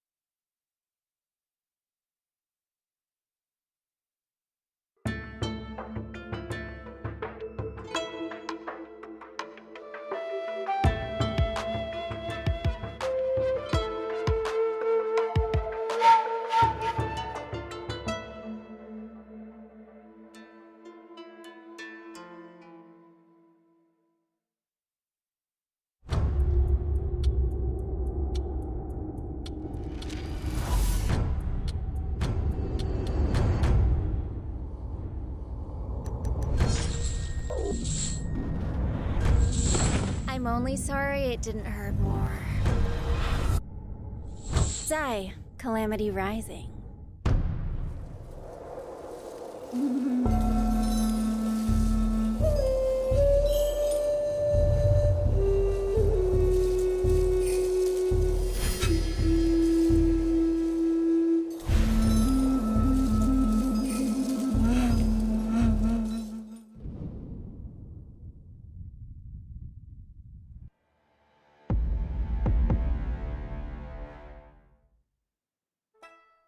And we're back, folks, ladies and gentlemen. The Asian Challenge Trios Day 2. But first day of Trios, a lot of exciting things have happened. Zai showing up big with the change, replacing a lot of the old school cast. And we're seeing some of that old school cast coming back with Justina being buffed, changing her dashes to deal with rage and getting a longer duration. We saw a ton of success from one of the strongest teams in Southeast Asia, Pampy, showing what can be done on Justina. Also, Zai Yushan zipping, challenging the brain dead comp, the Takeda zipping Temi. That's just getting absolutely melted. The Viper comps a little bit shaking their boots. Sandformers coming out with the Yushan F3 Monk Temi, as well as this new Zai Yushan. Zai Yushan being very, very dangerous, with Yushan just cutting through that Temio perfectly, and with Zai like really edging out Takeda. I would think that Takeda would do a little bit better, but with the nerf to F3 Takeda, where he doesn't really take the weapon, a lot of Takedas have gone to that F1, where you go blue and you're just hoping that the other person randomly throws a focus attack into you. But because of Zai's ultimate, everything she does is a gold focus. Takeda can't grab her and slam her, so her damage is basically uninterruptible. And even though Takeda can set up a ton of AoE with the ghost shoves hitting the rest of the team, Zai can just keep going the entire time. She's not limited. She's not limited to scaling, where she needs her whole team to have weapons. She's gonna get more instances where she can focus attack more than 4 times. So we're seeing a ton of teams get a ton of value out of Zai. Also, I would say the execution and positioning is a little bit easier in Zai and a little bit more forgiving. Although you can't really say it's super hard on Takeda. You can min-max a little bit better. But I'm hoping to see an exciting last round. Hopefully Southeast Asia surprises me some more. I'm the aggressive region. Very innovative, going for it all, looking for those high kill games. Like every single game, multiple teams have over 10 kills. Hopefully in the future we'll see them slow down, play a little bit stronger placement, so we can get some exciting tight end games. But it's really tough to do anything that surprised you today, Duncan. I mean, to be honest, I'm not all that. I actually know. I'm surprised that Team Rude decided to troll. I mean, realistically, bro, there's no, like, you're not in your right mind if you're playing Taka with Yota Viper. Like, if you're ever playing Taka in trios in a competitive environment, you're playing it with something like Temi, bro, or like just anything, not Yota Viper. So, like, I don't know, man. It's just a bit of a disappointment for me, being the fighter dog of VU. I love Taka. I always will. Even though he got nerfed into the ground, I still love the dog. And I would love to see him played in trios, but realistically, it's not going to happen. At least not for now. Maybe one day. But other than that, I'm not really surprised with what we've seen today. I predicted the Justina. I knew that Zai was probably going to get played at least a chunk, you know, like we were going to see Zai today. There was very little doubt in my mind that we wouldn't see her, you know, and that we've been seeing the usual Takeda Viper Wuchen, we've been seeing the Takeda Temi zipping, we've been seeing the Yota Viper Wuchen, and then the traditional Transformers from time to time. It's oh my god, look at Roots comp. Wait, what are they playing now? Oh Zai Akos Monk. You know, actually, I tried this the other day just for the memes, but that is pretty much what it is. It is a meme. This comp does not do all that well. If your monk gets low, it's kind of a it's pretty hard to recover. I feel like you have to open up with the Akos, and it's kind of fine. Takeda SE. Takeda Justina Temi. Oogly. I like it. I like that quite a bit. And also Matari Zai Akos. I saw that one. I don't get the Matari pick. They're looking to counter Viper, but there's only 1, 2, 3, 4, 5 Vipers in the lobby. Little bit. I mean, if you're gonna play Matari if you're gonna play Matari to try and counter Viper, you might as well just play Yushan. So then you can also counter. You gotta remember character points though. A lot of these teams that are running that is true.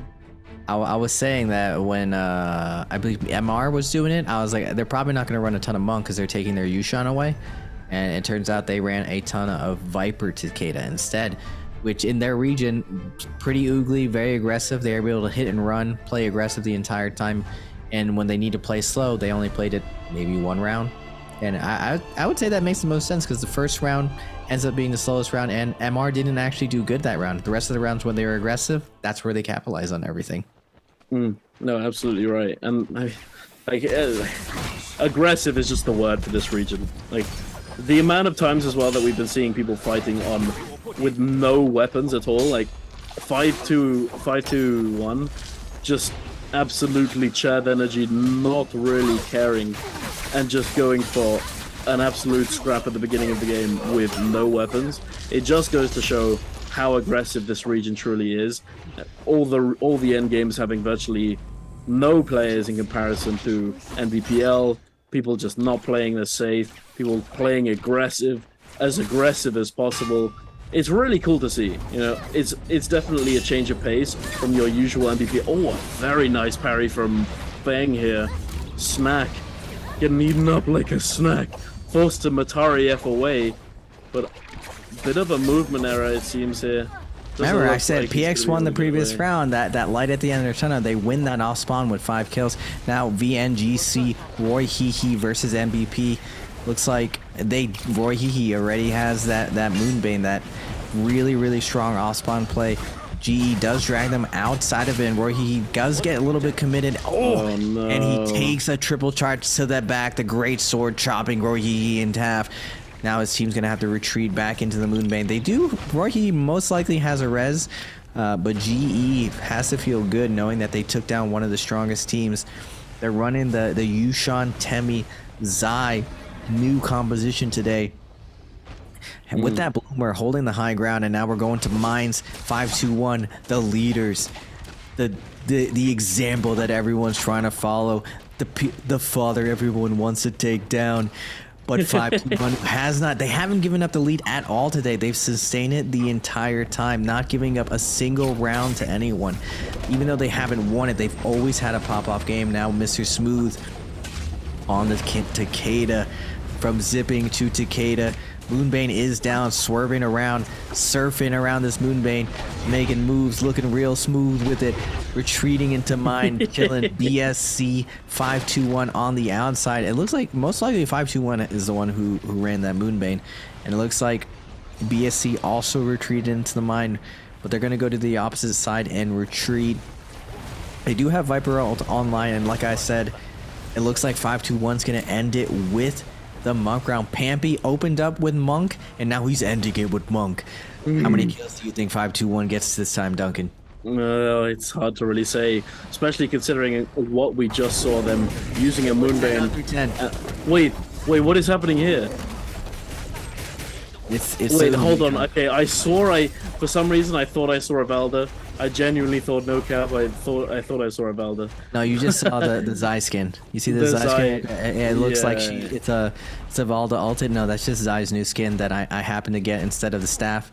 It's clean. It is clean. The Zai skin is clean, man. What do you mean? I mean, the animation of it wrapping the body is pretty dope, but Wolf you coming in. And the kill animation too?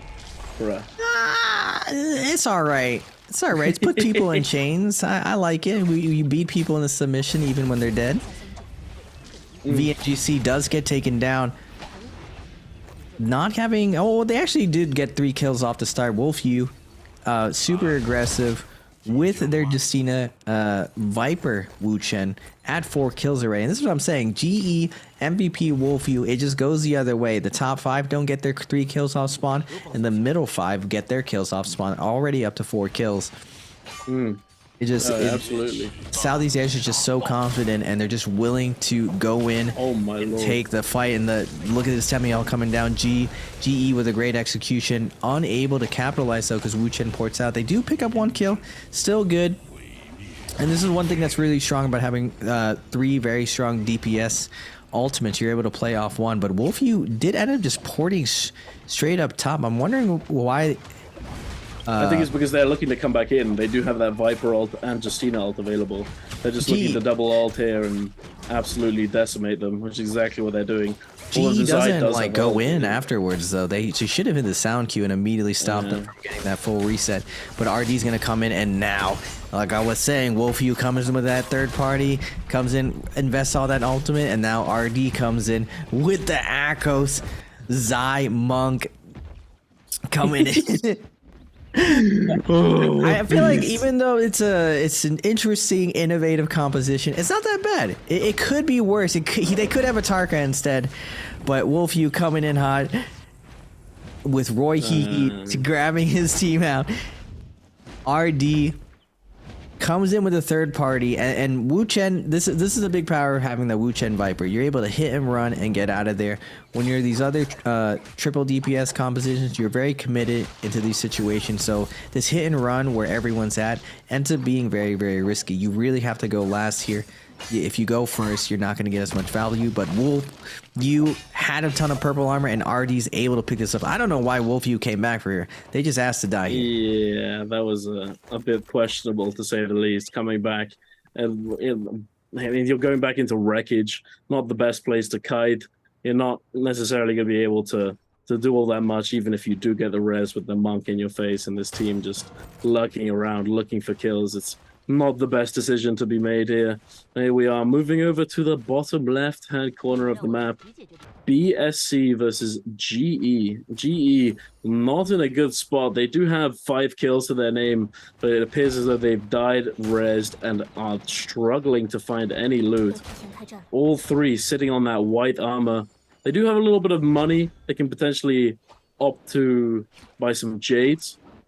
I'm assuming that the Moonbanes have all been sold out at this point. It'd be very surprising if they weren't. It looks like GE's looking to aggress onto BSC.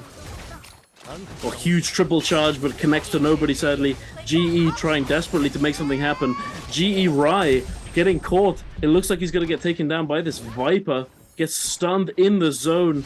Tien Duan trying to make something happen. He's got his Zai ult up.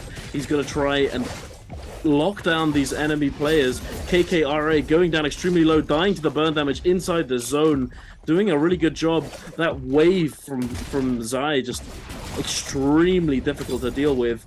Tianduan now losing the rest of his ultimate, is now gone down, and GE Ayaya trying to do something here, trying to salvage the situation. One member's already been taken down, but there's not much to be done. Wolfew now coming in as the third party with that Justina, looking to clean this up, and they do exactly that, just committing the Justina ult. No Viper ult needed. With that, I mean, that's one of the big reasons why I think this could potentially work. Justina ult and then Viper F, it's a very powerful combination. It can be kind of hard to deal with. Essentially, you're committing 1 ult and an F that could essentially match 2 ults to some extent, but only time will tell.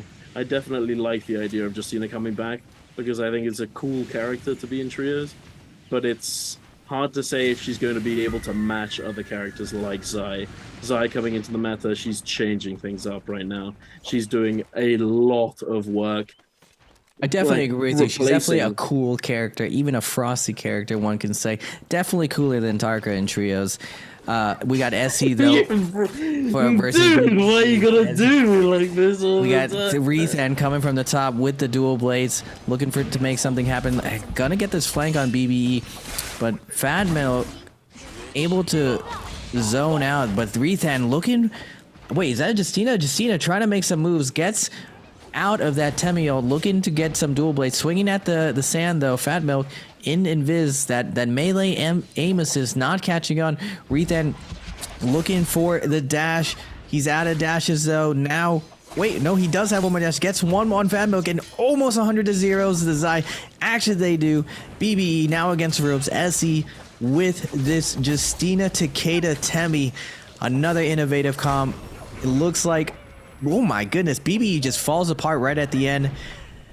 That Justina, that last freeze being the chink in the armor that they need, able to explode them. 5-2-1 in the kill feed though. Rethan with that without the melee aim assist, it looked like Rethan was just swinging around. I was like, what's happening here? Then I realized that Matari did pop the ult. I was like, why is he just swinging at nothing? Now VNGC versus Wolfew. Wolfew in the middle, having a great game so far. A ton of kills, but Roy he just says, get that out of here. Triple charge for your face, hitting him with that corgi cabbage. Eat your vegetables. Now Hong's like, I'm not a vegetation. We're out of here. We eat protein. Hong running for the hills, getting out of here. Roy he's like, wait a second. Are you sure you don't want a taste of this cabbage? But Hong with the swerve going into the bush. You can't fool Roy though. Is he gonna double check? He doesn't double check. What was that army? It looks like they're getting aggressed on by a different team. Oh, okay. There's a 5-2-1. Yeah, coming in and engaging onto Ibin, the lone Viper alongside Simpson, trying to make something happen. Oh, doesn't have ult available just yet, about 80%. Roy trying to do something as well, having popped his ult. It looks as though they're going to have to commit the Wu Chen ult and try and port out to safety. Although they've used virtually everything, they do have Viper ult coming up relatively soon. But this team, SE, coming in, seeing the port, it doesn't look like they want to let Wolfew get away. But Pampy and co. 5-2-1 coming in for the grief. VNGC, Simpson getting taken down here. SE 5-2-1. It's an absolute scrap. Pampy just managing to get his ultimate off inside the Temi ult, looking for those right click grabs, trying to pick up these players, but he's getting absolutely melted. He hasn't got a Karumi ult to help him out here. He's got one grab, but he doesn't manage to get the second, doesn't go for the slam. SE trying to clean up this team. A huge parry from Rethan, picking up Akame. The final member now getting cleaned up as well. SE managing to take down 5-2-1. Although they did have the Phoenix Plume buff, they are gonna have to go back and res to try and find a reset. VNGC trying to use this opportunity to come in and get some low effort kills for themselves. Even if it's Phoenix Plume buff, we're gonna come in and try to get some points. They do manage to get one down. Can they get two? One of them is already dead. Roy taking down Simpson, taking down Ibin on his own, no ult, and he just gets frozen to death and he's unable to do a thing. Instantly turned around and just absolutely obliterated. I love Holy the ring moly. around a Rosie. 5-2-1 coming in with a third party as VNGC disengages, and VNGC does a big loop coming from the top ropes in the AC 130s and with the Viper drop down, getting the sun. I would say the one thing I've seen about Southeast Asia today, they love the third party. They do not want to play slow. If you ever show any sign of weakness, it's like, oh, you're looking at someone else, time to third party. It's not even, we're just in there. We're getting committed.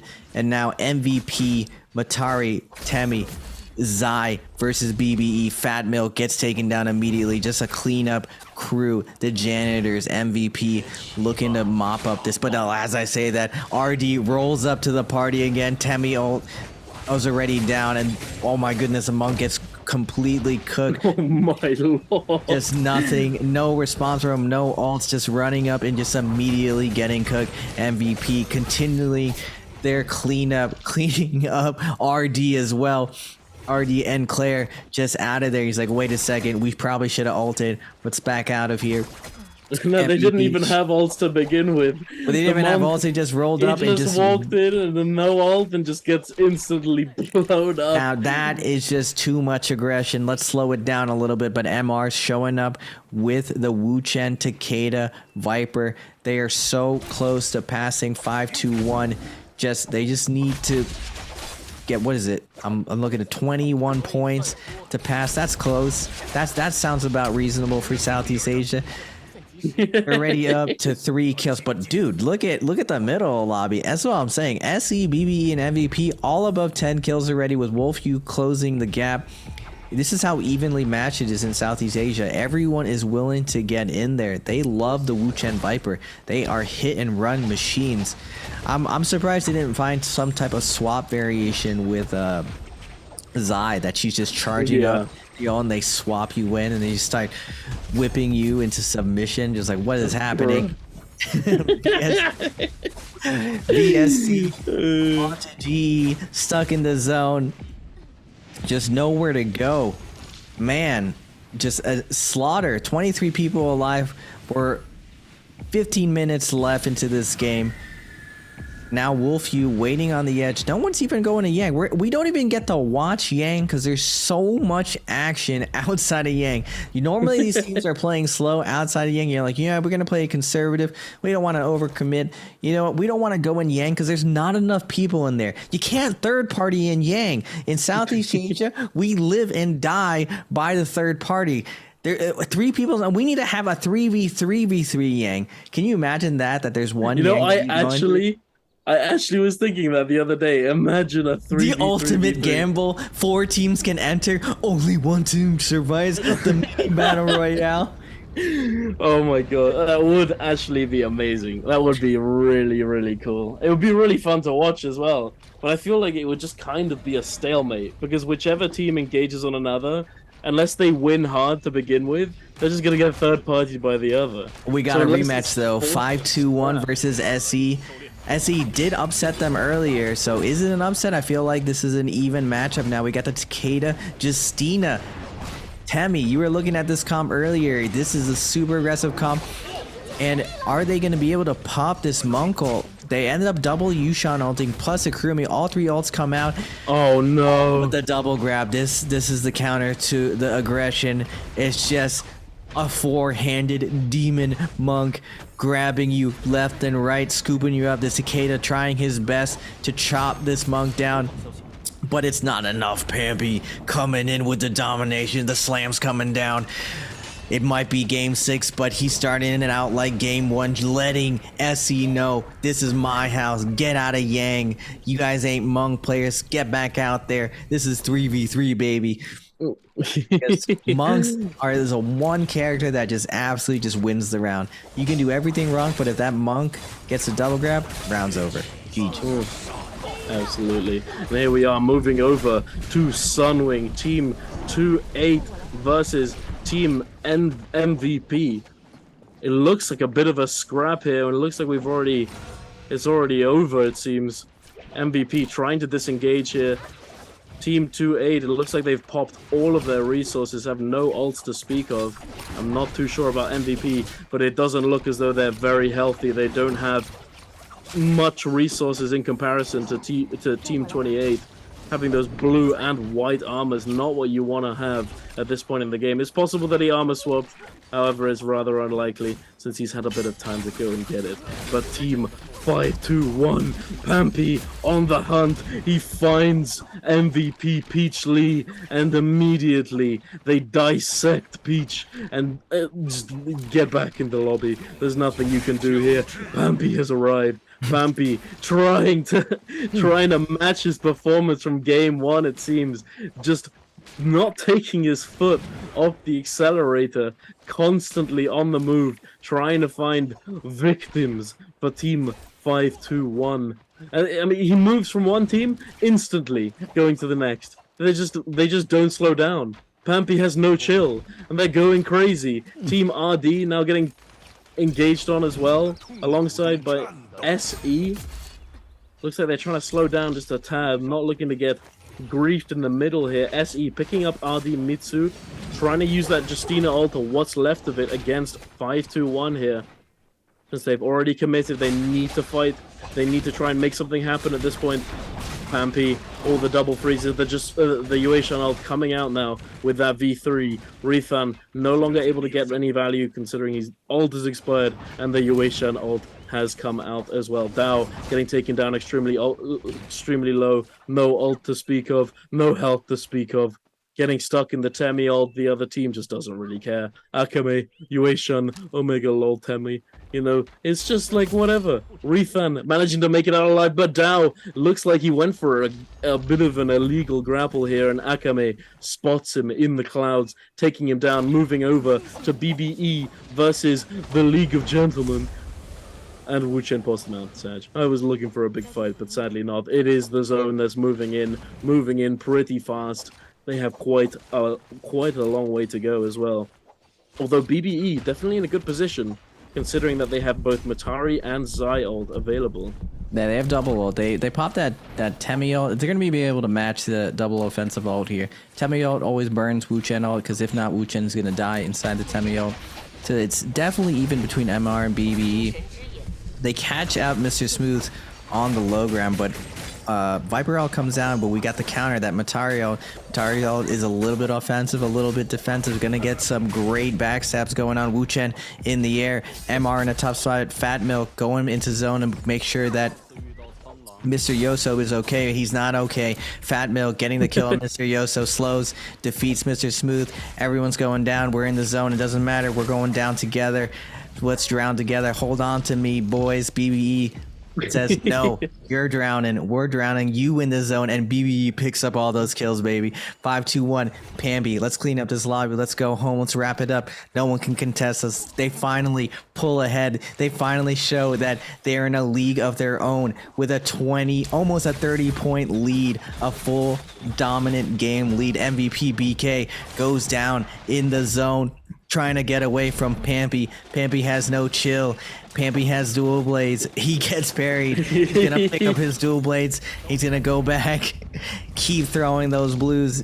Oh, he has a, wait a minute. He has a gold spear. I guess he probably has Cavalry Bloom, but 5-2-1. Gonna keep up that aggression.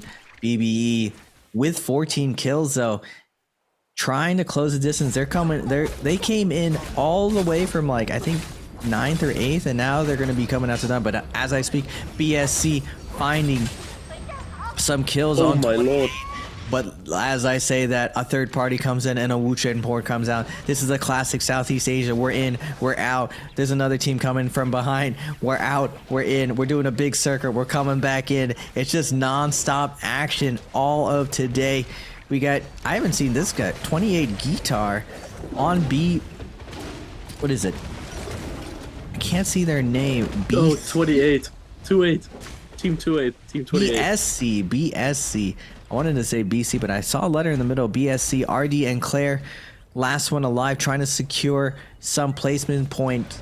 RD having... Wait, where is even RD on this leaderboard? I don't see it. Whatever. RD is rude. They're at the bottom. Okay, never mind. We don't talk about them. There's they play Tarka. Now 5-2-1 Pampi on the meta comm, showing people what it's like to play optimal, to have great everything, to not just play bad characters, to play only good characters. Pampi absolutely dominating, showing everyone 15 kills, leading this team to victory. Imagine if he was on Tarka and said there's no way he could do this. Team 28 running away from Pampi's just he's so vicious. The rest of the lobby's just trying to get out of the way.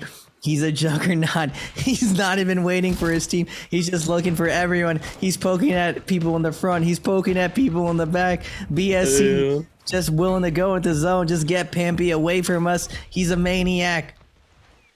Only 12 people alive. 4 teams left. BBE trying to secure this win. If they take this win with that extra placement and that fatty multiply, they're going to skyrocket into the top 3. They just have to play their cards rock.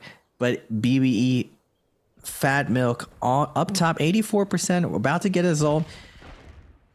And they have that Matari Temi Zai composition. We have a Kami 5-2-1. They're looking mighty spicy. I just don't see a world.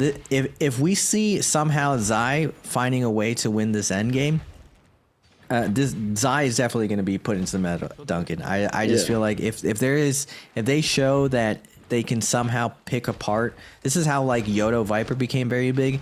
Is in these end games, even though it was very monk dominated, when the monk de-transformed, they would jump in and just attack the Titans.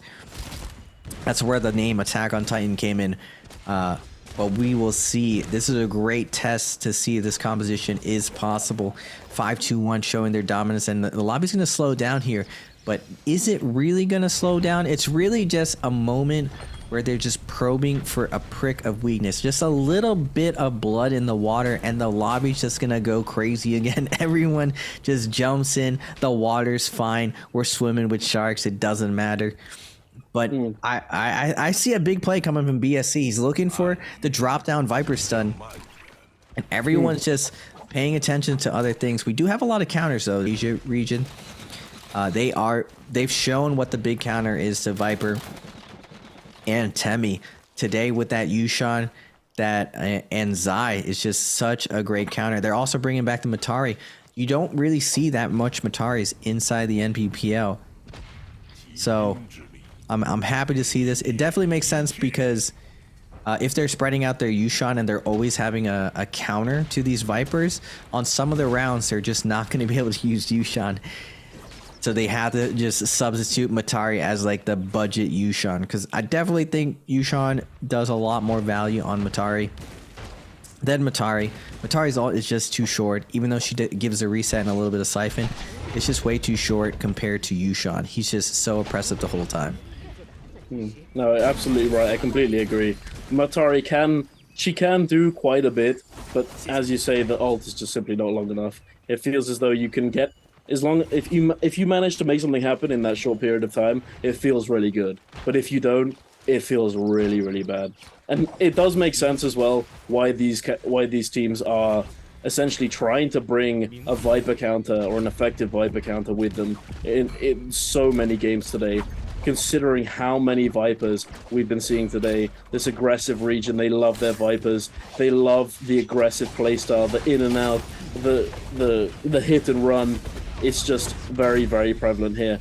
Shaka now being forced to use his ult, KKRA as well. It looks like they ported directly into another team with their Viper ult. Can they make something happen here though? Yoto still has her ult available. Pampi keeping his ult. Akame having popped his, taking down Shaka. Shaka having not had all that much health to begin with, having teleported, gets taken down relatively easily. Pado now trying to do something. KKRA trying to heal himself and Pado up with that F3, trying to survive just long enough, potentially able to res up Shaka and continue to survive in this endgame, but I doubt that that's going to happen. Pampi now using his ultimate too onto this Temi, who's decided to jump in with his ultimate.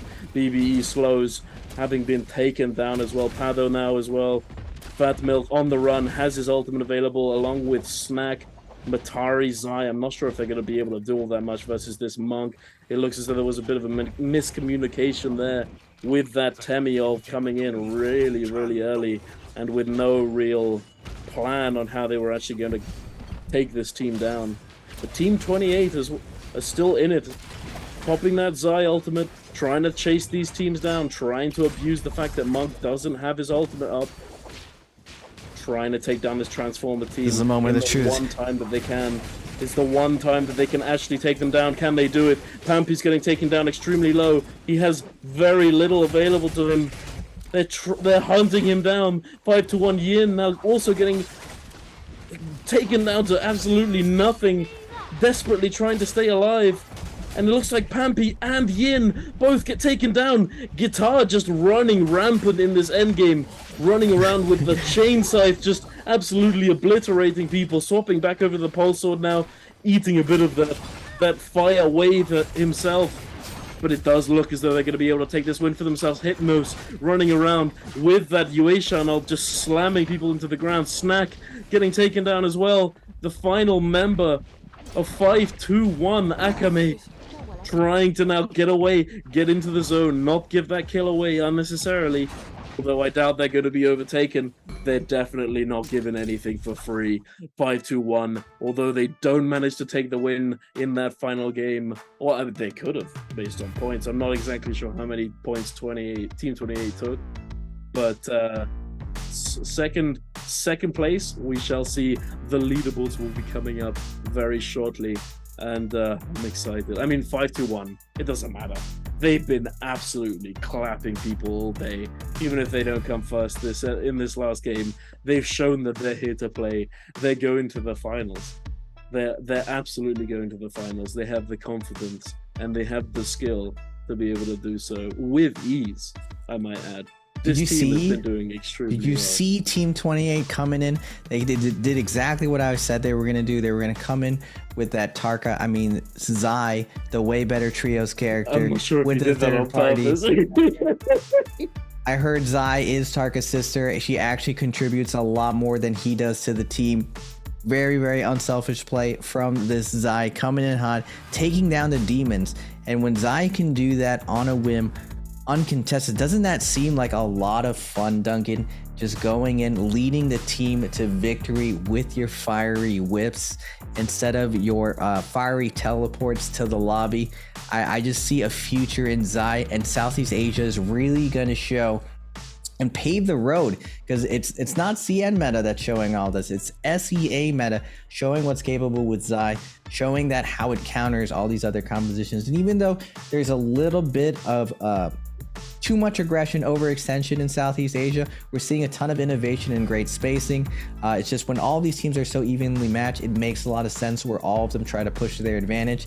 And I haven't seen such effective third party. When the entire region loves a third party, there's just a festival going on in the lobby the entire time. And Wu Chen is just trying to drunk drive, like just DD these teams left and right. They're just like, no, we can't be here right now, guys. The police are coming. They're coming to third parties where they're going to take us down. Just Wu Chen's everywhere trying to keep their team alive. But how can you keep a team alive when everywhere you go, everyone is just coming in hot with the Vipers? I just imagine, like, when you're in these positions, how do you remember which Viper had on, which team came in and out? When all these teams are zig and zagging, coming back with their reflanks, they leave and you're like, oh, that team is gone. Whatever, let's focus on this team. And that team just heals up and just immediately jumps back from a different angle. You think it's a full fresh team. You're just like, who are you? What is this? It's actually the team that you just let go. Just non-stop action coming from Southeast Asia. What an exciting day of NARAKA. I love to see that Zai is being used. It's unfortunate that they didn't really push the V2 Valda. I do think that somewhere she's probably viable somewhere. Justina, I'll give you this, Duncan. Justina definitely contributed a lot more today than Tarka. So also another great option instead of Tarka and trios. I'll give you that, Duncan. Any surprises for you? Bruh. Why are you gonna bring it up so much? I know Tarka's not the fuck. He's not gonna be in trios because he's not that good in trios. I wasn't talking about you. I was just speaking in general. If you want to be successful in the competitive scene in trios and lead your team to victory, these are the type of decisions that you like to see from players. And I'm not talking about just particularly you. I'm just saying Tarka G is an absolute dog water character that doesn't deserve to be played in trios, and anyone who plays him deserves to be in last place, and we're seeing it today that he has no place in trios right now. I mean, I agree. Like, especially if you're gonna troll your ass off with that comp, like, you have to give me you gotta give me this. If you're ever playing Tarka, no matter how bad it is, it's even worse if you run it with Yota Viper. Give me that, Raiden, please.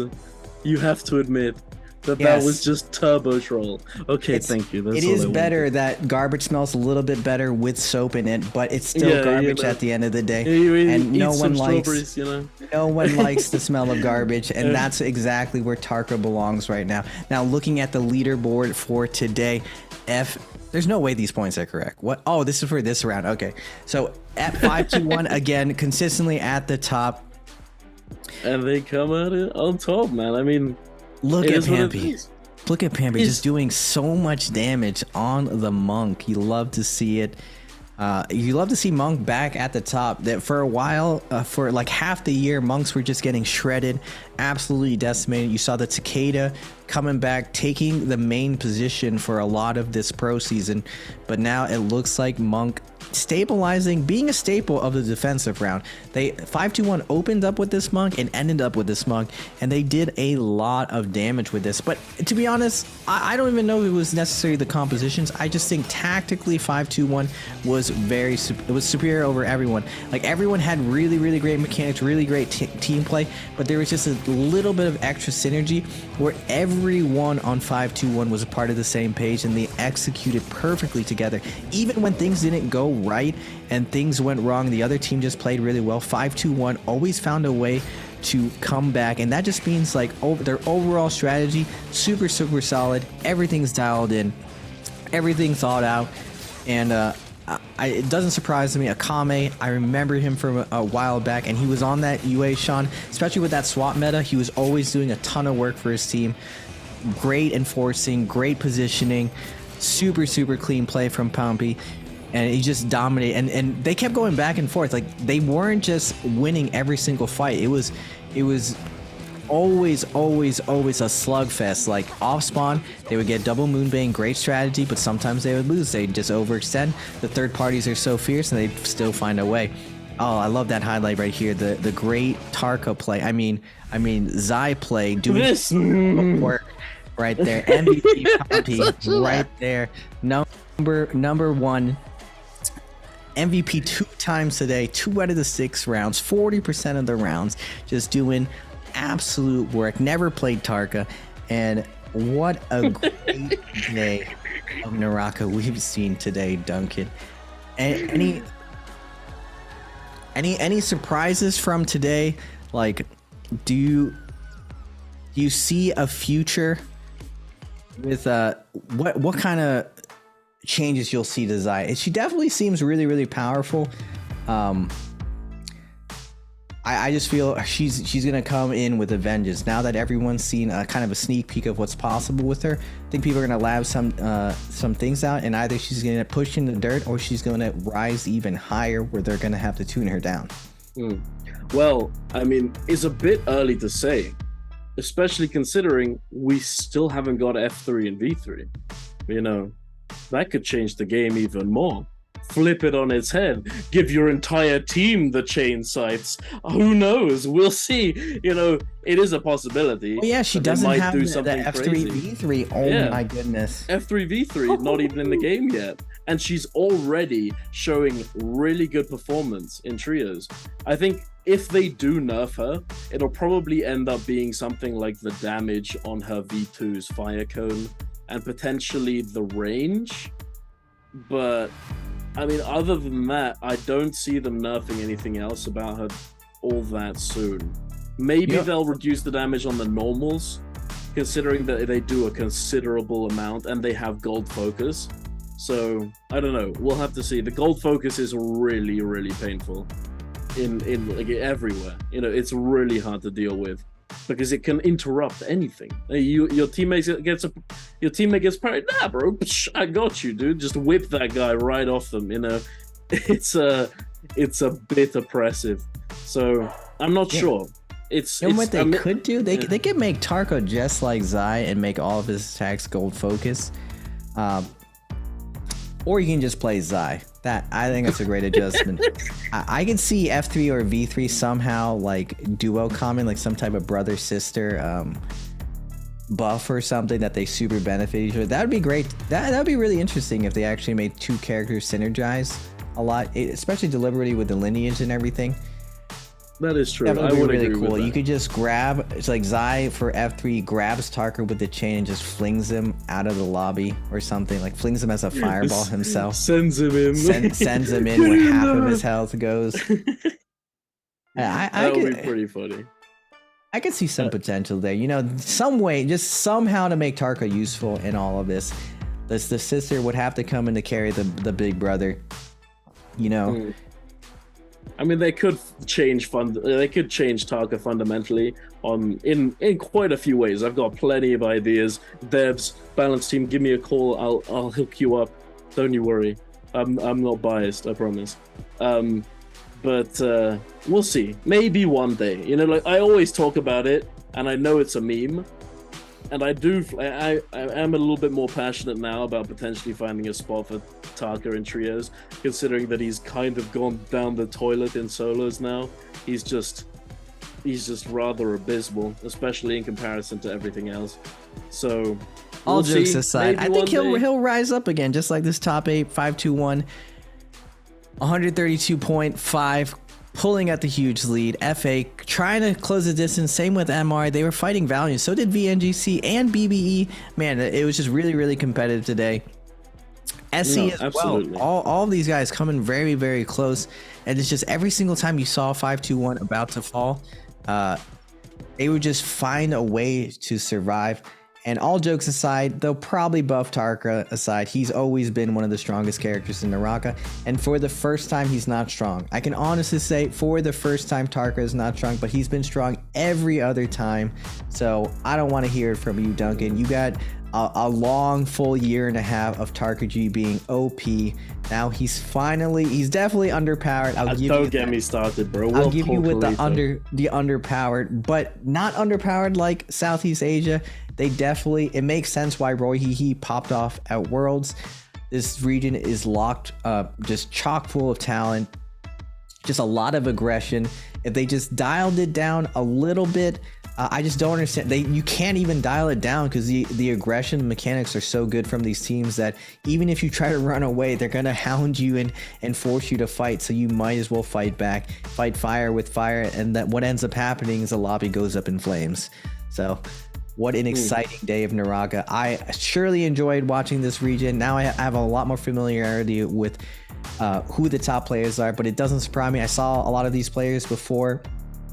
Definitely super, super aggressive. Definitely a lot more clean, even though it was very fast, even though teams died fast, it was done in a very clean fashion. A lot of really, really great team play. And there's just nothing you can do when certain characters get on top of you, no matter how well you are. If you don't have that how good your team plays, if you don't have ultimates to match them, you just can't get away, and you're just gonna get melted and deleted. And with so many abilities being in the game where you can't really parry, you can't really play the neutral, once that ultimate gets close enough to you and the team follows up with it, there's just nothing you can do. So the best answer in a lot of situations is to slow down, hold your distance, play that range, hold a building, make sure they can't close the distance, and put that all on top of you and have a plan B to fall back. We definitely saw that, and I think that was a defining difference of 5-2-1. Even though we mainly saw them when they were moving forward, they always chose really, really great positions when they did move forward. When they third party, they made sure the second another team was closing in, they were never sandwiched between anyone. They immediately pushed through the team and got to the other side. Just overall really, really great positions, and a lot of teams did it as well. It's just 5-2-1 never really failed. It didn't matter if they were losing, it didn't matter if they were winning. They were super, super consistent.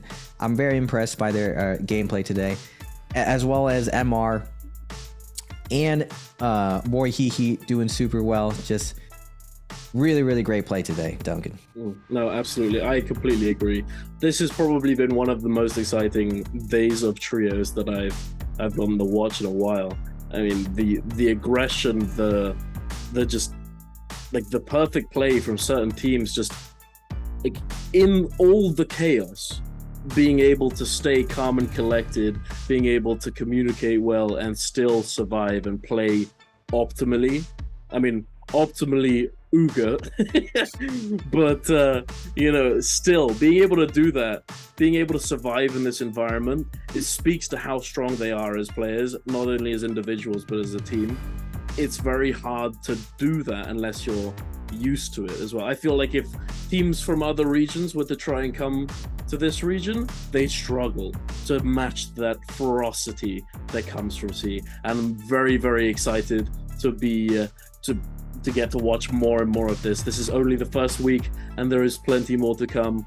But sadly, on that note, that is all from us today over here at the casting desk. My boy Raven and me, Dunkin' Donuts. That is all from us today. Thank you very much for watching, and we will be seeing you next week, hopefully. Don't forget, I won't.